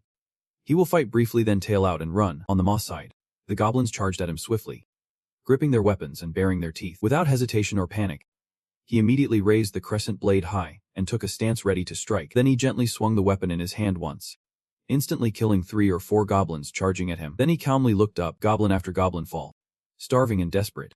They leap in without a will to live. Suddenly, my leg started aching. The gleaming crescent blade instantly strikes at their weak spot. He once killed an entire group of goblins at a speed no one could match. Dongsich, watching you fight from above, is utterly shocked. How can your voice be so powerful? He then imagined he would become as strong as you at level 16, wondering if he could really be that powerful when he reached that level. Only now does he realize he has been wasting too much time leveling up. This is not the moment to ponder that he must quickly level up and become stronger. Then he turned to watch the other players struggling to complete their missions. As the battle between the players and the goblins had grown fierce, the heart of the area had somehow turned into a chaotic mess, filled with filth and urgent screams. He jumped into the attack of the monsters as the system just displayed. Wave 3. Players 3,343 with hobgoblins weakened 6,686. Now, Dongsich no longer hides but steps out of the house to hunt monsters. I have to go down there and kill goblins, too. He shouted loudly to attract a goblin. Come here. What kind of experience is this? Immediately after, he slashed it to death. Suddenly, at this moment, he sensed a surge of danger. Then he swiftly plunged his weapon straight into the head of the goblin approaching him. Drawing his weapon, he smiled quietly with satisfaction and confidence, knowing he could predict their movements thanks to his mastery of ancient techniques. It is really simple. Suddenly, something rushes towards us. Suddenly, he bit off a piece of flesh from his hand. Dongsich looked back at what had just attacked him and realized one thing. Until now, he had never seen a goblin shoot arrows before. Thinking that, he immediately confirmed that someone was trying to assassinate him. Damn it. Then who is it? He cursed bitterly inside, not knowing who it was. But once I catch you, I will tear you apart into 100 pieces. Suddenly, someone stabbed him in the lower abdomen with a sharp spear. But I caught it. Dongsich clenched the stick tightly, shouting, You bastard. Then he used a powerful force to pull the other man toward the spearhead in his hand. Just like that, he drove the spear straight into the other guy. He drew his blade while cursing, determined to finish that bastard once and for all. Suddenly, an arrow whizzed past right before his eyes. Then he looked toward the arrow's direction and saw a man holding a bow. The other one. No more word. The cruel hand swiftly grasped the weapon, aiming it at the target. Seeing that, the other guy was also terrified and raised his bow. Before he could even fire, the tip of the chained spear pierced right through his head. After dealing with everyone around, he struggled to catch his breath and thought, Damn it. Unexpectedly, the thing I fear is the players, not the monsters. If I were not the regional representative, he is filled with regret now for greedily seizing this position. Regional representative. My ass. If I had the choice, I would have thrown it to someone else. Not only that, he began to reconsider your earlier offer. Could it be that he should accept the help from that person? But while he remained arrogantly unwilling to yield to anyone, a real man must have ambition. He could never be his subordinate. He started looking around, searching for another way. There had to be a solution to hunt in peace without being disturbed by other players. He suddenly noticed a player slashing goblins across from him. Their name was. He realized he held a high rank in this area, 3rd place in the current region, with the Dragon Song emblem on his right hand. Then he could not help but break into a wicked smile. Yes, was him. He called him from behind. Hey. The man heard it, stopped and turned around. What? Who is there? Before he could react, he used his command power to control the opponent, summoning the dragon on his right hand, and with a sinister grin, ordered him, from now on, protect me. Ryu Min tongue slashes the monster. The system chimes. Frost collar effect activates. Attack speed increased by 25%. You have defeated the goblin. Current kin count is 500 and 2 out of 100, using a triple experience buff. All stats increased by 100% due to effects. Ancient Butcher Relic. Echo bonus 3.33. Reward Echo 1.66. He intently gazes at the system panel. The status window. Ramin opened the bag and murmured, I have already earned nearly 2,000 Vang. Face twitched into a faint smile, wondering if at this rate he would easily earn 20,000 Vang in the second assault. The monsters from afar began to fix their sights on Ryu Mine, but he remained calm and unyielding. This round, I must gather a lot of mana and buy 2 common skills. If I succeed, I will obtain the Ancient Heart. The commander's sharp, bloodshot eyes swept over them like a blade. Ryumin swung his scythe, delivering a fatal blow to the monsters. The monsters behind growl hesitantly. He sneers. Aren't you going to attack? Ryumin raised his sickle high and charged straight at them. If not, I will strike first. Magic always bind. Then gunfire erupts, sending everyone into panic. This sound. Is something wrong? The monster overpowering the young man suddenly vanishes. The rest vanished as well. The system screen displays. You have successfully stopped the first wave of attacks. Everyone breathes a sigh of relief. I am alive. System announcement. 3,933 players alive. 967 players dead. Survivors will be rewarded with 500 gold. A young man slumps down, saying, "We need to rest a bit before the second attack." Ryu Min gazed at the fallen, their blood-soaked bodies silent in thought. 967 dead though they weakened the goblins. The threat remained far from over. He glanced around, searching for someone. Wait, where did he go? Ryu Min watches Dungsik clench his teeth in tension. Deep in thought, he has got it. Dungsik is still alive. No surprises. It is unlikely he will get past this round. Breathed heavily, gripping the knife tightly. Glanced around, then shouted, "Damn it." Dungsik frowned in thought, unaware the enemies were sneaking up. Those bastards were not after the goblins. Only him. That name roared, lunging the blade straight at him. "Die for your bloodline." Before he could reach Dungsik, two others attacked him, and he fell in pain. The glowing command symbol above his head made him smile inwardly. But thankfully, with them as his flesh and blood shield, he survived the initial assault. Then, Min stepped in front of Dungsik and asked, "Are you okay?" He looked at him puzzled, thinking, "This crazy guy still follows me even though I never used my power." His abdominal wound oozed blood as he let out a painful cry. Blood trickled down Dungsik's hand, his worry mounting. Losing too much blood. Could he survive this ordeal? He gritted his teeth, cursing under his breath. Damn it. Each drop of sweat soaked him through with pain. Gritting his teeth, he vowed silently to endure and overcome this trial as lightly as a feather. And Tran Dungsik and Min glanced back over their shoulders. Monsters rush in one after another. The system displays. Wave 2. Player 3,933 with goblins weakened, and hobgoblins, 7,866. Due to the nature of the round, goblins now possess only normal strength. The monsters with knives charge straight at Ryu Min. The system displays a message.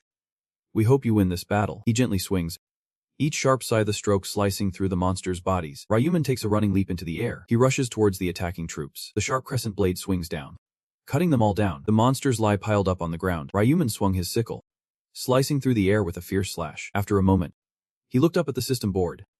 "You have reached level 20. Your rank has increased from novice to regular, and you can now use the combination feature." Ryu Min wiped the sweat from his face, satisfied he did it. "Finally reached level 20. Now I can use the fusion feature to create unique items not available in the shop." System notification. To celebrate your level up, the death mark has been enhanced, increasing its additional damage from 100% to 120%. Moreover, you have mastered the Death Knight unique skill, a 500-meter radius effect. Using the energy of singing to create artificial darkness, players can only discard skills at will. The next skill unlocks at level 40. He read the system notification and thought. The additional damage of Death's Wrath has increased to 120%. And he even learned a new skill. Death Knight indeed. Perfectly suited for the Death Ancient Rune. Growing stronger as night falls. With attribute display. Death Ancient Rune effects. And daytime usage effects. Weapon attack power doubles at night. Attack speed increases by 50% when resting at night, greatly reducing the chance of enemy detection. A horde of monsters from the abyss attacks Ryu Min. He bites his lip with delight. Welcoming. "I have just learned a new skill too." Ryu Min's somber voice rose, a deathly resolve. The monsters froze in panic. A sharp slash aimed straight at them. Another deadly strike is unleashed straight at the monsters. Each monster falls one by one to his scythe. The monster roars as Ryu Min strikes with a decisive blow. His feet gently touch the ground. Behind Ryu Min lie countless monsters, piled up lifeless on him. I successfully stopped the second attack. 3,343 players survived. 590 perished. And the survivors received a reward of 500 gold. Leaning one hand on his hip, he breathes out and sings. Wondering. The second round is done. Should I buy some common skills during the break? Ryu Min reached out to touch the system's shop. The first skill he would buy was, he touches a skill choice. Discovering something. Ryu Min thought as a gentle magical aura surrounded him. With it he could identify targets within about 30 meters, only goblin corpses nearby. Should I save another 20,000 gold? He lunged into battle against the monsters as the system displayed. Wave 3. Player 3,343 with weakened hobgoblins at 6,686. Others also rushed in, throwing punches at the monsters. System notification. You have successfully stopped the third wave of attacks. Ryu Min unleashed powerful strikes upon them, as the system announced. Wave 4. Player 3001 with weakened goblins DAX 6002. Everyone's faces showed sheer exhaustion after defeating all the monsters. The system displays. You have successfully stopped the fourth attack. Dungsik's face turned pale. Sweat drenched his forehead. He forced himself to think. Just one more hour if he could endure it. He might survive and escape. He glanced over the men before him, his mind teeming with schemes. Though his power was spent, as long as these bastards protected him, his life would remain safe. The system board displays. Year 5. Player 2700 with clones weakened to 10,800. Dunksich stares in shock at the system 10,000. How can they be equal? The system explains. Due to the nature of the round, Lone only has ordinary strength left. Wishing you victory until the very last minute. The giant monsters charge with weapons. Everyone roars fiercely in defense. He calculates in his mind. I do not need to worry, this is actually a chance to set a record. Dung clenched her teeth with fierce ambition, vowing to grow stronger and tear apart those who once looked down on her. A scream pierced the air, making him spin around in shock. The group coordinated their attack on each guard with chains. One of them pointed directly at him, shouting, "There he is, that damned gangster. The title of representative is mine this time. We have to kill him." He grabbed the two men beside him, using them as shields, then shouted, "Savages! It is the end of the battle. Stop them." The guards rushed to block their path. Those two were quickly taken down by the collaborators before they could react. Her eyes, filled with panic, reflected pure chaos. His feet hesitated, stepping back with growing panic. Damn it. I am done. Dunksich spun around and fled in a hurry, thinking, now's not the time to hunt. Those guys behind are closing in. Chase him. Catch him. His legs kept moving. His mind foggy. Just survive this attack. Just this one. The chain captain stopped, watching Ryuman stand firm before the monsters. Singing a line, he rushed to him, urgently saying, sing a song. I agree with you. I will do whatever you say. Please protect me. Ryuman gazed thoughtfully at Dunksich, then urgently said, I accept your offer. Sing the song. Protect me. His eyes flashed a cold red light. Then he spoke sharply.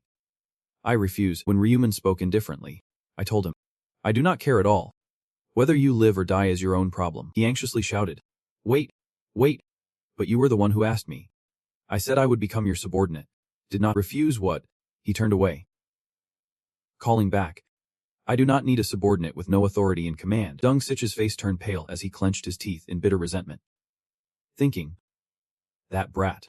Did he say I am useless? If I had known, I would have agreed much sooner. He was startled by the voice from afar. Everyone saw it. He already refused. The conspirators surrounding Dung sneered. Good thing I was about to sing for him. What would I have done then?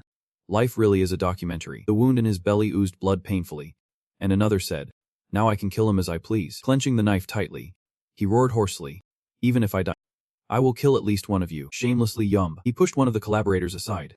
Senior, you must be tired. I am here to help you, he said.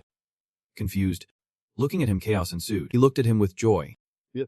I have you, and if I survive this, I will take good care of you. Before Dunksich could finish speaking, Yum interrupted. A powerful punch right to the face. He collapsed onto the ground. Dunksich clutched his face in pain, crying out, Senior, Yum, with a dangerous smile. I said, I will kill you right now so you can leave peacefully. Dungsich's collar was grabbed by him. He screamed in despair. A ruthless bastard. He delivered a powerful punch right to his face, Yum, relentlessly punching Dunksich in the face, leaving him utterly devastated. His face was swollen and bleeding from the beating. Dunksich lies still, eyes wide with confusion. Damn it. Give me my Dunksich. He glanced at him standing there, smiling bitterly, betrayed again by this damn bastard. Yum. With fierce strength, he lifted his leg and delivered a deadly blow.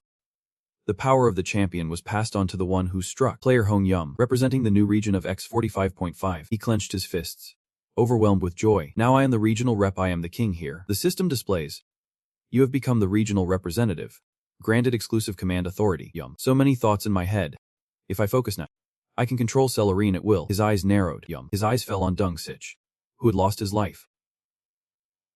Silently pondering, isn't this because the red bandit leader keeps running away? He turned his back and walked away, his mind full of scorn and deep shame. Yum. He turned to face the group of collaborators, then pointed at him and spoke. Hey guys, did you see that? I beat him to a pulp. Didn't I say we had a chance to win? They all spoke in unison. Right.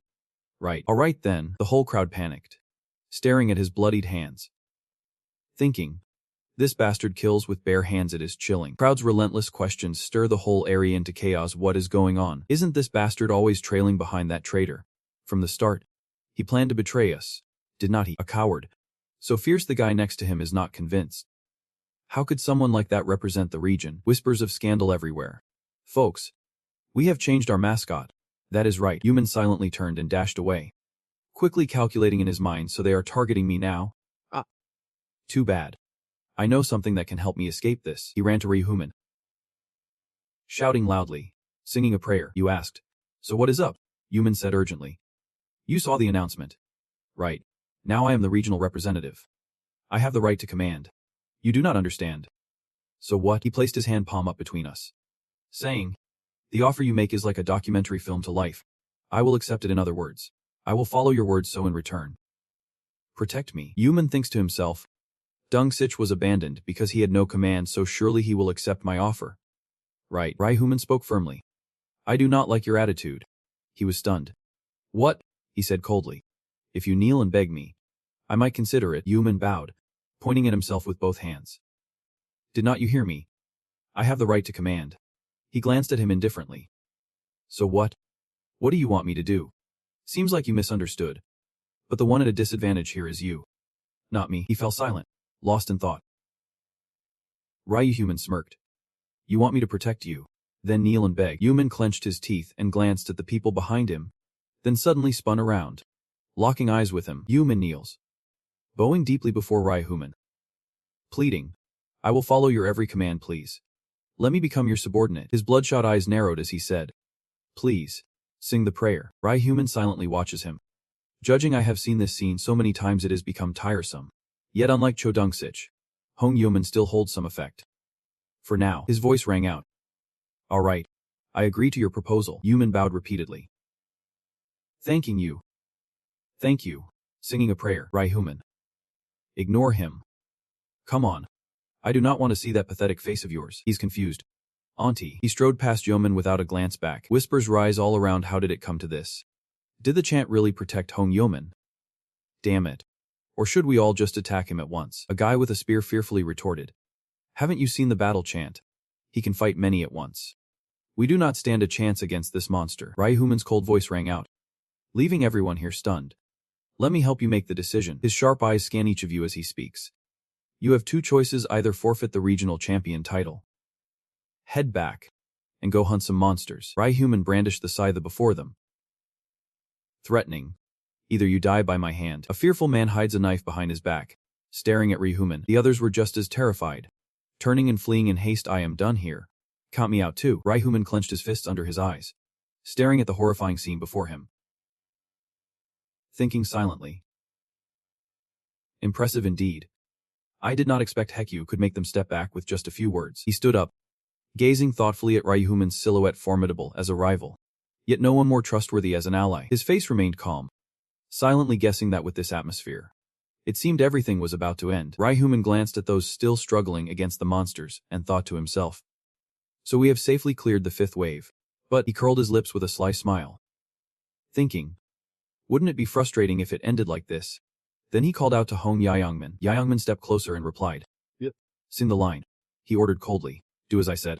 Just like you promised. He asked, what should I do?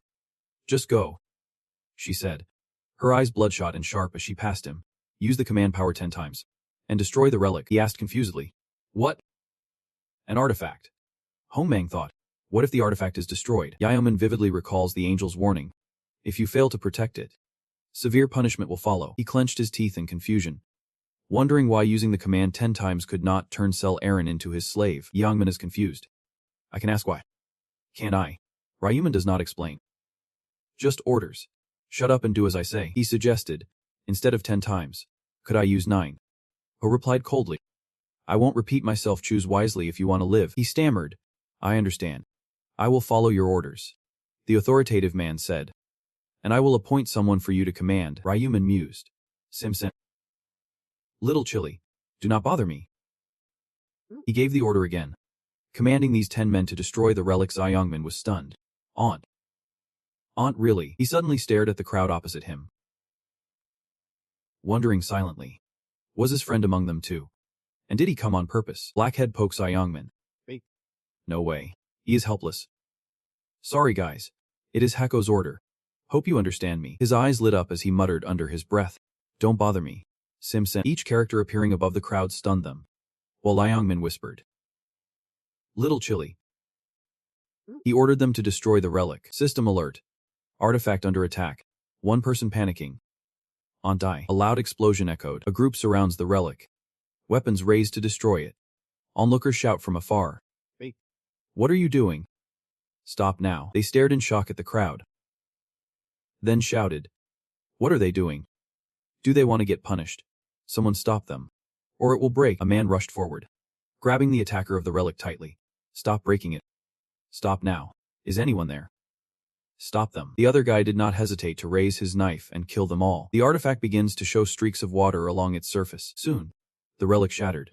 The system announced, "The relic is broken. Main mission failed." The system displays, "To punish failure, the embodiment of divine retribution will respawn in 30 minutes. Sending the crowd into chaos." What is this? The embodiment of divine retribution. What is that? The system appears. Survive as the embodiment of divine retribution. The round won't end until time runs out. Someone anxiously asks, "Is that the boss?" Ryumi grinned, eyes fixed on the system board. Hidden side quest. Round 3, defeat the embodiment of divine punishment and survive. Reward: 3,000 bounty.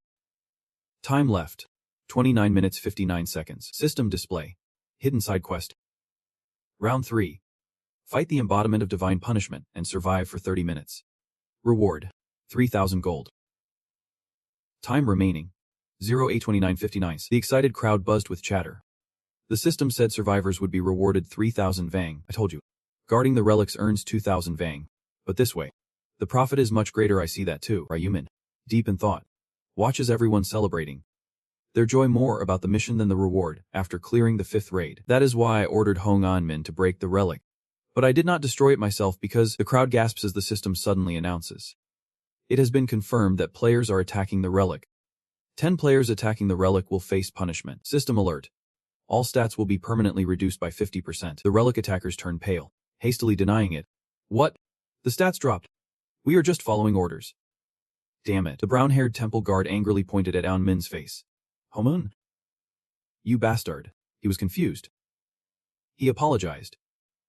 Who could have known there would be such a punishment? He panicked as the system kept alerting him the regional representative would also face punishment for failing to protect the relic. Anmin is thrown into chaos upon receiving the system's message.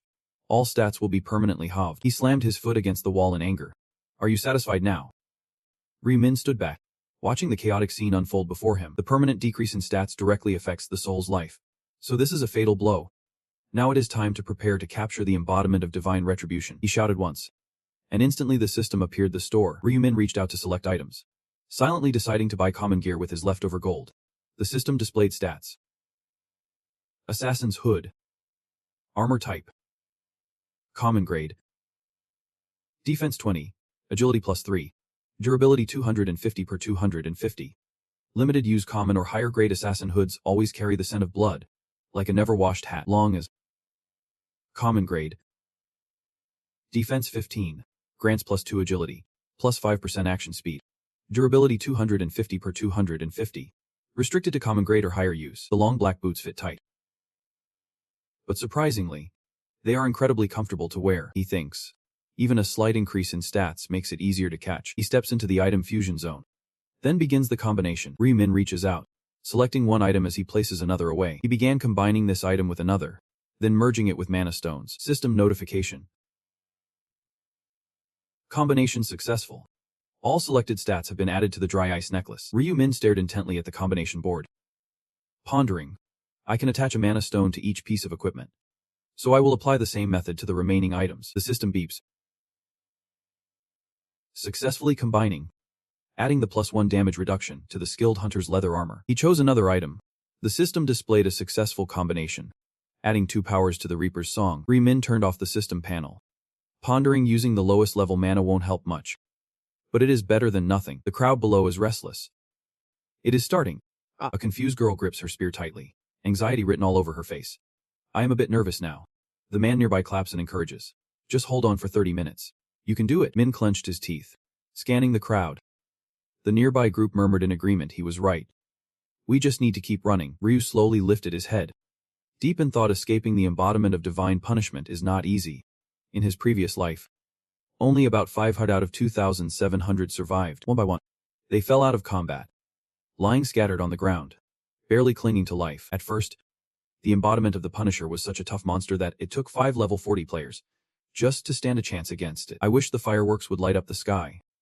but I planned to kill it right away to claim the big reward. Ryu recalls the moment he defeated Burial the Angel, earning the title First Angel Slayer. A system notification confirms the achievement and its power against divine beings. All stats will double. The title of the first to kill an angel doubles all stats when fighting divine beings. A radiant angel appears, spreading wide its wings, and the companion of the divine retribution is a sacred creature. The punishment god of autumn's glow draws every eye, stirring the crowd. Could that be the punishment god's kin? So all I have to do is avoid it to survive. Isn't that too easy? I thought at least some monsters would show up. Wai Wong Min exhales and sings in one breath. Damn it. You scared me just now. The guy nearby raises his hand to look, but sees nothing at all. The tip of the Punisher's staff trembled slightly as it advanced step by step. The god glanced at the staff, then raised it high. The staff slams into the ground, unleashing a powerful surge of magic. The magical energy spread slowly, leaving everyone in shock. Everyone stared in awe as a blinding light engulfed the entire space. System alert. The punishment god's domain boundary has been established. The people trapped within the magic circle panic, trying to escape but to no avail. What the hell is this? Restricted area. System activated. Unless the creator of the zone allows it, you are not permitted to leave. The faces of the relic destroyers turned pale with worry as they asked, "Can't we leave? We are not trapped in here for good. Are we?" The system alarms. The person's vitals inside the range have dropped by 50%. They are inside, pounding the magic circle for help. Get us out of here. Remin gazed thoughtfully at them, pondering. Have nearly 300 people been captured already? A man wondered. What is that huge sphere over there? I just felt regret. Truly regret. But we could not save those 300 people. The god of punishment descends relentlessly. In an instant, thousands of swords materialized around the god. He turns his head away, lips trembling. So it begins. Those trapped within the magic circle screamed in agony as a barrage of swords hurtled toward them. They screamed, desperately dodging the swift strikes of sharp swords. Damn it.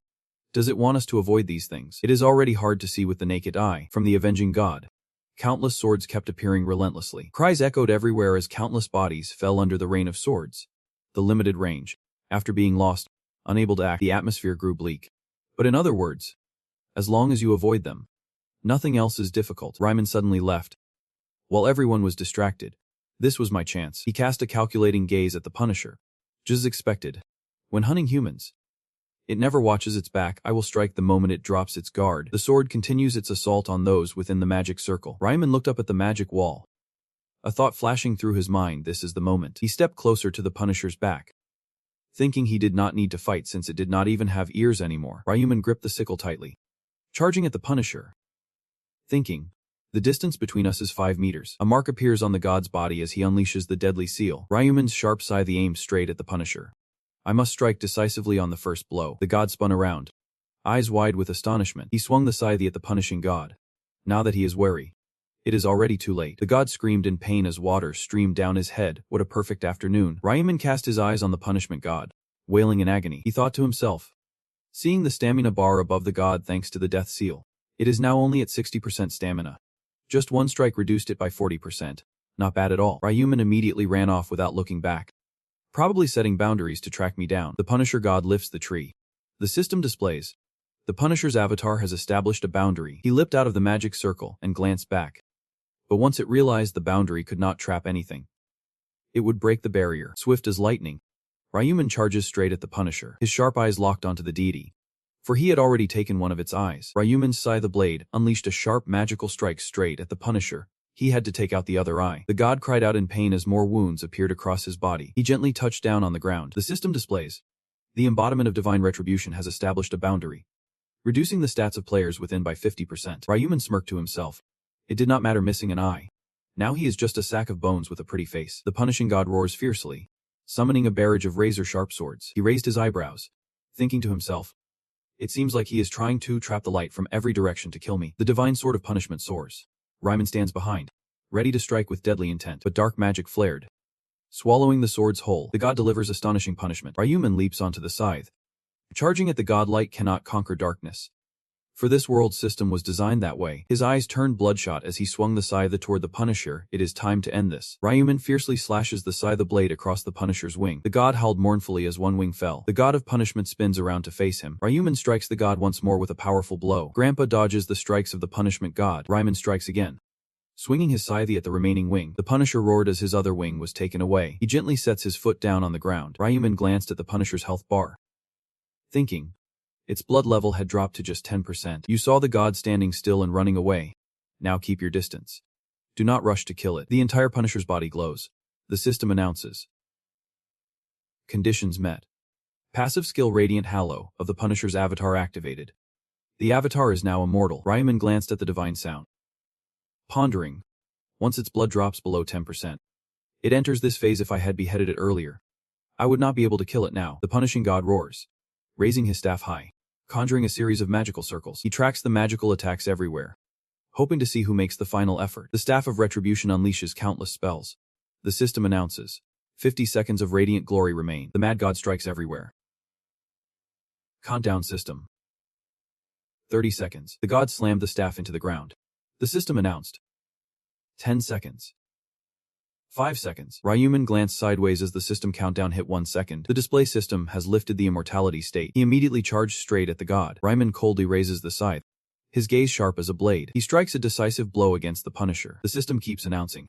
You have defeated the Punisher god's body. You leveled up. You leveled up. You leveled up. Gained 8,200 points. Bonus 4,100 points. Ryuman calmly watches the punishment god fall. The system confirming you are the first to defeat its incarnation. The system announces the reward of the Punisher Challenger title. He watched as the punishment god's minions gradually fell to the ground. The system displayed a title. Challenger of the Punishment God. Unlocked by being the first to defeat the punishment god's avatar. Granting an effect that reduces damage from divine creatures by 80%. Ryuman holds 2 items. The system announces. You have been rewarded as refinement for the first kill of the punishment god's avatar. You have been rewarded the ancient light for slaying the first avatar of the Punisher. He crushed the 2 items in his palm. The system announced that the ancient script, just acquired, was automatically engraved onto the player's body. Ryuman glanced at the attribute in the system panel. Just as predicted. He had received as refinement. The system displayed. As refinement. Type. Item. As premium has undergone multiple refinements, revealing a rainbow spectrum depending on the viewing angle. He ponders. This is the only reason to kill the embodiment of divine retribution. He glanced at the items in his bag, pondering he needed as refinement to craft a divine grade item. Ryuman stared intently at the item he just received. I have even been rewarded with the ancient light rune. Its name glowing clearly before me. Affects an intellect increase by 1.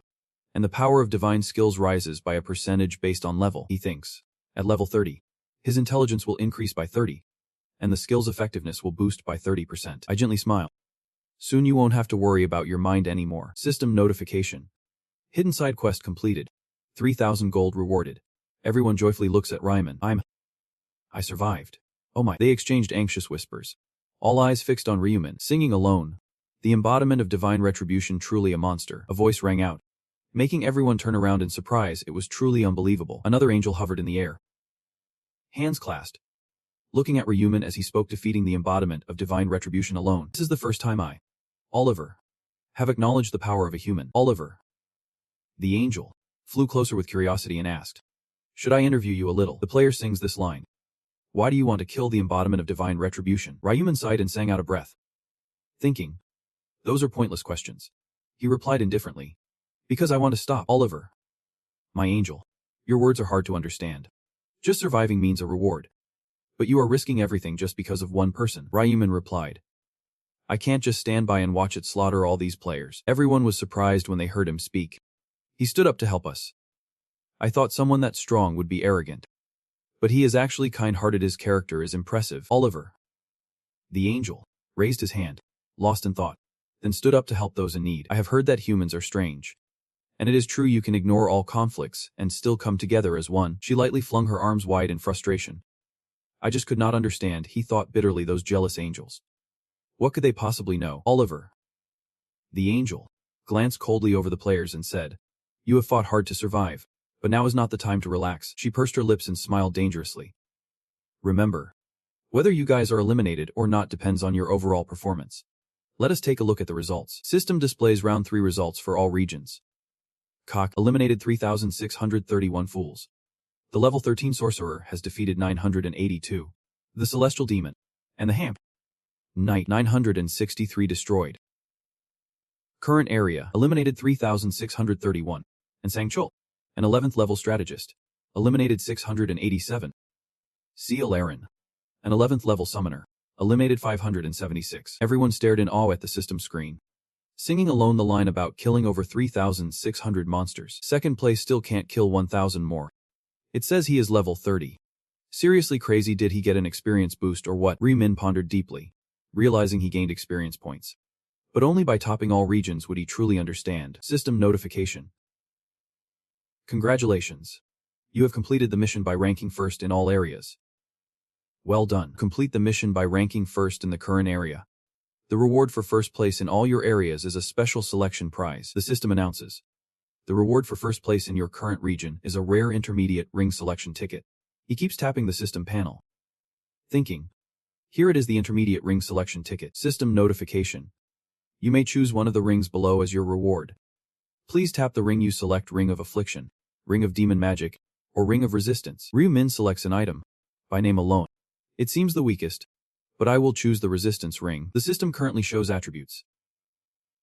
Resistance ring. Type: ring. Level: rare. Effect: luck +4. Resistance 35. Durability 450 per 450. Restriction: normal level or above. Description: a ring fork to resist adverse status effects. Min stared intently at the item, knowing that no matter how high his stats were, once hit by a negative status effect, death was certain. Resistance does not scale with stats, so it is best to take this now. Even though I do not need it much yet, most monsters just deal damage. Not many harmful effects. He thought again. Next is the notification system. You can choose one of the rewards below. The reward. Please select your reward. The 50% boost applies only to round 4. 4,000 gold. Details about round 4. Min carefully examined each reward. Indeed, there was no buff for triple experience points after all. The goal of round 4 was not to kill monsters. He reaches out to press. So I will choose number 2. The board. Oliver the angel clasped his hands together wickedly and said, Humans, have you checked your rankings? We will start cutting from rank 1225. Everyone panics and pleads. Cut it down. Angel. Please wait. I think the system miscalculated. Please check again. I have killed a ton of monsters. So how is my rank still this low? Her eyes flashed as she said, what kind of pests can't even break into the top 1,225 ranks? Oliver grinned wickedly and snapped his fingers. You are out. Right now. They scream in panic and pain as the magical force engulfs them. No. Help me. System alert. Phase 3 complete. All zones. Survivors 214,550. Current area sex 45.5. Survivors count 1,225. Souls will transfer to bodies in the current dimension. The next round begins on November 21st, 2023. We will see you then. Congratulations on surviving. Irene suddenly jolts awake on the bed. Breathing heavily, she looks down at her hands. Then touches her face with relief. During the break, I am back. I have survived round 3. Irene hurriedly got out of bed. No, not just that. I have also achieved the rank of apprentice sorcerer. She smiled, looking up at the winged creature that had just appeared. A celestial being. Irene smiles gently as the winged creature perches on her shoulder. He has been right on her heels every round. I can safely finish round 3, thanks to these adorable fairies creating a shield. And because my bodyguard drew the enemy's attention away. There is one more thing. Irene stared intently at the system board before him, thinking to himself, I am in the top 3. She reached out and took the item from the system menu. Irene held the magic stone in her hand, wondering if the singer would like the magical gem she had just received as a reward. Irene reached out and grasped the night lamp. Irene hurled the lamp against the wall, shattering it to pieces, then screamed loudly. Irene gritted his teeth and growled in despair. Damn it. Sing a song. System notification. Punishment applied. All stats permanently reduced by 50%. Irene quickly turned and rushed toward the bed, muttering, damn it. If I had known it would come to this, I never would have ordered them to destroy the relic. The phone ringing startled Irene. Irene picks up the phone. Irene's face turned pale as he looked at his phone. I am done for. Irene looks at the phone, confused, seeing Siwon calling Irene. I thought my life was over. Irene picks up the phone and answers. Siwon. Suddenly, a voice curses through the line. Wait, are you crazy? Siwon gritted his teeth, listening to Irene say, you guys, what is going on? Hannah's so angry he took off Irene's gear. Do not play dumb with me. You know it is your fault our fate's been ruined.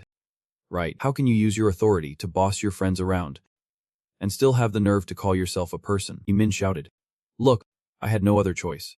If I did not comply, I would have been cursed by the black spell. Hearing that, Siwon said, then you should just die already, leaving him stunned. Furious, spat out venomous words. Instead of hurting your friends, you might as well just die. Min shouted back fiercely. You bastard. How is this fair to me? Don't they see my stats dropped because I was representing the region? Immediately, Siwon did not hold back and blamed him, acting like he was the only one being used, while we were exploited by our own friends. If you had not been so eager for the regional rep position from the start, none of this would have happened. The trader's voice on the phone trembles with panic, leaving Min speechless. He called out confused, Kim Siwon. But he did not listen and firmly declared, never call me again, whether in this world or the next. Just act like you do not know me, because if I see your face again, I swear I will lose it and kill you. Staring helplessly at the phone in his hand, he sighed deeply and kept dialing others. What did I do wrong to end up like this? I am a victim to. In his mind, he planned to call others to crush that bastard.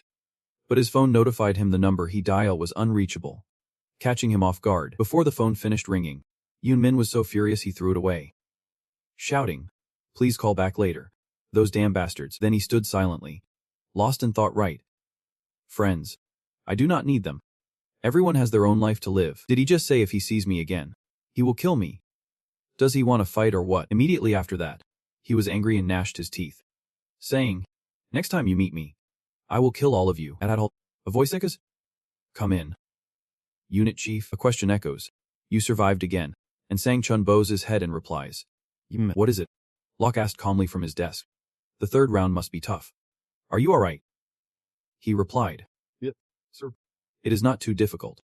Maybe because the monsters have weakened. What? Locke keeps probing, asking what rank I am at. If I have a profession yet, I politely reply, sir, I am at rank 11. My profession is technician. And Sel Arin is at the same rank as me, he added. But her profession was different. She was a Sol exchanger, which surprised Locke greatly. He spoke up, damn. I did not think it was an ordinary profession. Sang Chun raised his hand to recount. I was also very surprised. After her career changed, she honored our ancestors to bring blessings. Thanks to her, I can travel safely. What is it? Locke thought for a moment, then praised. Very good, he said with delight. Just keep the relationship with the Cell actor as it is, and if you like, you can date her. Hearing that, he was confused. Dating her? What do you mean? He smirked and explained.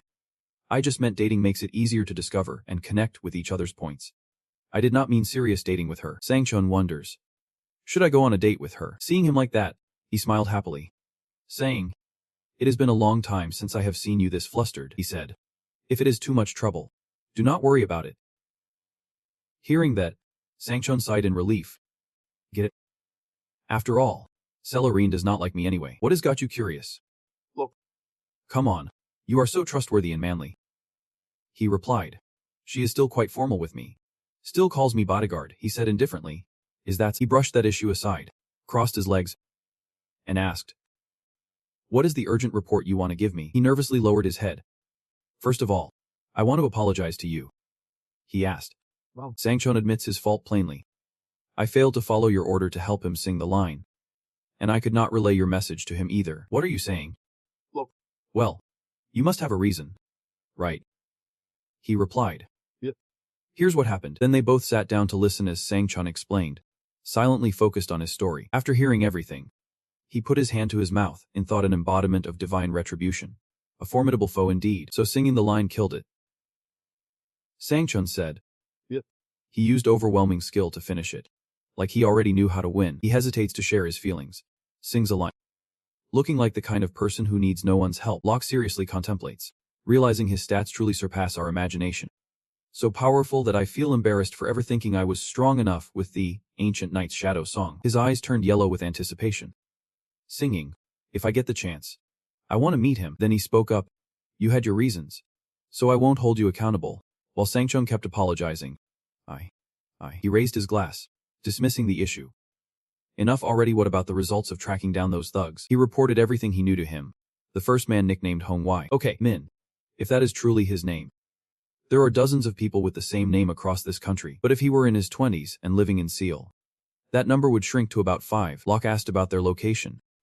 He hesitated and said the detective agency claimed it would take a month to pinpoint their address. He sighed deeply. 1 month. Then we will only know after round 4. He held the bottle, leaning on him. Yes. No rush. So we can take our time. He wondered how much gold you had saved up. He replied. About 10,000 gold. Locke thought deeply. Then reminded. That is already half the amount. In the shop, there is a basic skill called tracking, so once you earn 20,000 gold, make sure to learn it. Be smart and listen carefully. Got it. Then he suddenly remembered something else and immediately reported. Sir, I was a bit distracted and forgot to tell you that last month. A shareholder bought a large amount of your company's stock. He wondered. Which company is mine? He quickly replied. The Tianma Consulting Company is the one you are currently focusing on. And he vaguely recalled. Locke placed his elbow on the table, revealing he owns 31% of the shares. Please do not be too surprised. He was stunned. What? Someone bought as much as 31% of the shares. He confirmed it. Yep. Even I could not believe my eyes when I saw the screen. He thought. The consulting firm Tianma is valued at 900 billion yuan. So 31% means that person invested 280 billion yuan. One person really have that much money. His eyes turned yellow as he focused, wondering if this was some rich kid he did not know, or if it was his own crew behind this. Then, Locke reached out for the phone.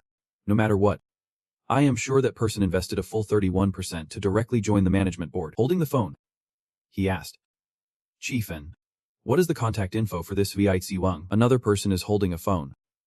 Waiting. Ryu Min is eagerly waiting. It is time for him to contact me. I can't call him first. As the major shareholder, I have to keep my dignity, of course. Ryu Min hurriedly opened the door and rushed in. Hey. What level are you on? Startling him so much he dropped his phone, sat up in pain, wondering why she suddenly asked him that. Ryu Min hurriedly said. There is this kid who is super reckless and keeps bragging that his level is way higher than yours. He grumbled. They kept mocking me, saying my brother is just in 11th grade but already has a job. Ryu Min sighed helplessly. 11th grade. He is taller anyway, so do not worry. Ryu Min hesitated. Really? What rank are you? He nervously touched his neck, pondering how to tell her the truth without causing trouble. Then he lied, saying he was in 12th grade. Ryu Min was excited, asking, is that true? You must have some experience too. Right, he said. Of course, sparking Ryu Min's eager curiosity. What is it? What is it? What is your profession? But Ryu Min firmly lay down, keeping a secret, leaving Ryu Gun stunned. Come on. Brothers should not have secrets between them. You gave a lame answer. Of course I did.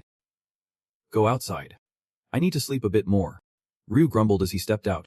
Fine. He slammed the door shut, and Ryu Min's phone rang in his hand. It is here. He sat up and answered the phone. Hello. A voice came through. Is this Ryu Min? He replied. Yep. That is. Who's this? The voice on the other end introduces himself. Hello. I am Ajong Ra, CEO of Tianma Consulting. Hearing that, he smiled thoughtfully, deciding to play innocent at first. The more he seemed like an easy mark, the more he could catch the enemy off guard. Ryu Min said. Hello. Jung Rock cheerfully asked. Last month, you invested a fortune in our company, did not you? He pretended not to know anything. Yep. What is going on? He wants to meet you.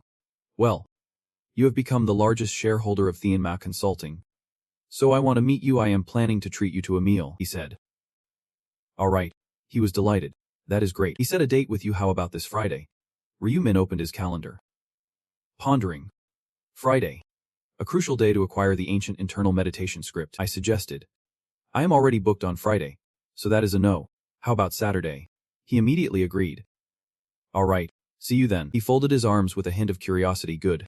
I knew Majin Rock would call. In the end, he founded the Tianma consulting firm just to gain his father's approval. He would never mistreat a major shareholder. Ryu Min. Excited. Thanks. Before meeting Majin Rock, I should first gather the ancient texts I need. In another realm, there are many ways to obtain ancient relics, found only in certain places and specific cycles, or they could be special rewards. They can also drop from the boss monster after you defeat it, or from the monster itself in rare cases. But it can still happen. But Ryu Min realized there is a way, not many know, to earn ancient texts in real life. He stepped into a large, dilapidated house. Stepping onto the stairs, he knew that, of course, the conditions for the ancient language to appear were somewhat complicated. He slipped into a corner to think. Soon, Jiang Xiaoqian would appear here. Ryu Min, disturbed, recalls that Jiang Xiaoqian was also his real name. I will never forget this name, because he was the criminal who cornered my little brother. I still remember his voice clearly. Cornered? Ryu Min asked him. Want to see it? Then pressed the blade to his neck, threatening Ryu Min. There is a price to pay for that. Give me the hidden information that others do not know. At that moment, I tried to explain how could I possibly know anything about that. He burst out laughing when he heard those words from him. Then he turned his eyes to Ryu Min. Don't lie to me. You are the noble heir. He was stunned. How? How could he possibly know? As he grew confused, Jiang Xiaoqian stepped closer and said, You are wondering how I know. Right. I have an ancient language for inner thoughts. I use it to erase your sister's thoughts. But of course, I already know what you are thinking now. Then he lay motionless in a pool of blood, while I helped Ryu run away. After that ordeal, I sought revenge on Xiaoqian. From the 11th season until now. That is why my purpose holds no personal grudge anymore. But then, he put on the mask, his eyes filled with determination. I will uncover the ancient language hidden within his mind. The warehouse door swung open instantly, and Xiaoqian entered carrying a woman right here. Today, he threw her down onto the mattress on the floor. Then he pulled the tape off her mouth and said, I am going to take it off, so do not scream. Understand, the tape was just removed, and she immediately begged in fear. Please, have mercy on me. He points at his chest and says, Are you full? I let you open your mouth. But that is all you can say. Try saying something different. Xiaoqian clutched the tape, her face darkening. Help me. I have a young child. I will give you money. I do not want to hear that nonsense. It only makes a woman apologize out of fear. I apologize. He threw away the tape and asked, Sorry for what? The woman knelt down, hands clasped, and replied, Sir, I did this because, the other day, my gaze was very inappropriate towards you, was not it? I sincerely apologize. Hearing that, he stepped forward to question. That is right. Why did you do something you feel guilty about? He said. That day I was in a terrible mood. Do you know that, 2 nights ago, Xiaoqian was wandering the streets, thinking to himself, which girl should I choose today? I feel like just one woman can help me solve all my problems. Then he noticed a girl. Quite attractive. He glanced back at her silhouette, followed her into an alley, looked around, and seeing no one, Xiaoqian quickened his pace toward her. He instantly emitted a light, blocking the girl's path, causing her to panic. He used his hand to blind her, and she was terrified, unable to see anything. Her cup and clothes fell to the ground with a scream. Who are you? Help. After doing something bad, he left her behind, smug as ever. Honestly, I love it now. I can do whatever I want, as much as I want. Feels amazing. He used to be in a reformatory. His life was miserable, and he did not care if he died. Then one day he discovered the ancient script. The radiant ancient script that could make the body glow and blind his enemies. For him, this was a new joy. This ancient text was perfect for finding happiness. As he stepped into a shop, the woman warmly greets, welcoming the visit. CQ flashed a sinister smile, then asked for permission. He stepped up to the drink counter and ordered a large iced Americano. She replied politely, Yep. Your total is 5,000. He paid and left. Are you a part-time worker here? I am a regular. But you are not the usual staff I see. She forced a smile and replied, So you are a regular customer. I am really sorry. I did not know. All the part-time staff have already left.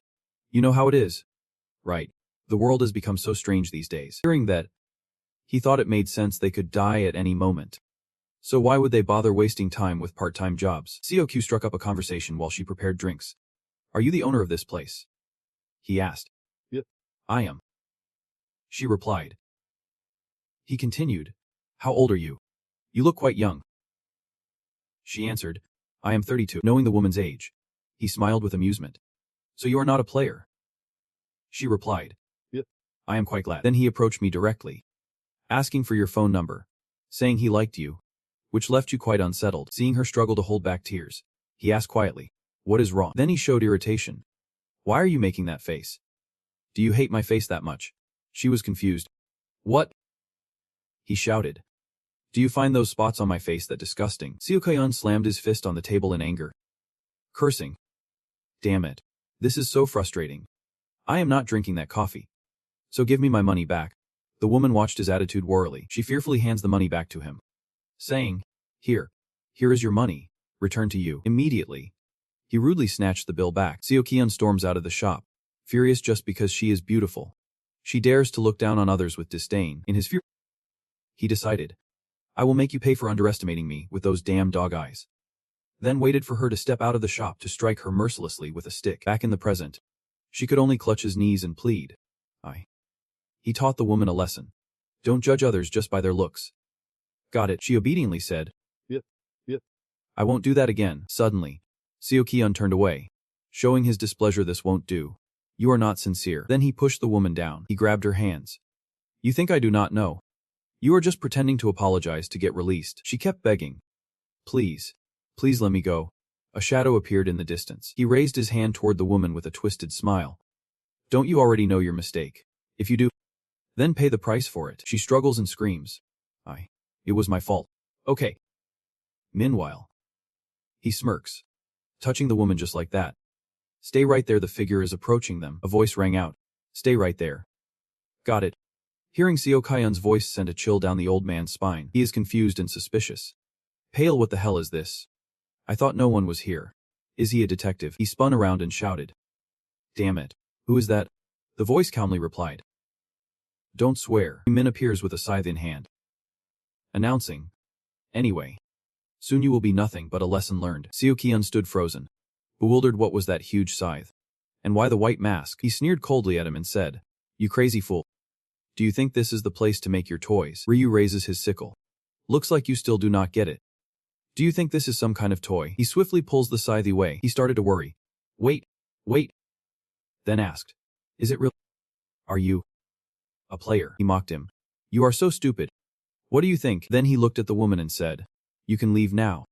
This is your only chance. Seo Kyun turns back to her and shouts.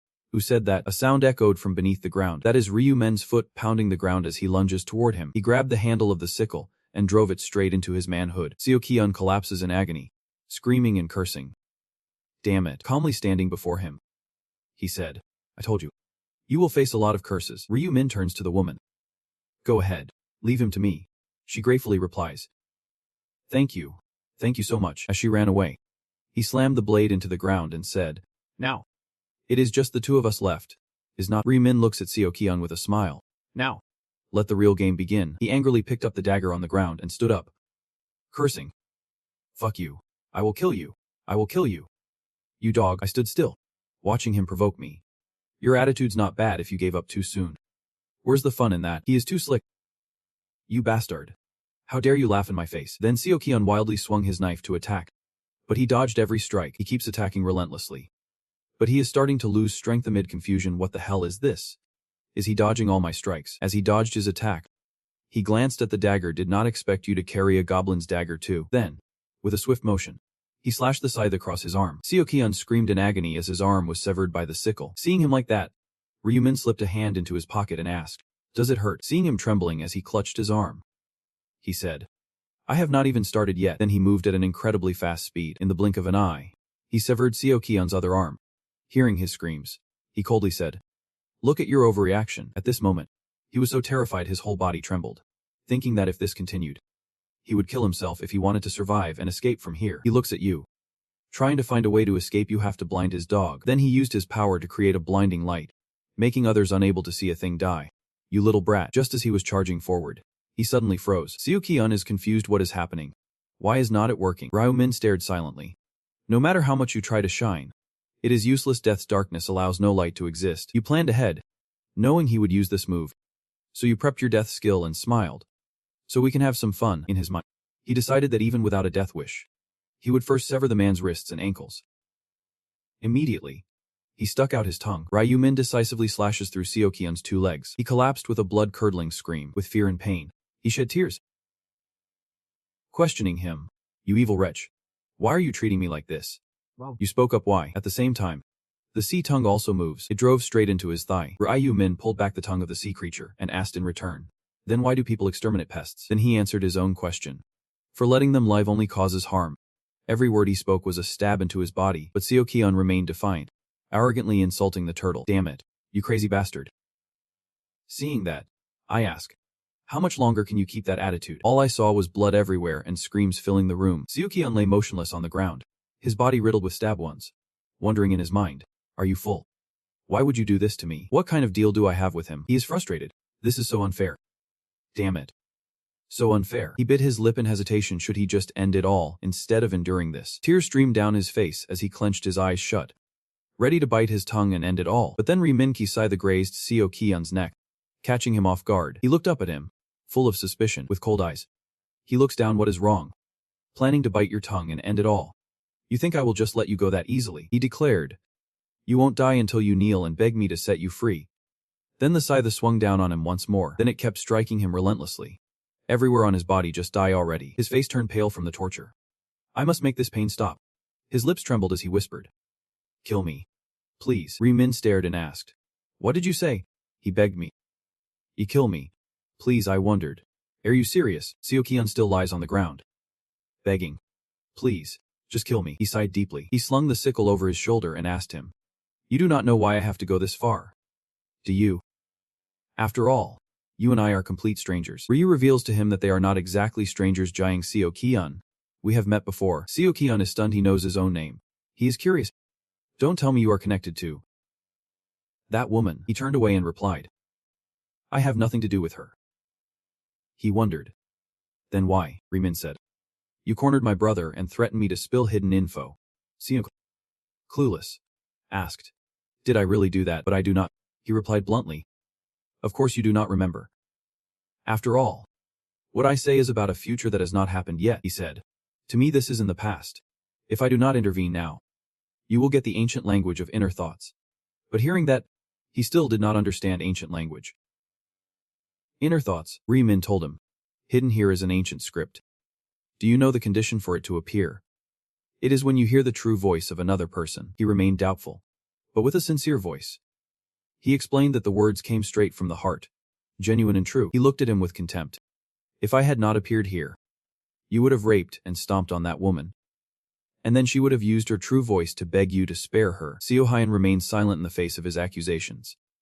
"A truth I have witnessed countless times through my regressions. Even if not for that, your 12 previous convictions already prove you are a damn scumbag who deserves to die." He begged, "If I deserve to die, please just kill me quickly." But he refused, saying, "I won't touch you," leaving him stunned. Unable to end the pain right now, he extends the handle of the sea blade. Ryu Minji silenced Seo Hyun with a strike to the mouth, leaving him speechless. He looked at him with utter contempt. "Like I was just waiting for you to stop breathing." He suffers in silence, unable to beg. "I told him to end me quickly. This pain is unbearable. Didn't you want to grasp the ancient language of inner thoughts? Didn't you want to hear the true voice coming from my heart?" He shut his eyes tight, feeling the pain. "So why did you stop me from speaking? Why should not I let you speak?" I read his thoughts and answered, "Because I wanted to test the ancient language of inner thoughts." Seo Hyun's eyes widened in shock. Like a chess piece caught off guard, he said indifferently, "Sorry, but I got the ancient language already. Do not remember. You sincerely begged me to kill you. Straight from your heart." When he suffered the pain of losing a limb, he felt it at that moment. The ancient language responded to your true voice. The system now announces, "You have made the target use a genuine voice, fulfilling the activation condition. You have uncovered the ancient script of hidden inner thoughts, glowing faintly before you." Attention again. The ancient script will automatically engrave a mark on the player's body, revealing inner thoughts and effects. It reads the mind of the target before you, and if you observe closely, you can even glimpse their true intentions. Can only be read when you are within 30 meters of the target. Then it breaks into pieces and merges with the mossy body. He clears up the doubts in his mind, saying, "I can't kill you that easily. It would not be fair to your victims." The last thing Seo Hyun expected was that damn demon. His body was completely still. No movement at all. He stood up, staring at the lifeless body, thinking, "The guy's dead? No witnesses. But I need to clean up this mess using the skills I just learned." Ryu Min immediately uses it, removing all marks. Its effect activates, erasing all traces at the scene: bodies, blood, fingerprints, and footprints alike. Then everything was covered by a strange blue light. A light that slowly erased everything he knew. Definitely effective. Best not to leave a mess behind. Having achieved my goal, Ryu-min removes his mask and walks away, ready for the next plan. Now that I have what I want, tomorrow I should go meet Maggie and Mur. Rock breakfast downtown. Seeing Ryu dressed like a steamed bun, Ryu is always surprised. Ryu keeps looking at you with curiosity. "Wait, you are going on a date today?" He denied, putting his hand in his shirt. "So how could it be a date?" Review. Always suspicious. "Have you ever seen me wear serious clothes before?" You answer, "This is an important occasion. You are about to meet a business partner." Review. Stunned. Approached Gi. He planned to branch into business, but Ryu just nodded silently and tapped his phone. Ryu always looked worried, scratching his head. Just the other day he used all the investment money from the shares, and now he is starting a business. What if he fails? He will be really upset. Reading my brother's mind, I sighed with relief. He is not worried about our finances, but about himself. How adorable. Then he smiled confidently and said, "If this meeting goes well, I will tell you everything in detail. You do not need to worry. You trust your brother, right?" Ryu always replies, "Do you believe me? If not, who else would you trust?" Ryu keeps reminding, "Just wait here for me. It is very dangerous outside now. All because of those other players." Confused, I followed Ryu and mine out of the room. I saw the news. They are using their powers to commit crimes. I even heard that abroad, They are facing issues with criminals using abilities to escape prison, Ryu always said seriously. That is right. If the age, even criminals are given a chance to become players, in his mind. He knew players were getting stronger, while the population dwindled each month, so if nothing changed, that would be the real surprise. He remembered, also, that later on, there would be a period of time where normal people would be hunted like animals and treated like slaves. That was when the players reached the peak of their power, so Ryu Min was determined, before the world descended into chaos. He had to become overwhelmingly strong and elevate his reputation all at once. He turned back to remind Ryu, saying, if you go out, be careful. Ryu replied obediently. All right. When will you tell me about your business? But you said it was a secret, which makes Ryu so curious. I am too curious. He reached out to pinch Ryu's cheek gently, reminding her carefully. I will tell you soon, so stop nagging. Just wait here and order your food yourself. Get something prettier than black bean noodles. Got it, Ryu always answers. Yep. I know. Ryu Min stood before the Grand Hotel entrance. Just as he predicted he was to meet there. Like the home team holding the advantage in football, he stepped inside, to the places where the Ghost Lord of the Storm chose to meet for meals. Officially, it was a hotel belonging to the Osan group, but in reality, it was one of the Ghost Lord's own hotels. Of course. This was top secret, probably only I knew the truth. He walks to the reception desk. No. At most, only his relatives know I have got to use this info to make myself more valuable in catching him. He pretends to look around innocently. But first, I have to act true to my own image. The more innocent I seem, the better. He tried to appear shy, saying, hello. I have an appointment here. I was told to come to the reception desk. The professional receptionist asks, are you referring to the appointment with the chairman of the Theanma consulting firm? He replies, yep. That is right. She stepped out to guide Ryu Mun. The chairman will arrive shortly. In the meantime, you can wait right there. He bowed his head with a smile. All right. Thank you, miss. Sitting down, he kept glancing around as if everything was unfamiliar. Perfect. Now I just need to sit still and pretend to be a country bumpkin new to the city. He looked up at the lamp and said loudly, that shy lamp is so cool. A man approached him and asked, are you Ryu? He thought. Finally, the moment has come. Ryu Mun hurriedly stood up. Yep. As he noticed and Sang-chun looking quite surprised, he reached out. Puzzled. Haven't we met before? At the Galeria Luck-Breaking Hotel. I admit. Yep. I think we met when I was delivering rice cakes after moving in. And you were with the actor Cellarian. He bowed politely. Yep. I apologize for my improper behavior earlier. Sang-chun was stunned. He looked not even 20 years old. Yet this kid was the major shareholder who had invested 28 billion. Seeing his attitude, Ryu Mun understood what he was thinking. He was definitely suspicious of him. His age, having that much money is hard to believe. So his reaction is pretty normal. He scratched his neck, trying to be friendly. No big deal. We are not exactly close. I never expected the chairman of Demon Consulting to live right above me. Sang-chun nervously explains. Please do not mistake me. I am not the chairman. He raised his hand in greeting, apologizing for the late introduction. I am Sang-chun, the unit leader. The chairman will arrive a bit late, so I came ahead of him. He raised his hand to point the way. Let us go inside, he said. All right, go into Sang-chun's room. Let him sit alone at the table, and step outside. Please wait here a moment. He bowed his head and stepped out, then took out his phone to send a message. He messaged, Chairman, I met him personally, and there is no way he could have invested that amount himself. Someone must have sent him as a proxy. So please be careful. Ryu Min sits inside, confident he guessed it all along. He told Sang-chun to visit first for such an important meeting. There is no way a meticulous man like my Ji Luck Fu would ever be late by accident. Suddenly, the sound of footsteps caught his attention. Lopstep. Greeting. Hello. I am Chairman Ma. Theanma Consulting Company. He reached out his hand, wanting to shake. He grabbed his hand and introduced. I am Ryu Mun. He was polite, inviting you to sit. I sat down and replied. Yep. Unit Chief. You will sit next to me. He responded. Yep. Ryu Min sat down. Deep in thought, he planned to let Sang-chun join this meeting without consulting me, clearly aiming to take control. Grandpa Locke speaks first. Before the story begins, let us eat. I have prepared Korean dishes. Hope you like them. Then a line of people carried in trays of food, looking at the exquisite dishes on the table. He tried to show delight. In a luxury hotel like this, every dish is extraordinary. Then Ryu Min picked up the food, eating while praising. The food is really delicious. Locke replied calmly. Seeing you enjoy it puts my mind at ease. Watching his rescue operation, he thought. The unit leader was right. He is too young to invest 28 billion yuan on his own. Even if he had the money, He probably would not have the guts. So he is definitely collaborating with someone. Locke grew curious who sent him here. His own brothers. Or mine. He decided to just scratch the surface and started probing. The first time he saw you, he was truly surprised. I did not expect our major shareholder to be so young. May I ask how old you are? You answer. I am 20 years old. Hearing that, his face showed clear astonishment. He acted normal but his face showed a hint of confusion. ID? You are 29. It is great to meet someone my own age. He said. Yep. I am happy to. He pressed on. How can you make such a large sum of money at your age? Are you the son of a wealthy tycoon? Ryu looked at him. He was straightforward and precise. He waved his hand with a smile. I am just an ordinary student. Until a few months ago. Curious Mither. Look. Until a few months ago. He answered. That is right. Have you been watching the news lately? He asked.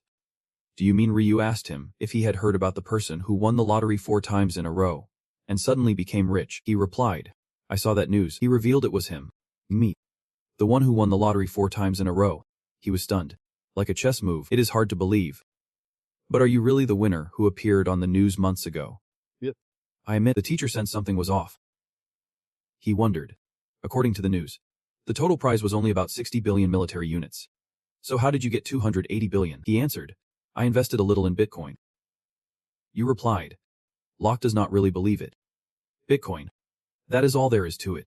He politely responded. Yep. He kept asking. You are unbelievable. What made you invest 60 billion in Bitcoin? I do not think I could ever do that. Sangchun looked at Ryuman. You seem very lucky. He replied. It is not luck at all. Sangchun recalls. That is right. I remember an article saying you claimed the lottery numbers came from your dream. If that is not luck, then what is? He bluntly said. I never dreamed of it. Which only made them more curious, so how could it be? He turned to look at Mir. Look. Thinking this was the only way to gain his acceptance and make him stand by his side. He tries to seem mysterious. This is the first time I have ever revealed this to anyone. But I do have the ancient ability to foresee the future. This left them in disbelief and deep confusion. Ryuman continued to reveal that this ancient script allows me to see events from years ahead. In other words, he boldly declared, I am a prophet who can see the future. Sangchun Amir? Locke looked at him with puzzled expressions. He wondered in confusion. What did I just hear? He sat stiffly, lost in thought. Prophet. What nonsense is this kid spouting? He asked me once more. Are you serious? I placed both hands on the table, sitting with a strong, determined posture. Why would I ever deceive you? Hearing that, he quickly asked. Did you win the lottery because you used ancient language to see the future? He cheerfully explains. That is right. It is also why I invest in Bitcoin to grow my wealth. Fueled by the future I can foresee. Guess he invested all his money into it. He looks at you with disbelief. If you do not mind, could you prove it to me? If you can, then predict what I will do next. He paused for a moment. Guessing what he would do next was easy, because I could read his mind. But to avoid disaster, it is best to set limits on your power now. He raised his hand solemnly. I am truly sorry, but I can't freely use this power. It activates unexpectedly and uncontrollably if he can foresee the future with such limits. It is understandable. He raised the glass to drink. So what? Suddenly, Luck remembered something. He called you. Ryu mine. Right. About your 28 billion investment in our company. You said. Yep. I believe the Tianma consulting firm will grow strong in the future. So I invested in it. He asked curiously. How strong is this development you speak of? Ryumin explained. Within half a year, he could make it onto the Cosby list without any issues. He heard that and immediately lit up, his eyes shining brightly. He restrained himself and silently calculated if that became reality.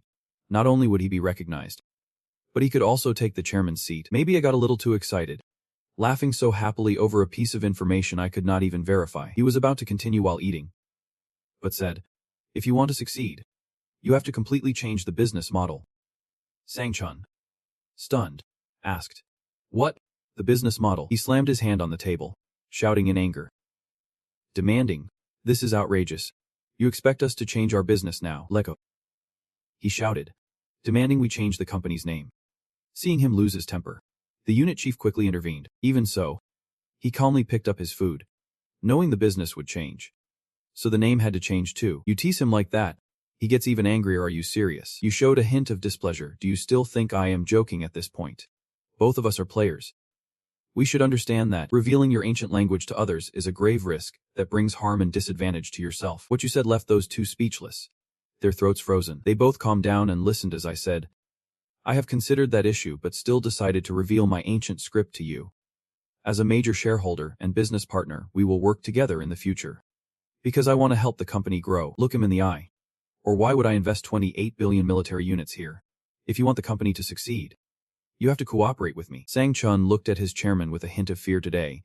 The chairman's words seemed unreliable. He sighed. It seems he no longer believes in my abilities. He looks at you with disdain honestly. I do not believe it. You still speak so calmly. Chief Donvai. Have you ever wondered why I moved right below the penthouse?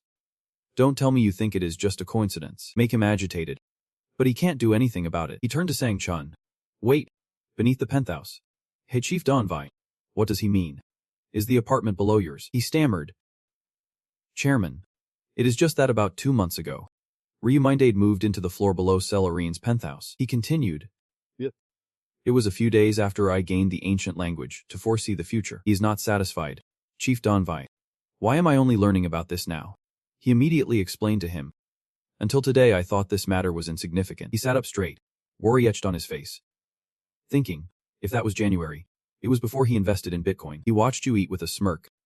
Yet he moved into a house near someone connected to the company he is about to invest in, unless he can foresee the future. There is no way he could do that, he silently reasoned. Maybe he knew he was supporting Cellarine. He silently concluded. That is right. This alone is not enough. He sneered. Seems like he still does not believe me. So here's what I will do. He stopped eating. Spoke solemnly. The hotel we are staying at is your property. Right. Chairman Maga Heinloff. And as for your identity, you are the eldest son of the Vu Dung Corporation. The Tianma consulting firm was secretly established to seek the approval of our ancestors. I write. Hearing this, Sang Chun stood up and shouted in his face. Hey you. Who are you? How do you have information only the relatives from back then would know? Before he could finish speaking, he was stopped. Calm down, Chief Donvai. He breathes in to calm himself down. I apologize. His face showed no joy. His hands betrayed his worry. Yes. Everything you said was right. He is serious. But saying you learned this by seeing the future still does not convince me. As Chief Donvai said, everyone in my family already knows this information. He looked me straight in the eye. Honestly, I suspected you were the third party sent here to trap me. And in this situation, you still expect me to trust you and change my business. He spoke with a calm tone. Though I did not say it outright. You know my answer, this whole thing just seems so absurd. Locke chuckled softly. I want to believe that the ancient language foresees your future. That it truly exists to help our company grow. Who would not want to believe that? He even used his hands to emphasize his words so I could understand better. But what you are telling me sounds hard to believe. Thank you for investing in our company. But I need to call an Eastern meeting to review this proposal. He spoke with a confident tone. Of course. You will be the one to convince them. Then he stood up, bowed to me, and apologized, saying he could not help me. So he would take me back to round 4. I am leaving now. You look grim, please wait a moment. Chairman, he sat down, looked at him, and asked, do you have anything else to say? He lowered his head, wondering if this was truly the only way. All right. You decide. Here's the deal, I will tell you the information about round 4. He asked again, puzzled. Round 4. You successfully provoked him. Do you have any information about the 4th star? He replied cheerfully. That is right. The ancient text foresaw the future and revealed everything to me. I know what tragedy will unfold. This information should be enough to prove my abilities. Sang Chun bowed deeply to him. Chairman. I was a bit too emotional earlier and shouted in front of you. He held the phone, waved his hand with a smile, and said, it is. You did that because you care about me. He hesitated, then said, wait, I just remembered something else. Can I tell you? He replied, say whatever you want. He spoke all his thoughts. Honestly, I deeply suspect Ryman he might be able to see the future. If he had such power, he could stay silent and enjoy a life of luxury on his own. Why would he want to help us? He started showing signs of displeasure. Did not he say he wanted to grow with the company? Seems like he just wants to make more money. He put his hand on the handle. Why did he do that? If he had 28 billion troops, that would be an enormous sum. He could relax and never work again. Sangchon is trying to convince him. But it is still not enough for the guy. Human greed is bottomless. So, it is too dangerous, and whether such an incredible ancient language truly exists remains a mystery. He replied slowly. I agree. But still, he placed his hand on the table and said, if he truly is a prophet who can see the future, then we need to turn him into an ally. He stood up. Just think about it, if we always had info on the next round, and could be ready. How useful would that be? And if it helps the company grow in the meantime, that is a real advantage. He wanted to ask more. But was he really a prophet? He asked back. About that matter, he laughed joyfully, saying, we just have to wait and see. Right. Ryumin stepped outside, lost in deep thought as he walked. He looked around, then thought to himself, after the 4th round ends, he will know for sure that he is a prophet. I fooled myself, but I did not reveal any important info to him, like side missions or how to climb the leaderboard. He imagines the 3 of them sitting at the table earlier. The mission of round 4 is not to kill monsters. Instead, there will be a massacre among the players. He can't let his guard down for a moment. Ryumin slips his hand into his pocket, deep in thought. Convinced this is proof enough that he is a prophet, you reason cleverly, and then their attitude towards you will change. They will treat you well and try to protect you because you are a prophet, he pondered, gazing into the distance, knowing it is always better to have the prophet on your side than against you. Ryumin picks up the phone, thinking, now that I have taken on the role of the prophet, should I just play it through to the end? Then he started typing something on the keyboard. So first, I should reach out. On the bustling pedestrian street, Julie runs breathless, thinking, at this rate, I will be late. The traffic light turns red. She was afraid of being late, so she whispered to herself, hurry up. Hurry up. Turn green already. She wonders about the red car. What is it doing blocking the storefront like that? How careless can someone be? The car's glass window slowly rolled down. You called out loud, Julie. She panicked when she saw it. Ryumin. The traffic light has turned green. She quickly walks past him. She pulled me closer to the car. Is this your car? He asked cheerfully. Sorry for stopping right in front of the store. You go ahead inside. While you are in there, let us take a quick drive around. Julie is still in shock. All right. The car starts moving, looking really cool from the outside. She shyly said to him, this is my first time sitting in a car like this. He smiled and replied, is that? Me too. I just bought this car. She nodded. I see. She looked at him and asked, how much does a car like this cost? He focused on driving and replied, not much. About 900 million. She panicked as she repeated, 900 million. Not that much. Please. Do you know how many convenience stores I could open with 900 million? You speak as if it means nothing to you. But compared to what I won from the lottery, it is actually quite a lot. Then she thought to herself, that is right. Min has gotten rich. With 6 billion dong. I feel like we are living in 2 different worlds. She suddenly blushes, feels like we are on a date. Kinda shy now. As she was lost in thought, he suddenly spoke, startling her. To be honest, I have something to confess to you. She blushes and sweats, stammering a confession. And he quickly explains, it is nothing strange, so do not misunderstand. She forced a smile and said, misunderstanding? No way. Not me. Silently, she wished she could find a hole to hide in. Waving her hand, she asked again, what do you want to confess? He said absent-mindedly. I mentioned before that the numbers appearing in my dream were accurate. Right. She replied, yep. That is right. Then he revealed, actually, that is not true. Surprising her completely, he looked at her and said, in fact, I got the information thanks to ancient language foresight, not from a dream. That ancient scripture revealed future events to me, which is why I hold the title of prophet. She asked him. The prophet. Clapping with excitement. So cool, is not that a special calling? He rubs his neck awkwardly. Probably so. Ha Long looks at you. That is good. Ancient words about the future sound wonderful. Thank you for telling me the truth, even as friends. Sharing this must be hard. You smile softly, saying, it is nothing. You told me your job is to support, so that is only fair. She smiled at him and said, fair enough. But I never told you about my ancient language. By the way, should I tell you about it? He quickly replied, no need. But she did not care much about his words. She pointed and said, in the first round, I have ancient protection within a 10-meter radius around me. For every person present, I get a thin layer of defense. If there are 5 people, I am covered by 5 layers of protection. Julie bursts out laughing, finally saying it feels like a huge relief. And it lifts his spirits too, does not it? She asked you. But why did you suddenly start telling me about ancient languages? You were honest with her. Yet keeping secrets worries me.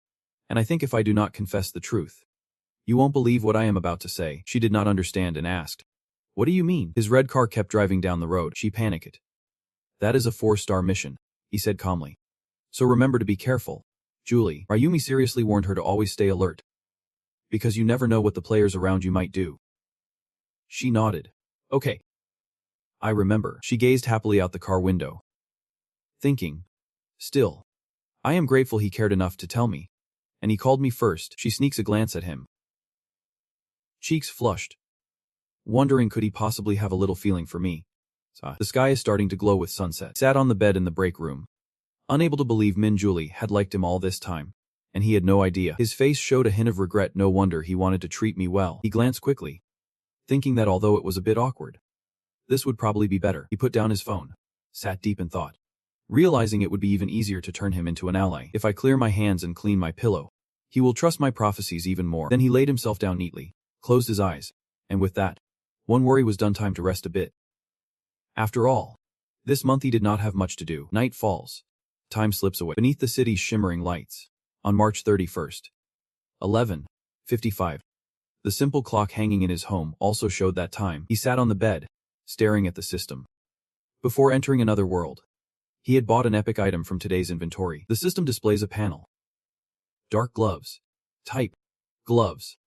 Rarity. Epic. Effect. +5 strength. +4 agility. Weapon becomes semi-transparent.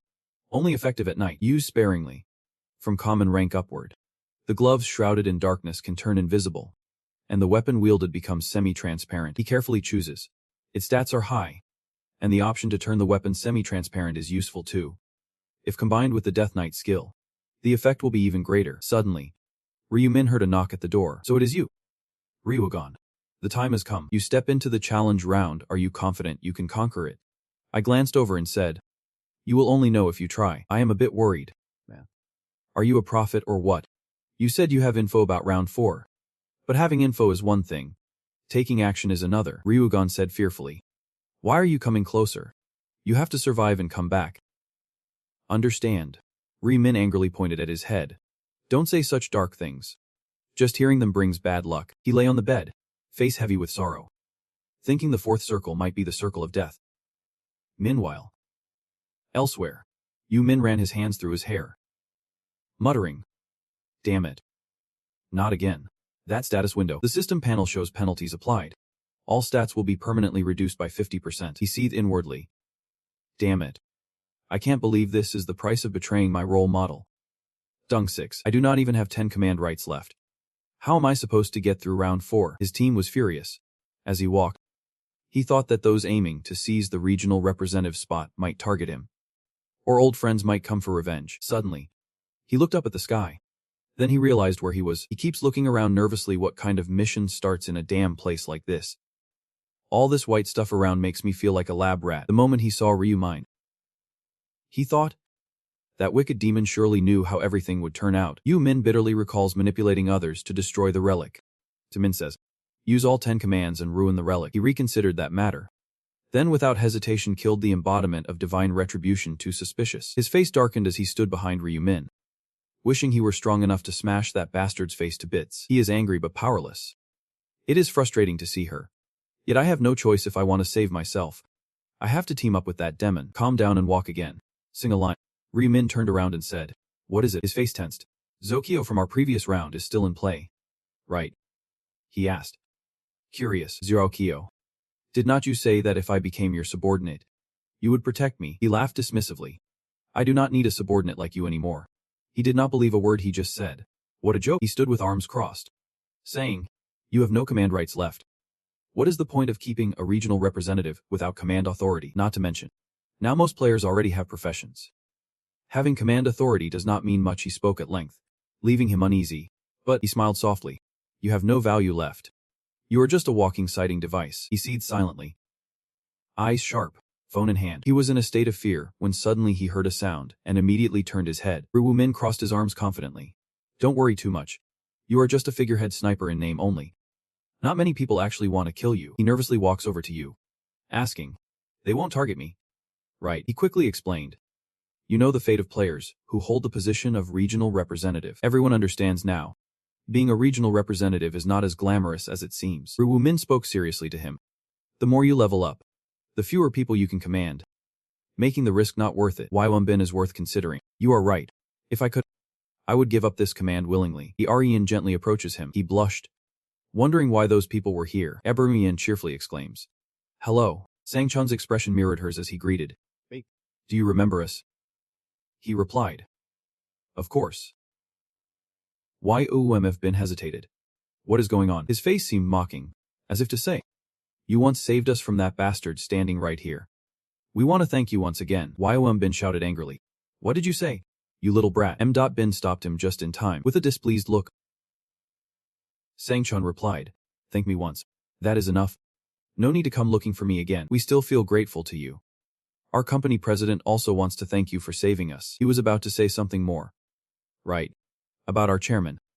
But you ignored him halfway through. Stop there. I do not care. Arin, seeing you like that, I quickly took the initiative to say, you sing this line. It is a small token of gratitude for saving us. She lifts up the sparkling purple stone. So beautiful, please. Take it. He thought to himself. A low-level purple magic stone. Truly an unexpected bargain. She was flustered. I thought just saying thank you would not be enough. Min takes the stone from her hand. Thinking, that is good. Thank you. He looked at the stone and thought, since she gave me such a rare item, I do not need to refuse. When I return, I must try to create low-level magic stones. She glanced at his face, then quietly wondered, does he like it? She looked at him nervously, hoping he would not think she was giving him a useless-looking stone, just as I thought. She does not know the value of the magic stone. Then again, if she did, she would not have given it to me. Min looked at him and said calmly, I have something like that too. If he hears it, he will think I have magic stones as well. He placed his hand on his cheek, thinking it seems it is called the Force Stone of the Singing Gold. Min was a bit surprised to hear that. How could the Force sing like that? Min analyzes it. The Force Stone of the Singing Sword is a rare drop from monsters, even harder to find than magic stones.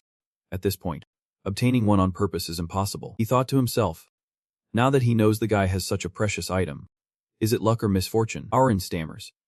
If I sing this line, do I need a shield for protection? He asked again about the shield. She hesitated slightly. And I leveled up to become a master of transformation. She tells him with a joyful expression. I can summon the spirit shield to protect you, if you need. Before she could finish, he interrupted. Thanks for your offer to step in, but I must decline. I do not think it is necessary. Arin feels more shy now. I understand. She bowed politely. Well, we are off now.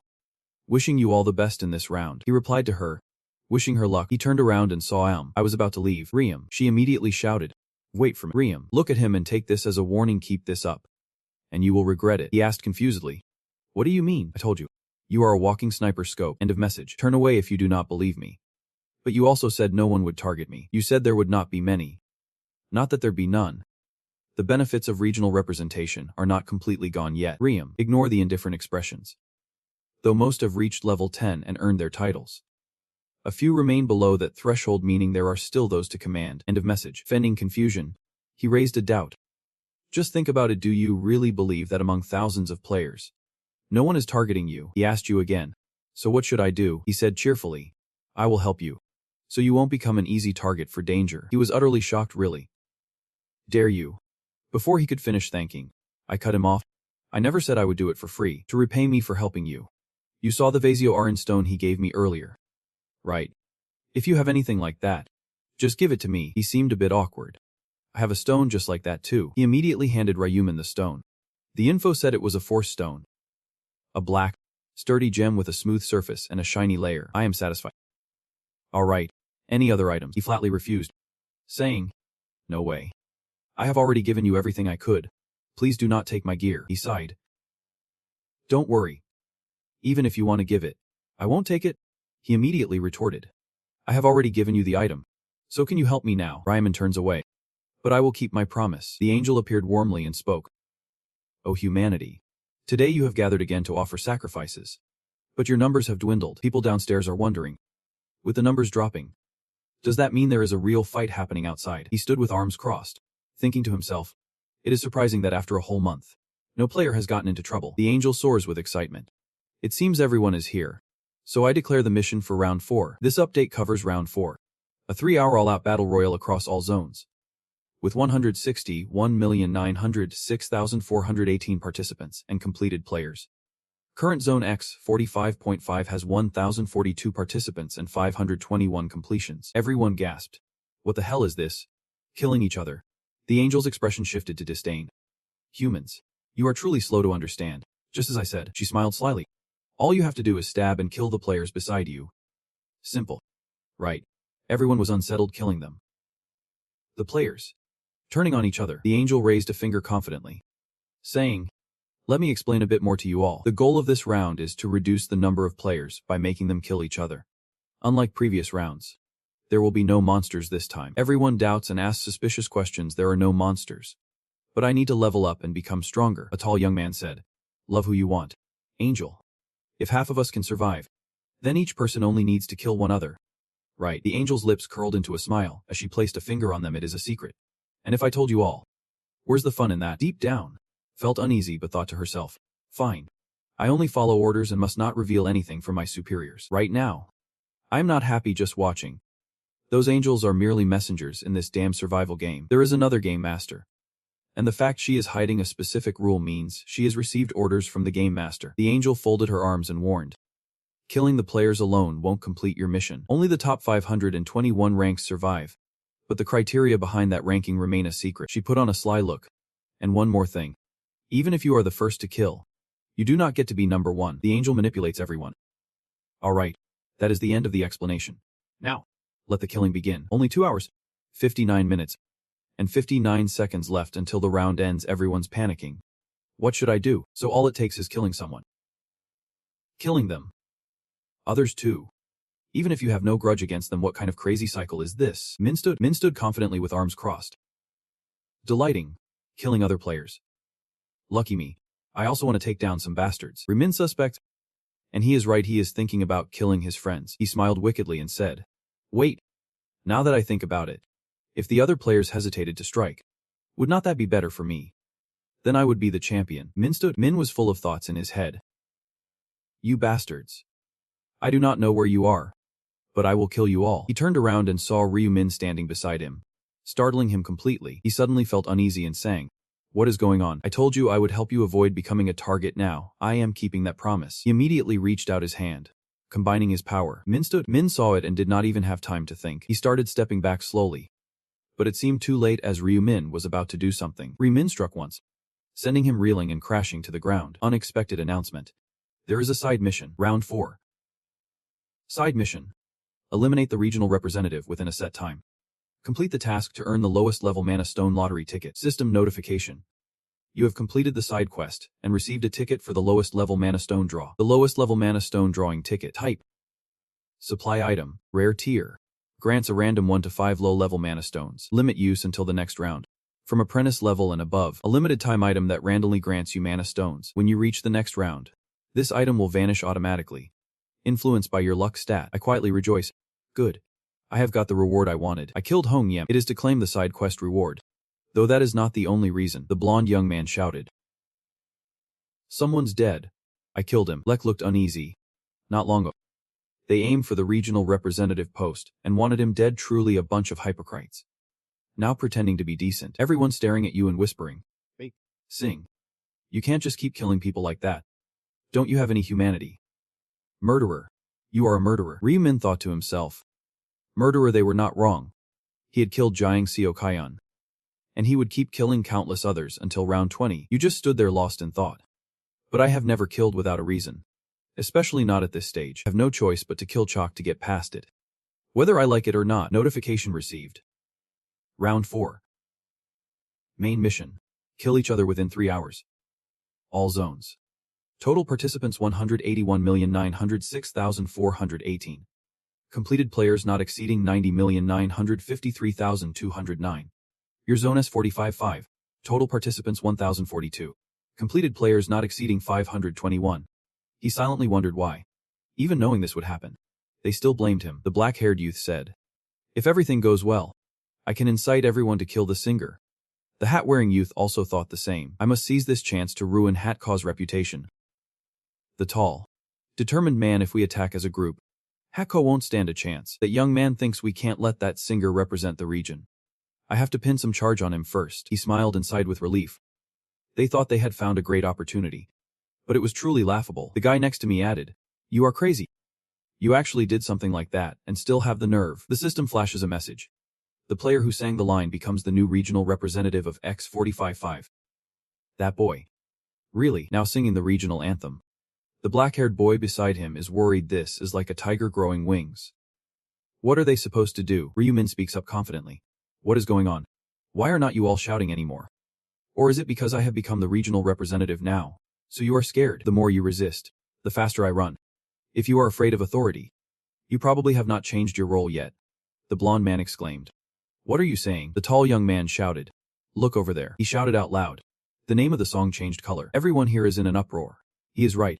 The traitor has changed sides. But why is he the only one to do so? He calmly thought. Maybe he switched from bright yellow to red. Ryumin had somewhat realized this. In rounds like these, once you kill someone, your blue badge turns red the more you kill. The darker the red becomes. The man's appearance was savage. The green patches changed color to mark those who had committed murder. Everyone around is closing in on Ryumin. The primitive gun has killed. You murderer, I can sympathize a bit. Instead of innocent players, they choose to kill the murderers after all. Their conscience takes much less of a hit that way, in some way.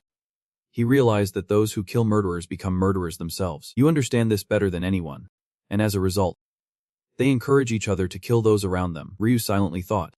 They may hesitate to kill now. But this will be the reason behind many deaths. He asked seriously.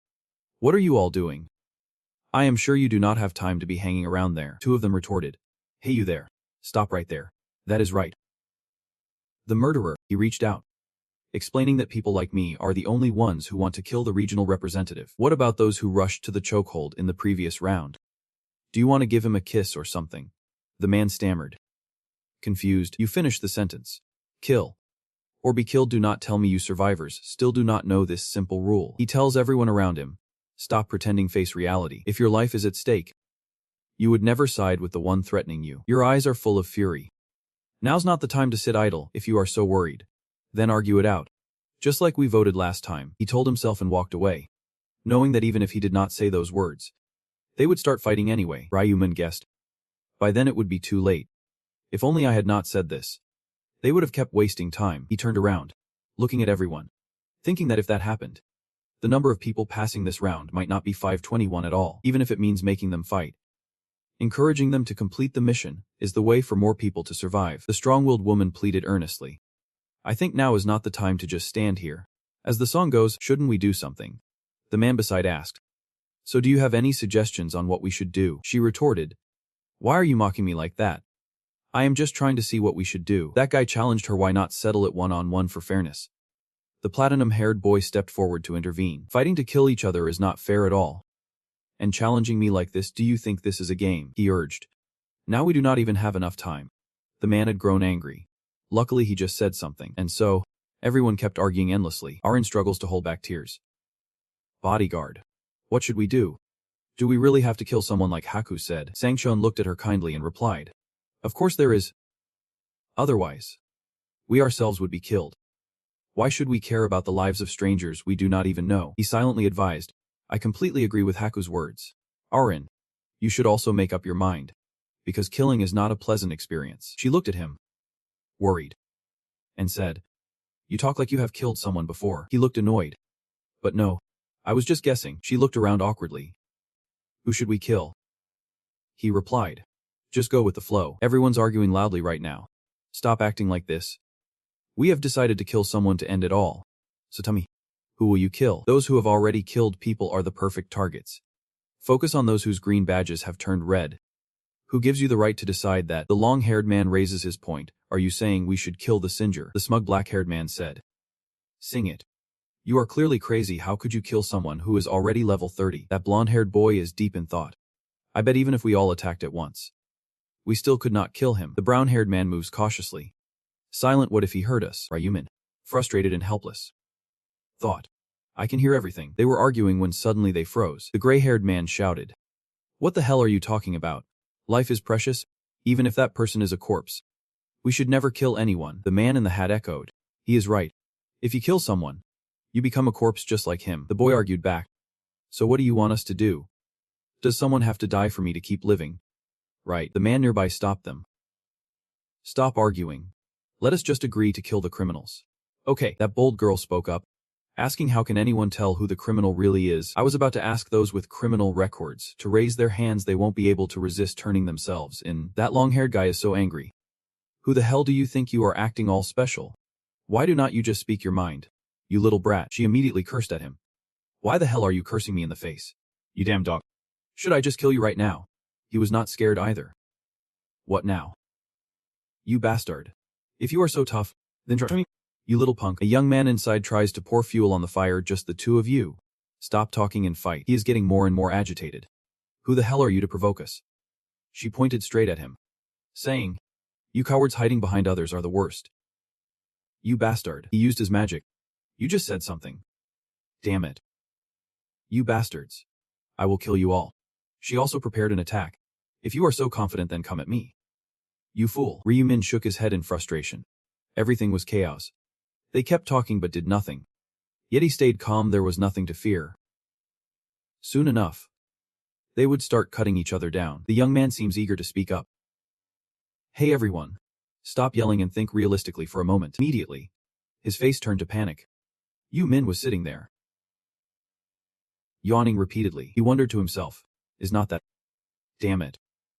Impossible. Ryumin stands with arms crossed. Knowing the rules inside out, this round's hidden law. Players revive 10 minutes after death. Yu Min blinked. Realizing everyone was staring at him, why were they looking so intently? As if he were a walking corpse. He stood up, confused, looking at everyone. This is strange. I was clearly just talking to the singer. What is going on? The black-haired man shouted. He is alive again, like a god reborn. He said. What the hell? It is the resurrection system bringing him back. The long-haired man stood deep in thought. So the dead in this round will be resurrected. The woman beside him wore a look of bitter resolve. If that is the case, then killing them does not matter. The young man raised his knife with a dangerous look. If they come back to life, the other young man added, then it should be fine. The woman with the high bun steps forward to stop them. Everyone, stay calm. She tries to stop it. But we are not even sure if revival is possible, so do not rush. Suddenly, she was ambushed from behind by someone. The guy kept stabbing her with a sharp weapon, shouting, why did not you just die already? You bastard. He stopped, staring at the bloody dagger. Breathing heavily for a moment, he did not stop. Kept shouting, come on. Wake up. We have got another fight to settle. While everyone outside watched in horror, their spines chilling at his words. Before the crowd gathered around, a head with disheveled hair lay motionless on the ground, making everyone sweat in horror. People outside are buzzing with excitement. But she is not coming back to life. Let us wait a moment. She probably won to revive right away. The two brown-haired brothers and the blue-haired guy shouted out loud. But looking back, it was only after 10 minutes that he came back to life. Hey everyone. How about we wait for her to revive? The crowd around all agreed. I agree. Me too. 10 minutes later, the girl lying motionless on the ground began to glow. The deep, severe wounds are glowing, showing signs of healing. Later, even those deep wounds began to heal. Now her whole body is intact, without a single wound, able to stand and fight back. The brown-haired girl wakes up, stretches comfortably, feeling at ease. She suddenly froze and let out a loud ah. The brown-haired girl pointed at the people around her and shouted, which one of you bastards sneaked up and hit me? The one wielding the fake claw weapon suddenly appeared behind her, grinning menacingly and shouting, me. You bastard. This time was different. He was suddenly struck down by the tall, powerful man behind him. He collapsed silently to the ground. The big guy pointed at him, repeating the action he did earlier. So after 10 minutes, they come back to life. Right. The whole crowd stood outside, faces pale, some clutching their heads, others covering their mouths. No one daring to make a sound. From afar, Ryumin stood silently, pondering. Though he had proven the power of resurrection, they would still find killing hard to accept. But the people outside started joining in the chaos. Just as you expected, humans often reveal their madness when shaped by their circumstances. Cold words spoken, ignoring all humanity, alongside a series of deadly blows. Just let it be. That guy attacked me from behind. Damn it. Whatever. I do not care anymore. Even the sword bearers and comrades are just like me, dead. You are all insane. Amidst that chaotic crowd, a clash broke out. Hey. Damn it. Sorry. I mean no harm to you. The silver-haired man swung his sword angrily at the brown-haired man beside him. Or do you want to taste your own poison? The brown-haired man caught me gently, saying, please, just die quietly. Do not resist anymore. After all, I will just come back to life. Those two argued loudly, but in the end, the decision was made. If you think you are so tough, then why do not you just go die in this very area? Right now, brutal battles rage on relentlessly. Blood splattered everywhere. Ryumin watches from afar, silently assessing. About 1,000 players are savagely slashing each other. This is nothing short of a battlefield. He ignites his magic, a red light emerging from his palm. Ryumin strides forward with confidence. It is time for me to make my move too. One of the fighters in the chaos recognized Ryumin and sang a line. Suddenly, a flash of red light appeared. He swung his scythe in a wide arc, sending everyone in front of them flying away. Ryu Min swiftly takes down the others.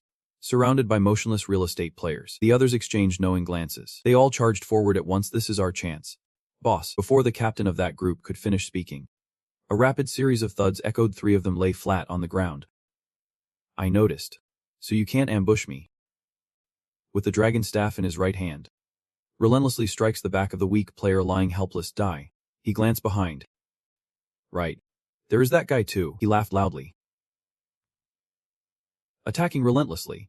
Then with satisfaction, he pondered calling the 4th round. The exclusive domain of the Fire Dragon song was no exaggeration. With the ancient devouring technique in hand, this situation was nothing less than a feast for him. Ryu Min watched him fight from one person to another, thinking, with his name's color so dark, he must have killed about 10 people already. That guy needs to eat a few more times. He laughed aloud, secretly thinking, I did not expect that every time I kill a player, my stats increase. This is quite the treat. He was thrilled to feel the aura. I knew stats would rise by killing monsters, but I never expected killing players to have the same effect. Caught along, standing by that information board, is accelerating the progress of the Ancient Village Devourer. Ancient Devouring Rune. Effect. Attack speed increases with each enemy you kill. Once the progress bar fills up, you will receive a random stat, and your enemy's level will match the progress bar's increase. The mad assassin Long Dine spares no method in his ruthless killing spree. He even flashed a bright, delighted smile and shouted, the progress bar of the Ancient Village Devourer is rapidly rising all at once. Could it be because the level of the tricks has increased so much? His eyes gleam with excitement, imagining defeating the singing bird. How much will the progress bar fill if I kill it?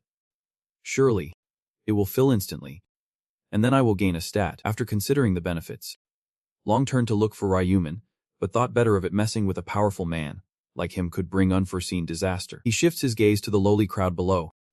It is time to deal with those pests and level up further. Actions speak louder than words. Long laughed and sneaked a hit. Sorry.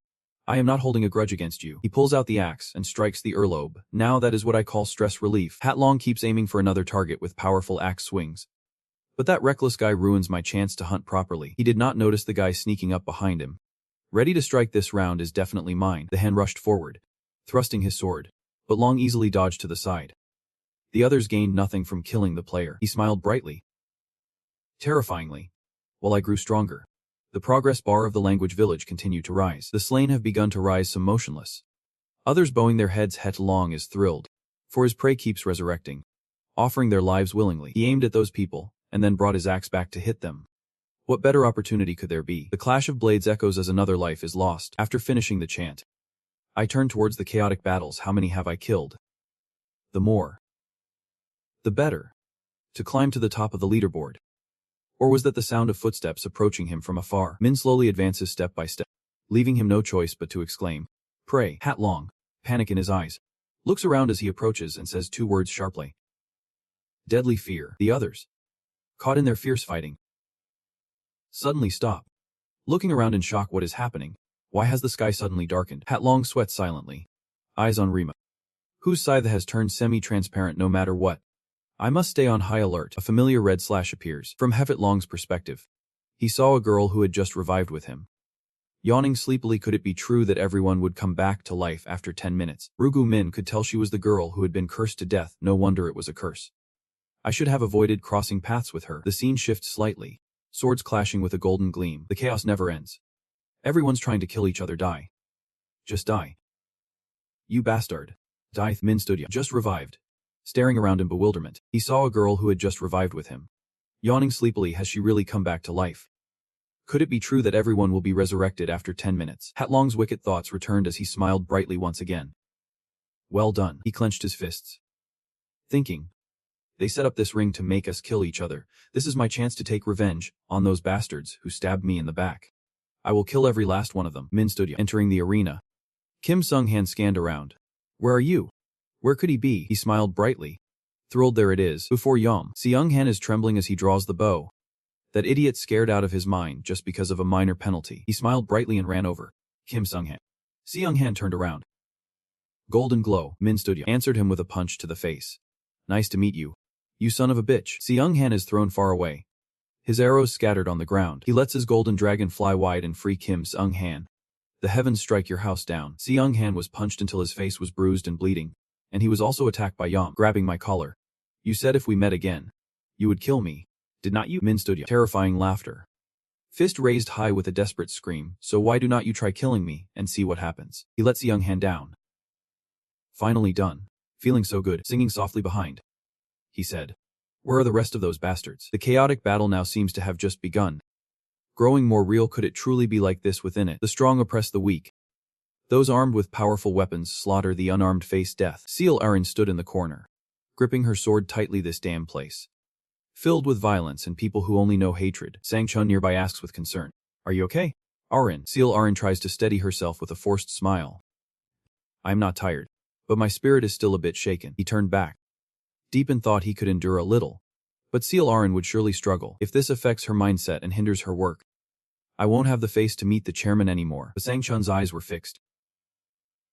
Watching closely, a hand suddenly appears, reaching out towards sssrank. That hand was no gentle hand. It gripped the hair at the nape tightly. He raised the knife, gripping sssrank tightly. You are going to die. Sang-chun swiftly rushes from afar to save you. Do not even dream about it. He raised his sword, slicing through the enemy's weapon in a single strike. Sang-chun swiftly and skillfully switches the controller. With a fluid motion, he delivered a stabbing blow right to his shoulder. Sang-chun can easily take him down with a single strike. sssrank trembles here, sweat dripping as she stares at the blood-stained sword before her. Miss Nengen clenched her teeth, her gaze fixed determinedly on the sword. sssrank lunged forward with determination. She rushed straight to the trembling man kneeling on the ground and stabbed him once. The scene shifts. The sky seems darker than before. sssrank trembles, covering her mouth as she kneels on the ground. Sang-chun stood beside, glancing over with a silent thought. If I tell her to do it, she will still obey. She stood up, turned to him, and asked, How long do we have to keep fighting like this? Bodyguard, Sang-chun replied. It will take at least another hour to finish. sssrank's face turned pale and grim. I could not even bear to watch them die. How could anyone be capable of such slaughter? Sang-chun gritted his teeth, staring at sssrank with a hint of anger. Too weak, too fragile. She must have been overly protected. Yet, trying not to show his true feelings, he asked with concern, If you are tired, please rest. Haven't you already killed about 50 people? sssrank could not quite remember, but it seemed so. Sang-chun turned away and said to her, That should be enough to make the rankings. Leave the rest to me. sssrank looked up at him, deeply grateful. Thank you so much. He turned away, a smile breaking free, like a weight lifted. I am the one who should be thanking you. I no longer need to hand them over for you to kill. Sang-chun begins his hunt, attacking anyone he meets. I can finally focus on my own score. The scoreboard for this round appears, showing 10 minutes and 21 seconds left until the round ends. And once again, we face the familiar Sive on the red/path. Raihu Min Jung fights each opponent as they come. With about 10 minutes left, round 4 always drains your energy. He felt the cold, sharp gaze from behind like a predator in the Scythe region. But he looked at his opponent as a hunter guarding his prey. He could not let the top prize slip away. He had to grow stronger by any means to reach round 20. After fixing him, Raihu Min rushed off to find someone. Anyone who meets him runs away terrified. And I never imagined the final boss could be this powerful. Raihu Min easily chases down each target, so I must become as strong as possible. He is always ready, raising his scythe, staring intently at his prey. The guy being chased by Raihu Min runs in terror, tears streaming, begging and praying. Raihu Min ran frantically, then collapsed. Unable to believe he made it through the gate alive, Raihu Min ran through his mind, choosing his opponent. No need to kill those he has already slain. He kills only those he meets, not everyone he encounters. The round 4 rankings are not just about killing the most people. You need to kill as many different opponents as possible. Killing the same person twice still counts as only one kill. Raihu Min watched closely from behind. Behind him, a familiar singer named Long was punching someone fiercely. Raihu Min seemed a bit hesitant, but he kept striking the opponent's face relentlessly, thinking, You bastard. Singing Long smiles brightly with delight and satisfaction. Dai Min watches him silently, thinking, Those 3 friends of Hen won't survive this round. Suddenly, someone behind him revived. Long Chu turned around, alert. He immediately sent someone to rescue her, reviving her with great effort. Raihu Min thought, if she dies right after being revived, she won't have a chance to earn points for herself. Game notification keeps appearing. Countdown to start. 1 minute left until the round ends. Raihu Min hurriedly glanced around. Only 1 minute left. Not much time, must score as high as possible. You look at the silver-haired man laughing over there. I have already killed him. Next is the brown-haired guy crying, holding a girl in his arms. Him too. Raihu Min glanced at the light brown-haired man holding a knife. He did not remember his name. This would be the first time. Finally, he made up his mind. The other unaware. Glance back. No time left. So I will end this with a single strike. One swift slash to his back sent him straight to the afterlife. Min's final slash marks the end of the battle, as the police shift the playing field, revealing a yellow aurora. Every player is surrounded by a protective white aura. An angel descends from above. Do you find joy in this endless clash? The people below glare at her with obvious anger and discomfort. Min glanced at the angel, thinking silently, how could killing others ever bring joy? The angel bowed down to the porch and smiled, looking at that dirty blood clot. This clean space is all messed up. She laughed mockingly. Anyway, you all did a great job cutting each other down. Before checking the results, let us revive those who died before your eyes. Min did not care much. Thinking to herself, she spoke as if she were the one who resurrected them, but in reality, it was the system's ability. Suddenly, a player's arm was severed, but it is slowly growing back. Other players are the same. No matter how severe or minor their injuries, they are healed. Sewang Han is no exception. Hak Long's friends, once healed, all angrily cursed him. Hong Wai. Wang Min. You bastard. Damn you. I will kill you. Dong Min smiled slyly. You damn bastard. You are only second to Cho Dong Sich. What the hell are you all talking about? The angel cut in sharply. Silence. She glared him in annoyance and warned, from now on, if any human dares to talk, I will make their heads bloom. Everyone down there dared not utter a single word. The angel flips with joy. Finally some peace. Now, if everyone has revived, let us check the results. She started the deployment. But first, we need to check what the side mission for this round is. Everyone's confused and curious. There is a side mission this time too. The snapping angel laughed. Of course there are side quests. Do you think there are not? Are you stupid or what? The game info screen appears. Round 4's side mission is to eliminate the regional representative within a set time. Complete it to earn the lowest level mana stone draw ticket. Everyone has a board in front of them, except the regional representative. She explained it was a minor task, with a hint of mockery. That is right, you foolish human. Only one person in this area has completed the side mission. Min was named. That was a Ka. The crowd turned to look at Ka. Now thinking back, was not he the one who killed Hong Young Min? Min clenched his teeth in frustration. Damn it. So becoming the regional representative this round is actually a good thing. He turned away silently, staring at the board. The crowd outside glanced at Min, thinking to themselves, if I had known this would happen, I would have killed Hong Min already. His face darkened and bruised as he thought, and he died, killed by a Ka. On the notice board appeared the words, skill temporarily unavailable. Halong panicked. There is nothing left. My command authority is gone for now. He recalls what Min once said. I will help you, so you won't become an easy target. Min wondered. Hem promised to keep me safe. But then he stole my spot as the representative. The angel's voice rings out now. Let us see the results. She opened her eyes slightly with a sly smile. So, you are all curious about how the result was calculated, are not you? Everyone listened to the announcement, each one falling into despair. The rankings will be based on the number of different people you have killed, even if you kill the same person many times. It only counts as one life. Everyone's amazed by the number of different victims. So is not it just about killing as many as possible? The angel laughs heartily. Such simple mind.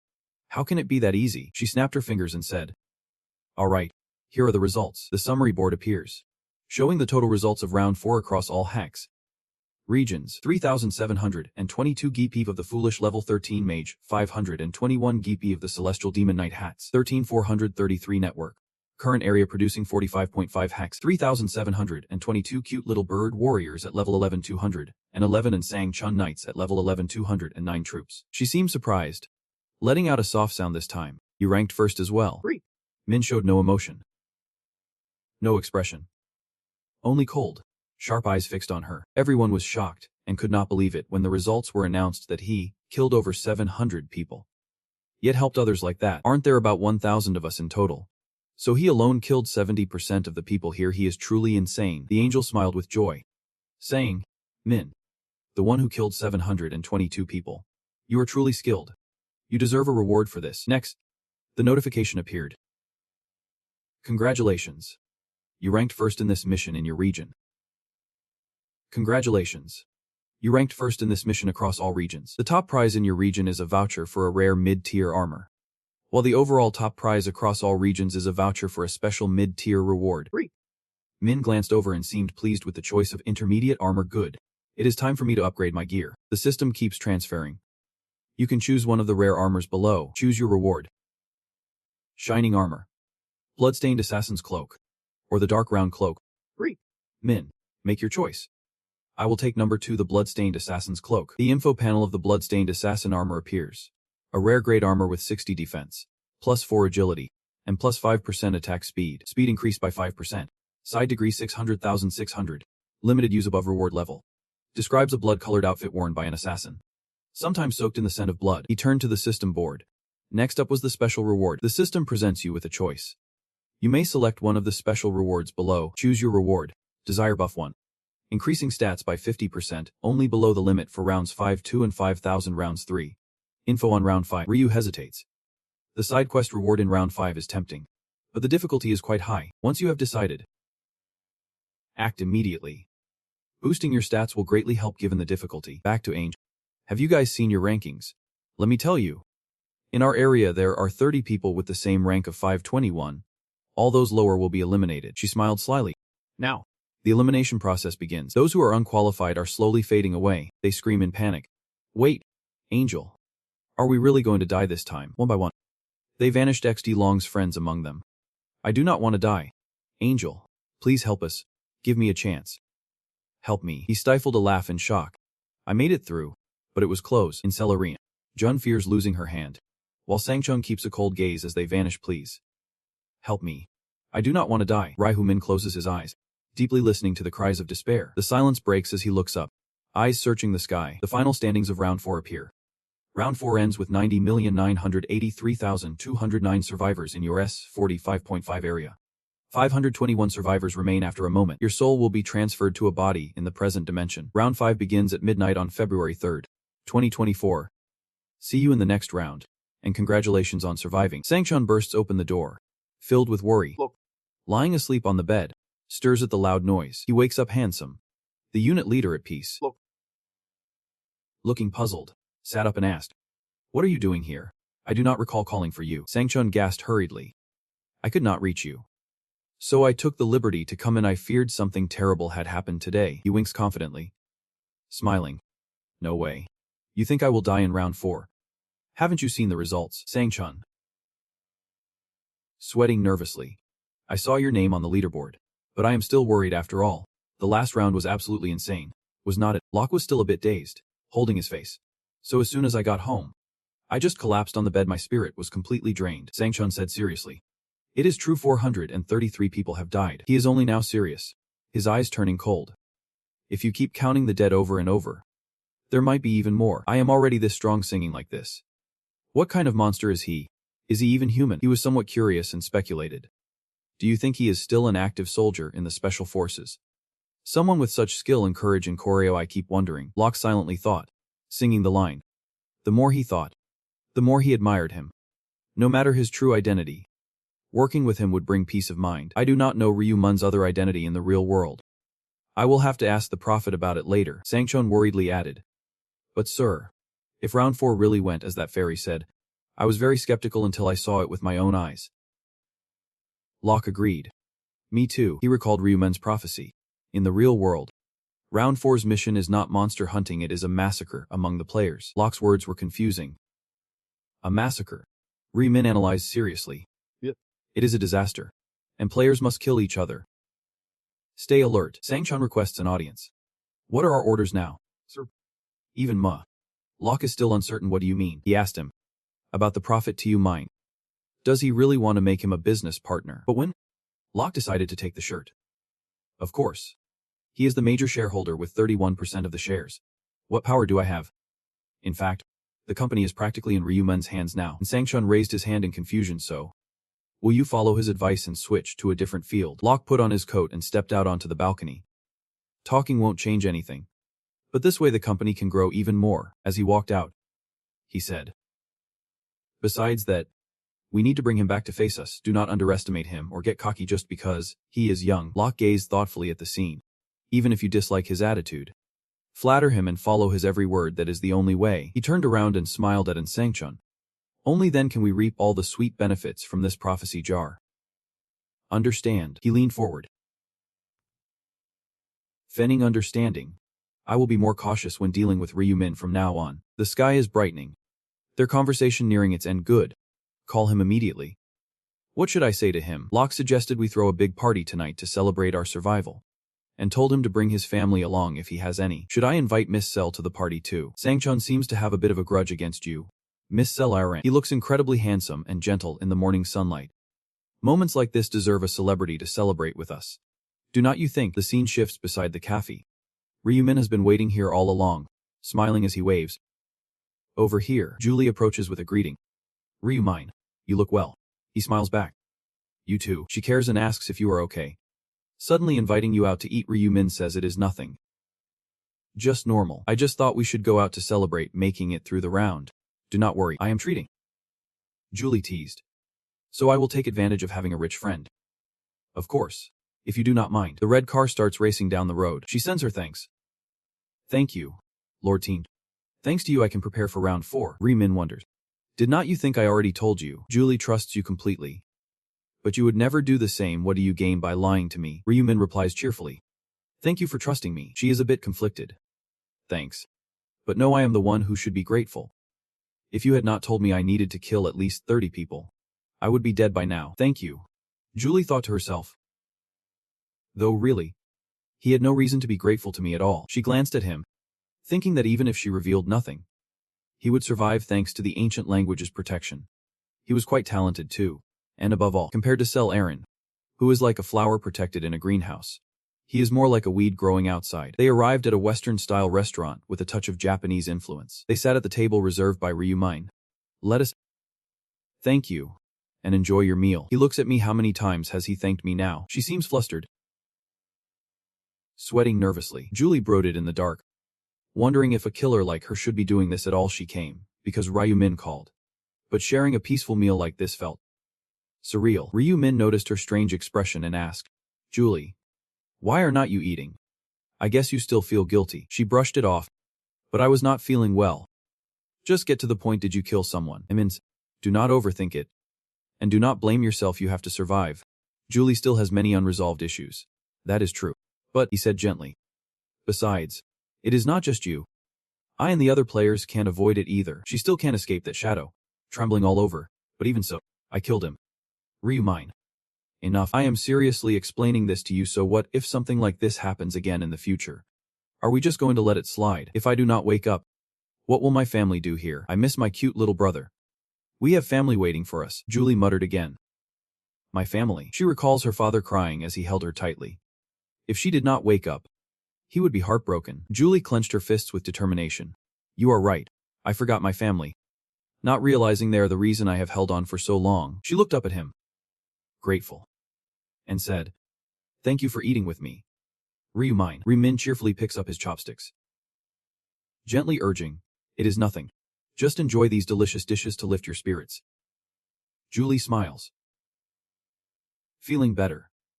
All right, it took 2 hours to really start eating, but it was delicious. Felt like the exhaustion from round 4 just vanished. Hearing you say that made me really happy. The sky is changing colors. Waiting for the night. Thank you for the treat. Ryumin. Notice this. It is the first time you have called me without using my full name. You do not seem too concerned. So I ask, if you do not mind, can I call you that from now on? He happily agreed. Of course. Ryumin thinks quietly. It seems he is feeling better now. Should I bring up the main topic? He straightened his face and spoke seriously. Julie, I called you here today to share information about the 5th round. Julie suddenly froze. The 5th round. Have you predicted the future? I will get straight to the point. Round 5 will be the toughest yet. With all the zones coming together, she does not quite understand. It is hard to imagine, but Ryumin's summary makes it clear. Basically, the divided areas will merge into one. Julie gasps and sits up so we can actually meet each other. He calmly sipped his tea. Yep. But not in round 5. In Ryumin's mind. Actually, we would meet in round 5. But if I say we are in the same bracket, he will want to face me. He set the teacup down and continued. I have to meet him while staying anonymous. So listen carefully to what I am about to say. Ryumin hinted to her, as I revealed. Round 5 will be even tougher. You might not make it through. But there is a way. Julie eagerly asked. What is it? He mentioned a familiar name. Showed her how to get past someone. Sing a line. Meet him. And ask for his help. Julie. Surprised. Sings a line. Julie wants to reaffirm her thoughts. Singing the line you said. Is that the person? The one who ranked first in the entire region? Ryumin. Definitely. It is. She nervously pointed at me. Confused. So you want me to ask for help in round 5? He advised her.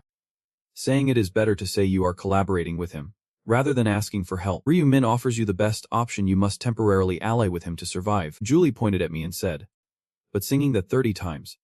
Will he really cooperate with me? She hesitates to hear you say that. But you have your own strength. Surely singing together will create a symbiotic bond between you two. Julie thinks. If she can safely get through this round with his help, it would be great. She sighed with worry. Honestly, I am still anxious. I do not know if Haichuru would take me along just because of my little charm. Ryu-min smiled at her, thinking, that is not just a little kid. His skills are impressive. Do not worry. I will do my best to cooperate with you not just this round, but the next one too. I have already seen that scene in the future, so you do not need to worry. She truly hopes for that. Does she? She felt somewhat reassured. Thank you for sharing such important information with me. Ryu-min said naturally. We are friends. After all, it is the least I can do. Julie suddenly remembered and asked, can you hold out your hand for a moment? She radiates a blue light on her own. Maybe I should give her something in return. Through Min Ryu's body, a bright blue light radiates all around. He smiled brightly, thanking Julie warmly. In Ryu-min's mind, he had anticipated this. He knew she would not want to owe anyone. Julie blushes with embarrassment. Finally, he has achieved his goal. Now he can go home and use it. The system info panel appears. All stats boosted by 50% thanks to the blessing skills effect. A white bag was thrown onto the table by someone. The current kill count is 100,100. All stats have increased by 50% thanks to the effect of the ancient butcher relic. Ryu-min returned home, sitting in his chair deep in thought. Empowered by Julie's blessings and the added stats from the ancient butcher's relic after slaying 100 worms, he studies the information board before him, silently judging his stats must have risen quite high by now. From the status window, Julie Mine, Aka the ordinary level 30 Reaper, holds the title of the last time traveler. The first hidden one, kill the hidden angel, the challenger of divine punishment. Hidden stats. Plus 93 strength, plus 111 intelligence, plus 105 agility, plus 84 luck. This is Ryu-min, most notably Lucky Maya, fortunate with 84 stars. He draws a random card. With such high luck, maybe he is about to pull something great. What I gathered is, the withdrawal ticket grants a random 1 to 5 lowest level magic stones of the rare item category, limited use until the next round. From apprentice level onwards, describing a time-restricted item, randomly grants you a magic stone. If unused by the next round, it will vanish. Its fate tied to your luck stat. Ryu-min watches intently, pondering how to use it. If I were an ordinary person, I would probably pray to the gods for a better item. He smiled to himself, but pushed aside the thought of begging that damn deity. Ryu-min recalls the angel's words. Now, we will start a game, playing 20 rounds. On the first day of each month, human souls are taken to another dimension to play a game. He imagines the Lord wielding countless flying swords aimed at the people, guessing he does not know who it is. But this must be the work of a god. Who else could grab 1.8 billion people and throw them into a deadly game?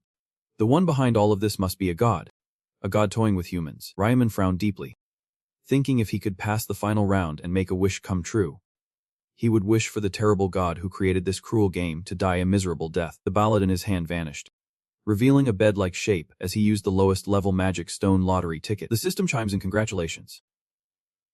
Congratulations. You have drawn 5 lowest level magic stones. Items obtained. Lowest grade red magic stone, 2 lowest grade yellow magic stones, lowest grade blue magic stone, lowest grade leaf, and lowest grade purple magic stone. You seem a bit surprised. 5 stars is the maximum number. Ryu-min smiles brightly, knowing that success comes from hard work, not from begging the gods. Luck is on my side too. Now comes the main part. Press the button. Alright, let us start combining. First, I will combine the 2 lowest level red magic stones and press merge. The system confirms a successful fusion. You have created a low-level red magic stone. Ryu-min holds the prize in hand. When combining magic stones of the same color and level like this, you can obtain a higher-level magic stone, along with the stone acquired from Cell Arena and the one drawn from the lottery ticket. The announcement keeps repeating. Success. You have created a low-level purple magic stone. I am thinking of a new approach, combining magic stones with items for a much higher success rate. Success. The assassin's helmet now has an extra 2% damage boost. Great. Let us combine the next stones. Ryu-min sequentially equips different items. The dark gloves boost stats by 2%, and the resistance ring adds 2 luck. Next, change it to the clever long boots now grant an additional +2 agility. He glanced at the task board, thinking to himself, I will separate the blue magic stone from the hunter's leather armor. The system notified. The bloodstained assassin's cloak gained 1% bonus damage. Ryu-min smiled, ready to reap the rewards. Using all my magic stones and trading information for that buff was definitely worth it. Dusk falls as darkness looms over the high rise. Now it is time to face the ghost of Jeonglok. Ryuun appeared with a stunned, bewildered face. Suddenly flustered turns out. The chairman of the company he invested in is the heir to the Ozung conglomerate. Ryumin confirms he was invited to the party as their business partner, and they will collaborate in the future. He trembled with fear, his face pale and eyes shining as he looked at me. Can I really go to a place like that? Ryumin focused intently. Taingmai said he could bring a family member along, so you do not need to worry. Your tie is crooked. The shared click echoes. Ryuun stiffens. They are here, Ryumin says. Both open their eyes, Ryumin calm and composed, while Ryuun tense and uneasy. Ryuun's eyes widened in surprise. Sang-chun stood at the door, bowing slightly. Hello. I have come to escort you. Ryuun, sweat clinging to him, is the one we met before? Sang-chun asked. This is... Ryumin raised his hand. My younger brother. He handed the invitation to Ryuun, apologizing for not introducing himself sooner. I am Sang-chun, the unit leader. We have met before. Have not. This is my business card. He reached out to take it. Yep. And Sang-chun looked remorseful. Even though I had confessed to your brother, I sincerely apologize for treating you harshly before. Ryuun did not feel too much resentment towards him. Sang-chun raised his hand and bowed, inviting them to go, saying, consider this party an apology. I hope you won't mind. Now, let us go. The limo is waiting for you. The sky had darkened completely, but the Manhwareacap hotel lights blazed brightly in a dark corner. The two brothers were led inside by Sang-chun. Suddenly, a voice from somewhere caught the attention of the two shareholder Daimin. Manhwarecap smiled, descending the stairs to greet me. Seeing you alive brings me great relief. Ryuun smiled in response. Me too. Manhwarecap. Watch the person standing next to you. This must be your family. Let me introduce myself. That is right. This is my younger brother Daiuan. He smiled warmly and shook hands in greeting. Nice to meet you.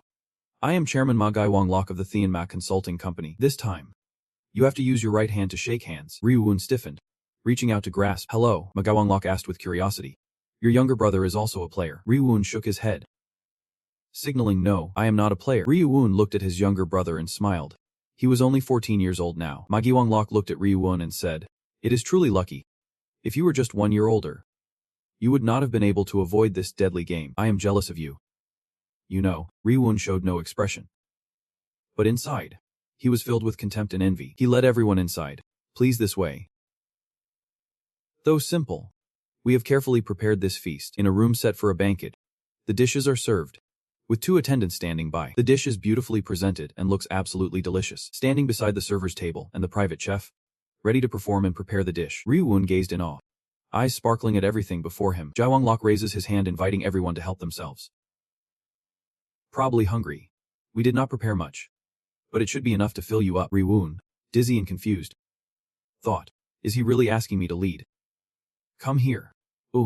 Is not this enough? He smiled warmly and began the meal.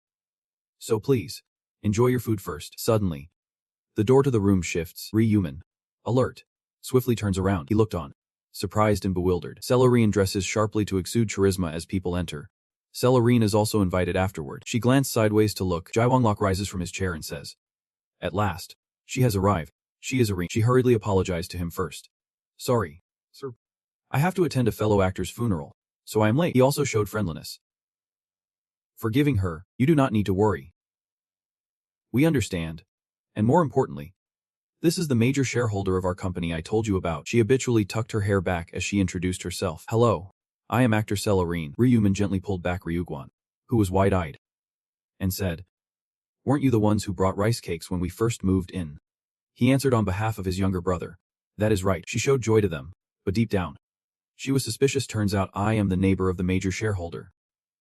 How amazing. He looks younger than me, but he is already a major shareholder. Are you kidding me?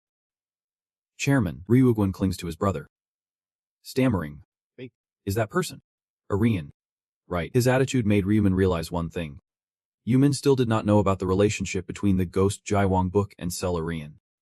Seeing her suddenly appear like this must have surprised her a lot. He saw his brother's flushed face and thought. More importantly, anyone who saw her appearance would naturally react this way. To avoid suspicion, I told myself I should show a little interest too. Jaiwang book noticed them and smiled quietly to himself.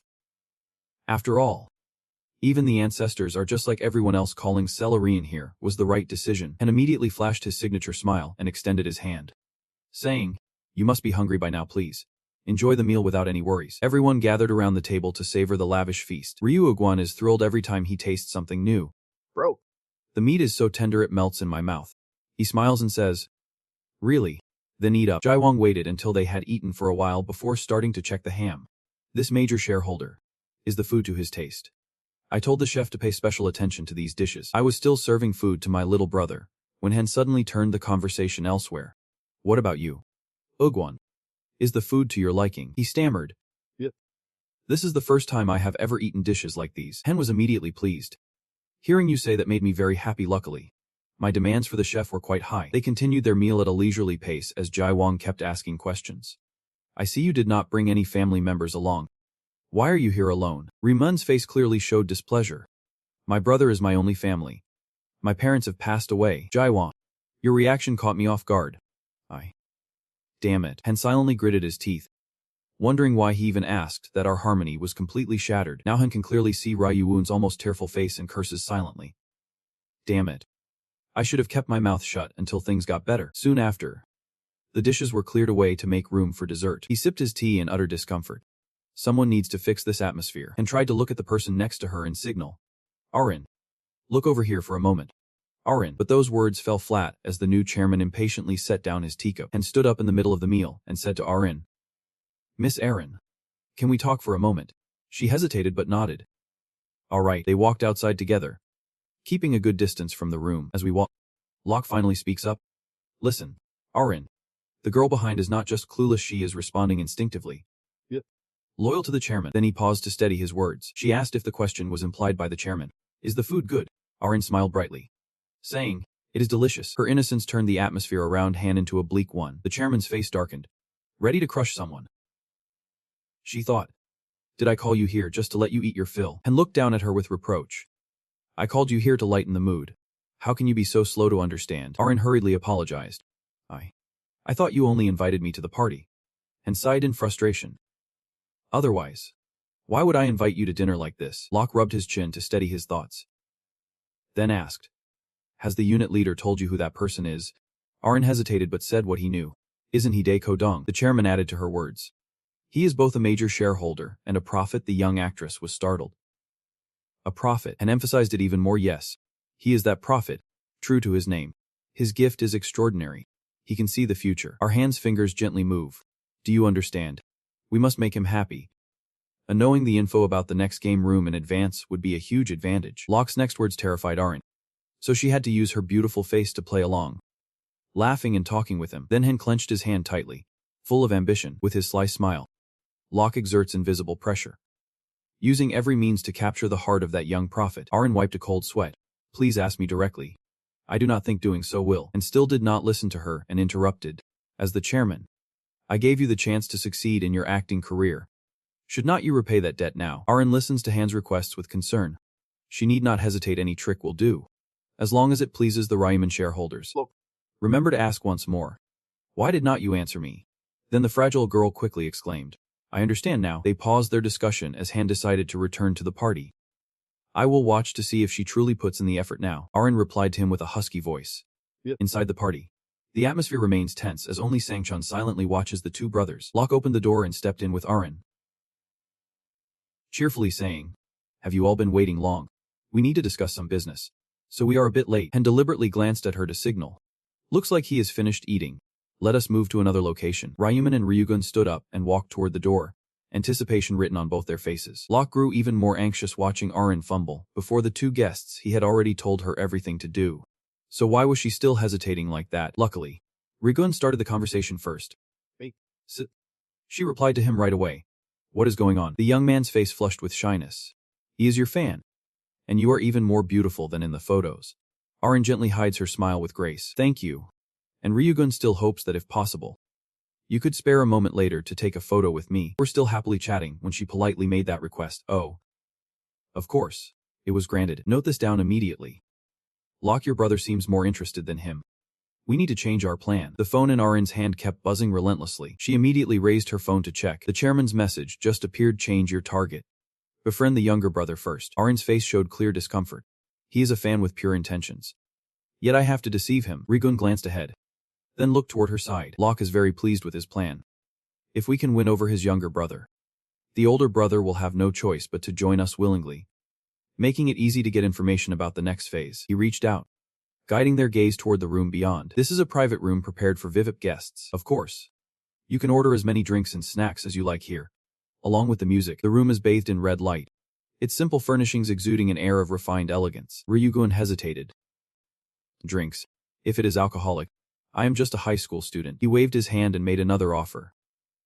No worries. You can try some other drinks instead. He immediately ordered Sangchun beside them.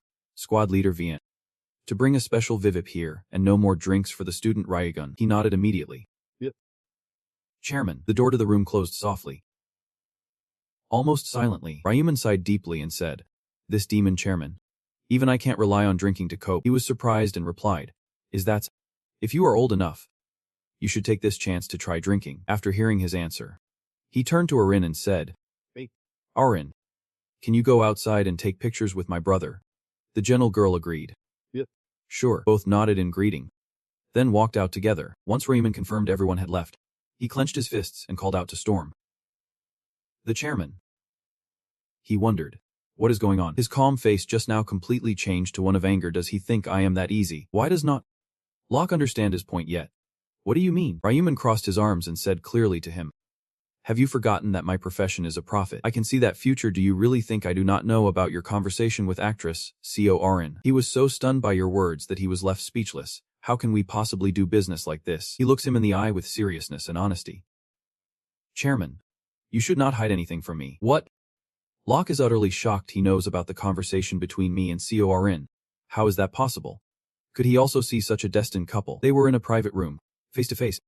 He told her why Arin was trying to win me over, and the chairman quickly apologized to him. If that made you uncomfortable, I am truly sorry. I just wanted her to be your friend. Min did not care at all, because what made him angry was something else. But he also wanted to take advantage of my little brother. He has gone way too far this time. His heart jolts in fear. He even knows about this, though his pride was immense. He bowed his head and said, I truly apologize to you. I made a foolish decision. Please forgive me. I will fix everything that upset you. Min did not make things difficult for him and accepted immediately, since he apologized sincerely. I will let it slide this time. As for what he said to actress Arin, I will pretend I never heard it. Then he looked up, grateful for another chance given to me. Sangchun entered just in time. Chairman, I have returned, but this time, Locke seems hard to fix. He ordered him. You go outside. He was surprised. Is it a chess move? Locke cleared his throat softly to signal him. I have matters to discuss with this VIP guest. Chief Donvai, you guide those two to sit in the next room. Sangchun understands and leaves quietly. Get it? He gently closed the door behind him. Now it is just the two of us staring at each other, making him even more tense. Damn it. I planned to use Arin to lighten the mood, but it only made things worse. Ryumin pressed him hard, asking if he wanted information about the star ring. Locke startled. Of course. How could you know about this too? The man facing him continued. The reason I accepted your invitation to the party is to give you information about the 5th round. He shrugged, clearly annoyed. But if you keep treating me like this, sharing information or working with you will be very difficult. Locke gently persuades him. I sincerely apologize. Please forgive my mistake this time. With his firm attitude, he directly warned, even the chairman, do not hide anything from me, and trust me unconditionally in the future. Since he is fighting for the right to speak, he keeps giving orders. I hope he stops questioning how the company runs. Also, convince the other shareholders at the meeting. The chairman has to comply. All right.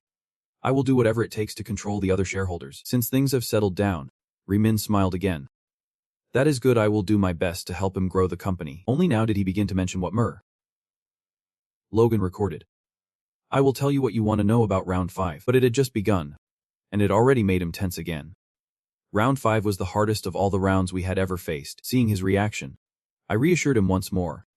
There is no need to worry. If it were me, there would not be any big problems. He is eager to hear so. What is the mission for round 5? Ryumin held up 3 fingers. His mission: to kill 500 Orochi. But it would not be that easy, and there is one more important thing you need to remind him besides. The zones will merge. Logan's eyes widened in shock. The zones. The reason was carefully explained. With fewer players, the divided zones will soon merge into one. He asked with a hint of hope. So we can meet players from other regions, like Hakkao. But Ryumin shook his head firmly, saying he would not share the area with a player named Hakkao. Logan did not dig deeper but got sidetracked, saying, Do you also know the identity of Hack Cow? He smiled quietly and replied as usual. I do not know who he is either. But he will meet that person soon enough. We are already meeting each other now. Rimun's gaze grew serious once more. And there was one more thing, to boost credibility. He said things Hack did not expect. He is chasing someone. Right. A guy named Hong Yong Mine. Logan was stunned. You knew about that too. He calmly crossed his arms and repeated. I have told you before. Trying to hide anything from me is useless now the chairman trusts you completely, just as I thought. Your ancient prophecy of the future surpasses imagination. If only you knew who that person really is. Then a harsh truth was spoken. Don't investigate anymore, he said. Curiosity swirling what could be the reason. Rimun turned away, hinting that if anyone touched that guy, the loss would be immense, something the chairman was all the more eager to hear. Can you tell me exactly why? But you gently refused him. That is all I can say. Locke fell into deep thought, pondering this matter. Seeing him struggle so hard, I could not help but smile inwardly. The truth is, I spared his life because he still serves a purpose. Locke was very understanding and agreed immediately. Get it? We will stop investigating Honghwa. Then he left first. Now, let us restart the party this time. No alcohol. To keep the peace. I will go get the others back here. Rimun nodded. All right then. After leaving the conversation with Mur, look, Vu sighed deeply, his cold eyes piercing tonight. I need to clear my mind. Outside. Heavy rain slicks the road as a strange man rushes out from the alley. His shirt was soaked with blood. Yet he kept running through the rain, his mouth gaped open, struggling to catch each breath as he bled out. Looking closely now, his hand has vanished, and all around is a dead end. He stood watching the lightning strike, turning the sky above him white. The steady sound of footsteps echoed through the gentle patter of the rain. The man turned back in horror, about to scream out loud. The cold blade rises high, then it slashed 2 deep lines down his leg. Now even his leg has been severed, leaving him disoriented. His whole body trembled, then collapsed flat on the ground. A scream pierced the air, only to be silenced by a hand clamping over the mouth. I suspect that even when he was wet, he ordered that man if he did not want his tongue cut out. He crawled on the ground, trembling with fear. Why are you doing this to me? What did I do wrong? The chairman swiftly twirled his sword and shot the question back at him. A child rapist like you can still defend yourself. You really do not know. The man cried out, struggling to raise a hand in defense. Wait. That happened a long time ago. Why are you attacking me now? My time in prison is over. Now.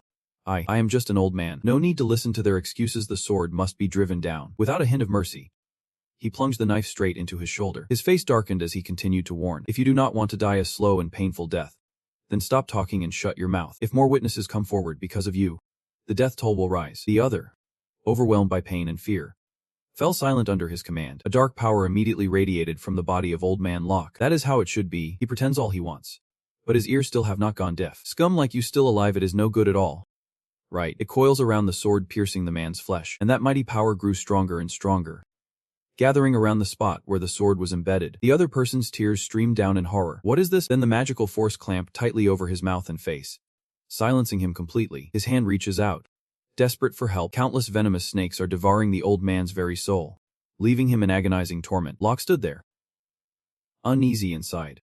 If it were not for his dark mana needing replenishment, he would have killed scum like him on the spot. He gently lowers his sword to channel mana into it. There is no other way. Using the dark light requires dark mana. Locke raised his sword high once more, knowing to replenish his dark mana, he must take the lives of others. With just a swing of his arm, the slash cut through the slimy mess on the ground. Now you are done for. That bloodied hand also collapsed, lifeless.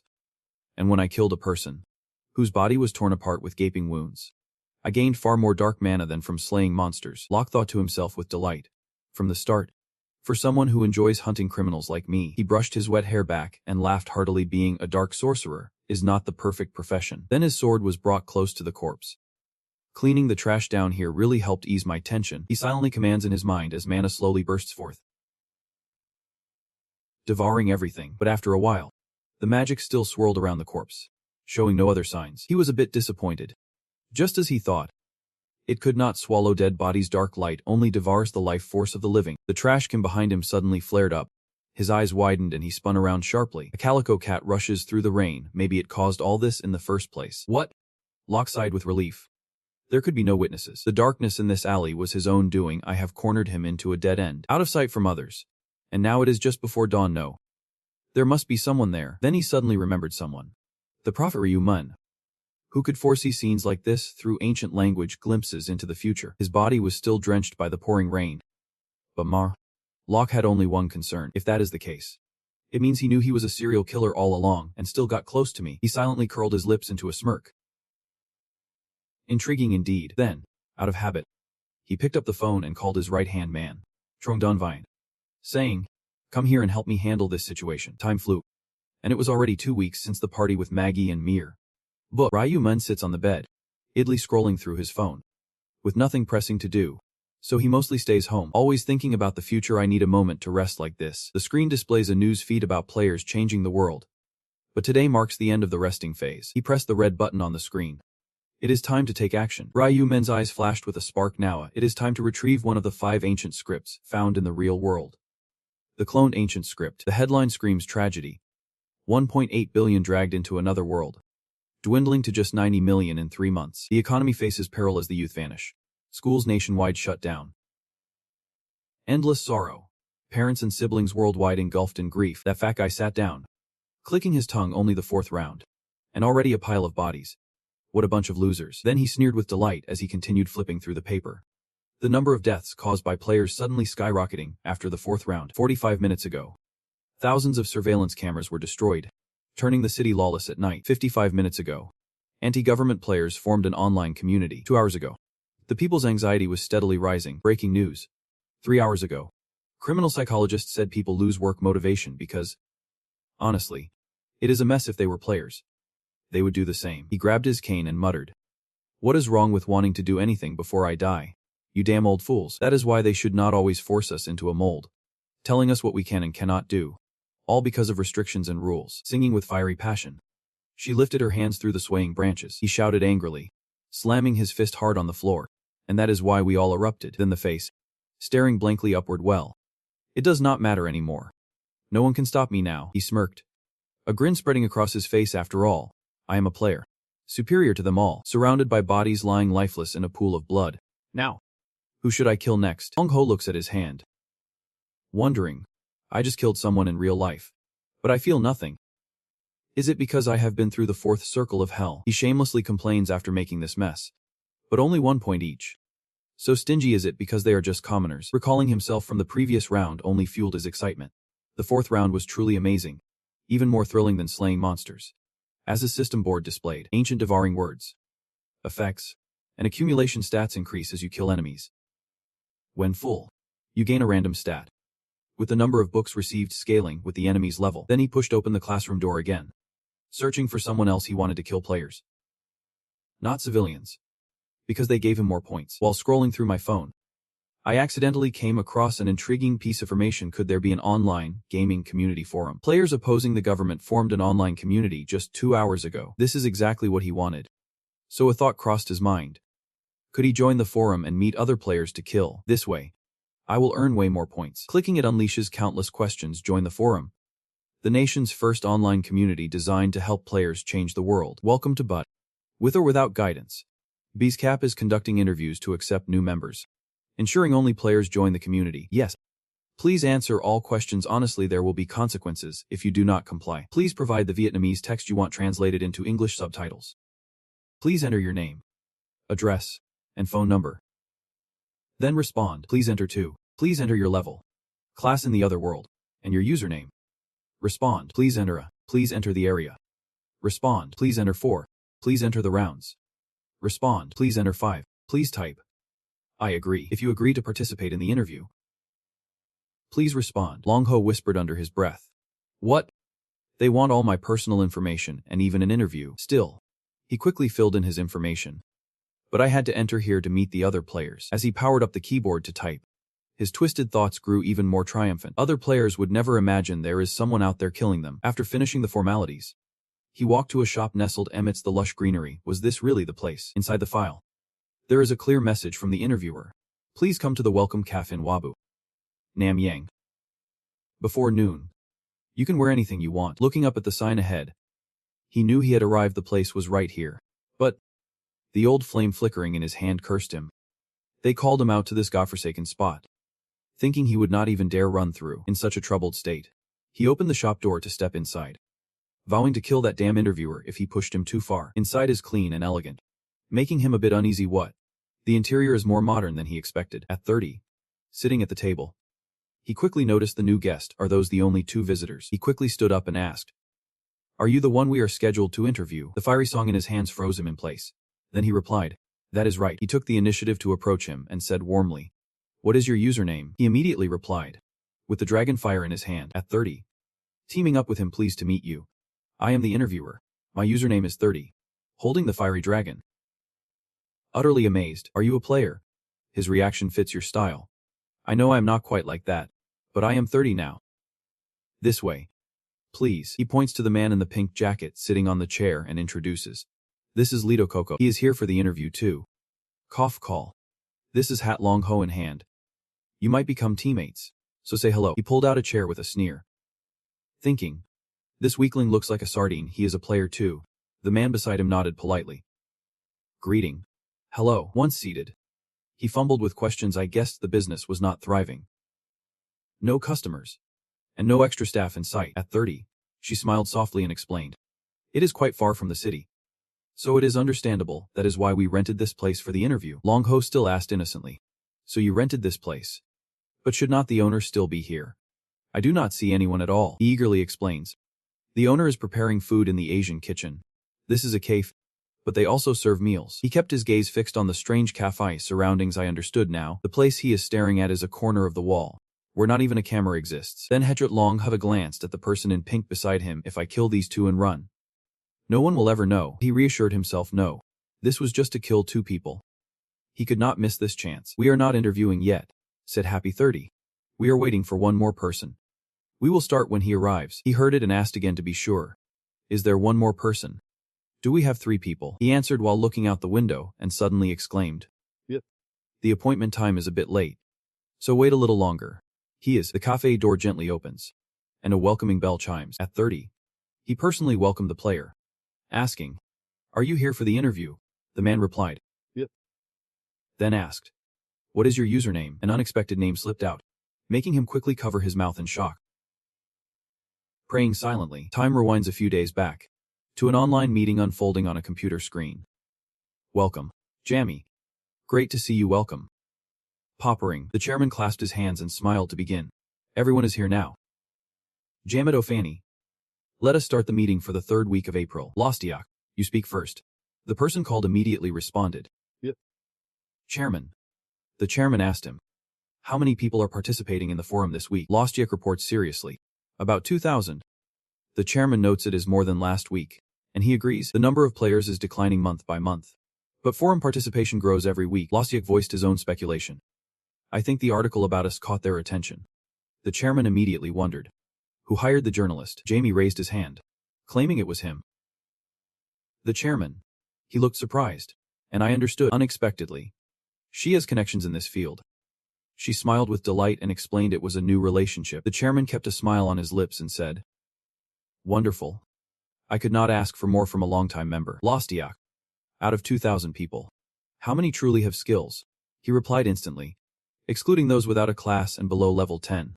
We have about 1,200, a considerable number for the chairman to ponder. So how many are truly effective?" Lostiak puts on his glasses and picks up the tablet. "I will address that now." He scrolls through the data and begins to read. A notable player. Long FK. Hailing from the Sex 45.5 region. He is just a level 10 warrior, but he ranked 3rd in his region. The chairman should consider this. Thirdly, he must have a good ancient language skill for his level, or else he is lying. Lostiak expressed his satisfaction again. "But I think he is skilled enough to be chosen as a candidate for the executive position." The reporting continues. "Yep. Anyone else?" He scrolls again, then stops. Another one is Lito Coco, from Sectors 122.7, always ranking between 4th and 10th. Lostiak also reported another encouraging figure. Besides those 2, 50 players are ranked in the top 100 of their region. The chairman's eyes lit up. "Looks like I will be busy interviewing everyone." Suddenly, the conversation shifts to someone else. My 30-year-old self, hastily waking from a doze. Apologizing, the chairman's face immediately turned serious. Was he dozing off? What did he do last night to be this sleepy now? At 30. He wanted to say something but could not. His superior cut him off. "I won't listen to any excuses. Finish the 50 interviews before the next meeting, or a senior candidate might replace you." Because of his mistake, he had no choice but to nod in agreement. "I understand now. Please entrust it to me." The chairman shifted to another question. "Lostiak, Has Hako made contact yet? He tried checking his phone and replied, if there was anything, I would have reported it immediately. Hearing that, he sighed deeply. Maybe you are right. I will give him an executive position immediately if he joins. What a pity. Then continue directing the operators. Zami, can you ask that journalist to write another article? We might need a stronger marketing strategy to attract Hako. She smiled with her eyes closed and gestured with her hand, of course. As long as there is money, he is generous and straightforward. Do not worry about that, I will reward you for your dedication. Zami smiles brightly. Thank you, Chairman. He was about to say more, so let us move on to the next topic. But Lostiak suddenly exclaimed in surprise. Wait. Chairman. A prominent figure has just requested to join the forum. The chairman immediately stopped. Curiosity piqued. Who is this? His subordinate. Trembling, hurriedly uttered that name. Hako. The entire operations team was shaken upon learning of top server's presence. Back then. At 30. Awkwardly shaking the hand in front of me. Nice to meet you. It was not too hard getting here. Right. He coldly brushed off those words. Yep. It is tough. He quickly patted her hand and forced a smile. Apologizing. This is the best place for us to keep our privacy. Then they entered the meeting place together. Anyway. You are really handsome. The girls must like you a lot. This way. Please. The guest sat down in the chair beside the man in his 30s, who invited him to sit. Both had come for an interview, just like you. The black dragon fire blazed in his hands, eyes wide with astonishment. Greeting. The introverted young man softly spoke up. Greeting. Sitting before them was a stranger who arrogantly proclaimed. Ryu Min revealed his wicked smile beneath the hat. I am Leto. That bastard sure knows how to have fun. Hyung. Sweat pouring down your face. That person. Is that Hake? The one who killed me 5 times. I really want to ask him if we have ever met in real life. Because why does he enjoy killing me so much? At 30. He reminded him. Hak Ho Long. What is wrong? Aren't you going to introduce yourself? He quickly bowed his head and whispered. Hello. I am Hak Ho Long. The fake thug nodded as if he had heard. His reaction only made the black dragon fire grind its teeth in greater fear. He did not even utter a single word in response. I thought he would recognize me if I said the player's name. Or maybe he just can't remember my name even after killing me 5 times. Rimin sipped his drink quietly. Watching their every move, have I really been this reckless? I am impersonating too. But this guy is a true con artist. He actually knew the identity of the man before him. His player name was Kukuru Bing Bong. A professional scammer who used every trick in the book to make money. This alias will one day create a clone. For now, he is not a major threat. But soon, he will gain the cloning ancient script and become infamous. Notorious for using it to commit every kind of crime. He carefully calculates in his mind this bitter reality, where even criminals can gain power from the other world. But it is good that I met him as planned. I will use him to obtain the ancient clone. At 30, he took out his laptop and spoke. Everyone's introductions are done, so I will start by confirming personal information, beginning with Leto Kokoti. Alright, Ryu Minja nervously said. My name is Kim Sahong Hyan. I am 20 years old. I just graduated from graduate school. So I do not have a job yet. The 30-year-old operator records the information meticulously. It says here you are a level 13 assassin. Is that correct? He immediately replied. Yep. Then he asked again. You also ranked 4th in your region. Right. Though his face showed awkwardness. In Ryu Minja's mind, it was all lies except for the player's name. During a gathering with the crowd, and saw a player with that name and got curious. Leto Kokoti is indeed a real name. In other words, I am impersonating someone else. But I have to do it to meet the criteria for obtaining the ancient human clone. If I recall correctly, In Hong stabbed a girl himself. The ancient script demands the bearer kill at the hidden site while impersonating another. That guy remained calm, making himself as cold as Ryu Minja. In the past, he killed someone while impersonating me and stole the ancient clone. Then at 30,000 years old. Hying take. Alright. Next you, Sing Fire Dragon. Hen immediately replied. My name is Sim Hying Take. I am 16 years old and currently in high school. He exclaimed in surprise, but had the opposite thought in his head. He was the youngest person here. This fat pig was an Asian high school student. It was disgusting. 30,000 people stand before me. And I wonder could he still look down on him like that if he knew Sim Hyung Take had killed his classmate. That is not something an ordinary high school student can do. He kept repeating the same thing. You are a level 10 warrior. Ranked 3rd in your region. As he slammed his hand on the table. Eyes blazing with fire. What? I thought I already said it. He shrugged and explained. It is just part of the process. Sorry if you felt offended. Then at 30,000 years old. The final interview begins. Your turn. Sing a line. Your name is? In Hong glances at him and says. Kim In Hong. 28 years old. I am a fund manager. I have never dropped from the top rank in my region. And I am at level 30. Surely you know my profession is the Grim Reaper. What else do you want me to confirm? The executive dared not retort, forcing a smile instead. No more. Thank you. Ryu-min keeps eating the strawberries in the glass. But he is clearly displeased. Managing those fund centers, he must be managing some scammers. Then he will use that name to sing this line and borrow money from other players. At 30. I put down my computer and got serious. That is all I need from you to confirm my identity. Let us start the interview. Just tell me why you want to join PCVCap. You go first. Little cup. Ryu-min twists the straw, revealing his unease. Well, I know the world is more dangerous than ever. Being alone outside is really scary. And there are many other things too. I think living with others would be better. He turns to the person next to him. Alright. Next up. Sing Fire Dragon carefully, and think I can't say I came here to kill other players. Then he casually borrowed the previous person's excuse. Like little caw-caw. I could not go to school anymore. And I was worried about the next round. When turning to print at 30. There is a bit of passion, so that is it. What about you? Sing a line. He hung up, replying. I only registered because I saw the forum. It sparked my interest. At 30. Forced smiles reveal the truth.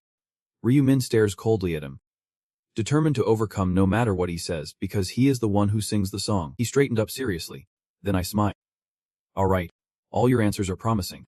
Now, let us move on to the final part of the interview. Uttering these words, the 30-year-old's expression turns delightfully sinister. To pass the final part of this interview, you must kill someone else. Ryu-min is panicking. Kill someone. But why? He said calmly again. You probably do not understand. Alright. Let me enlighten you. His eyes narrowed with discomfort. You must have seen the articles by now. The government has started cracking down on our players and paying us back. They fear us because we are stronger than them. The hands of 30 grasp tightly with ambition.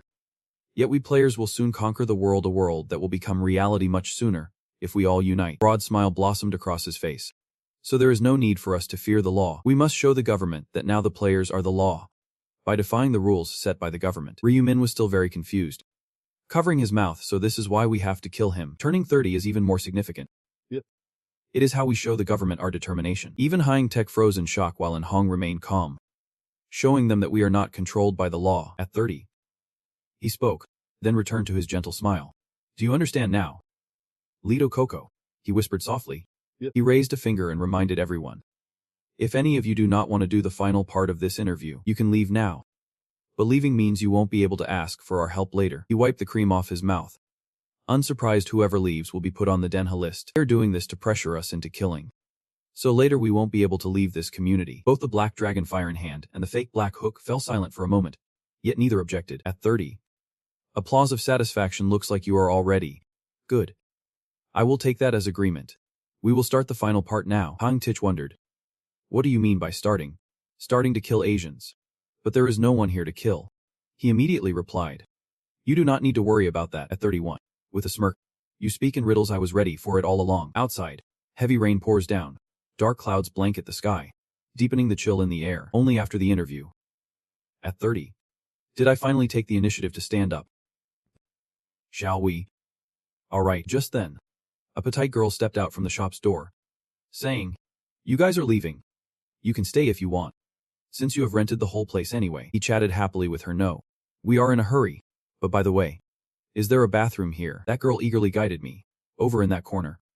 A 30-year-old woman was answering while rummaging through her bag. Thanks. Meanwhile, can I ask you a favor? She is curious. What is it? Then he handed her his keys and said, Can you please get the car out of the parking lot for me? I am in a hurry. The innocent girl took it and accepted it right away. Of course. Do not worry. Then she took her red umbrella and stepped out into the rain. The car door opened slowly as she drew closer inside. Then she tightened her grip and prepared to take the wheel. The heavy rain blurred her vision, and she did not notice a rough hand reaching out for hers. Then all 10 fingers grabbed the little girl's neck, causing her to scream in panic. The man kept choking her, leaving her helpless as she struggled. The girl's tiny hand trembled uncontrollably, her scream fading into a whisper. At 30. She held the unconscious body in her arms and smiled faintly. Effortlessly. Min gasped in shock. What?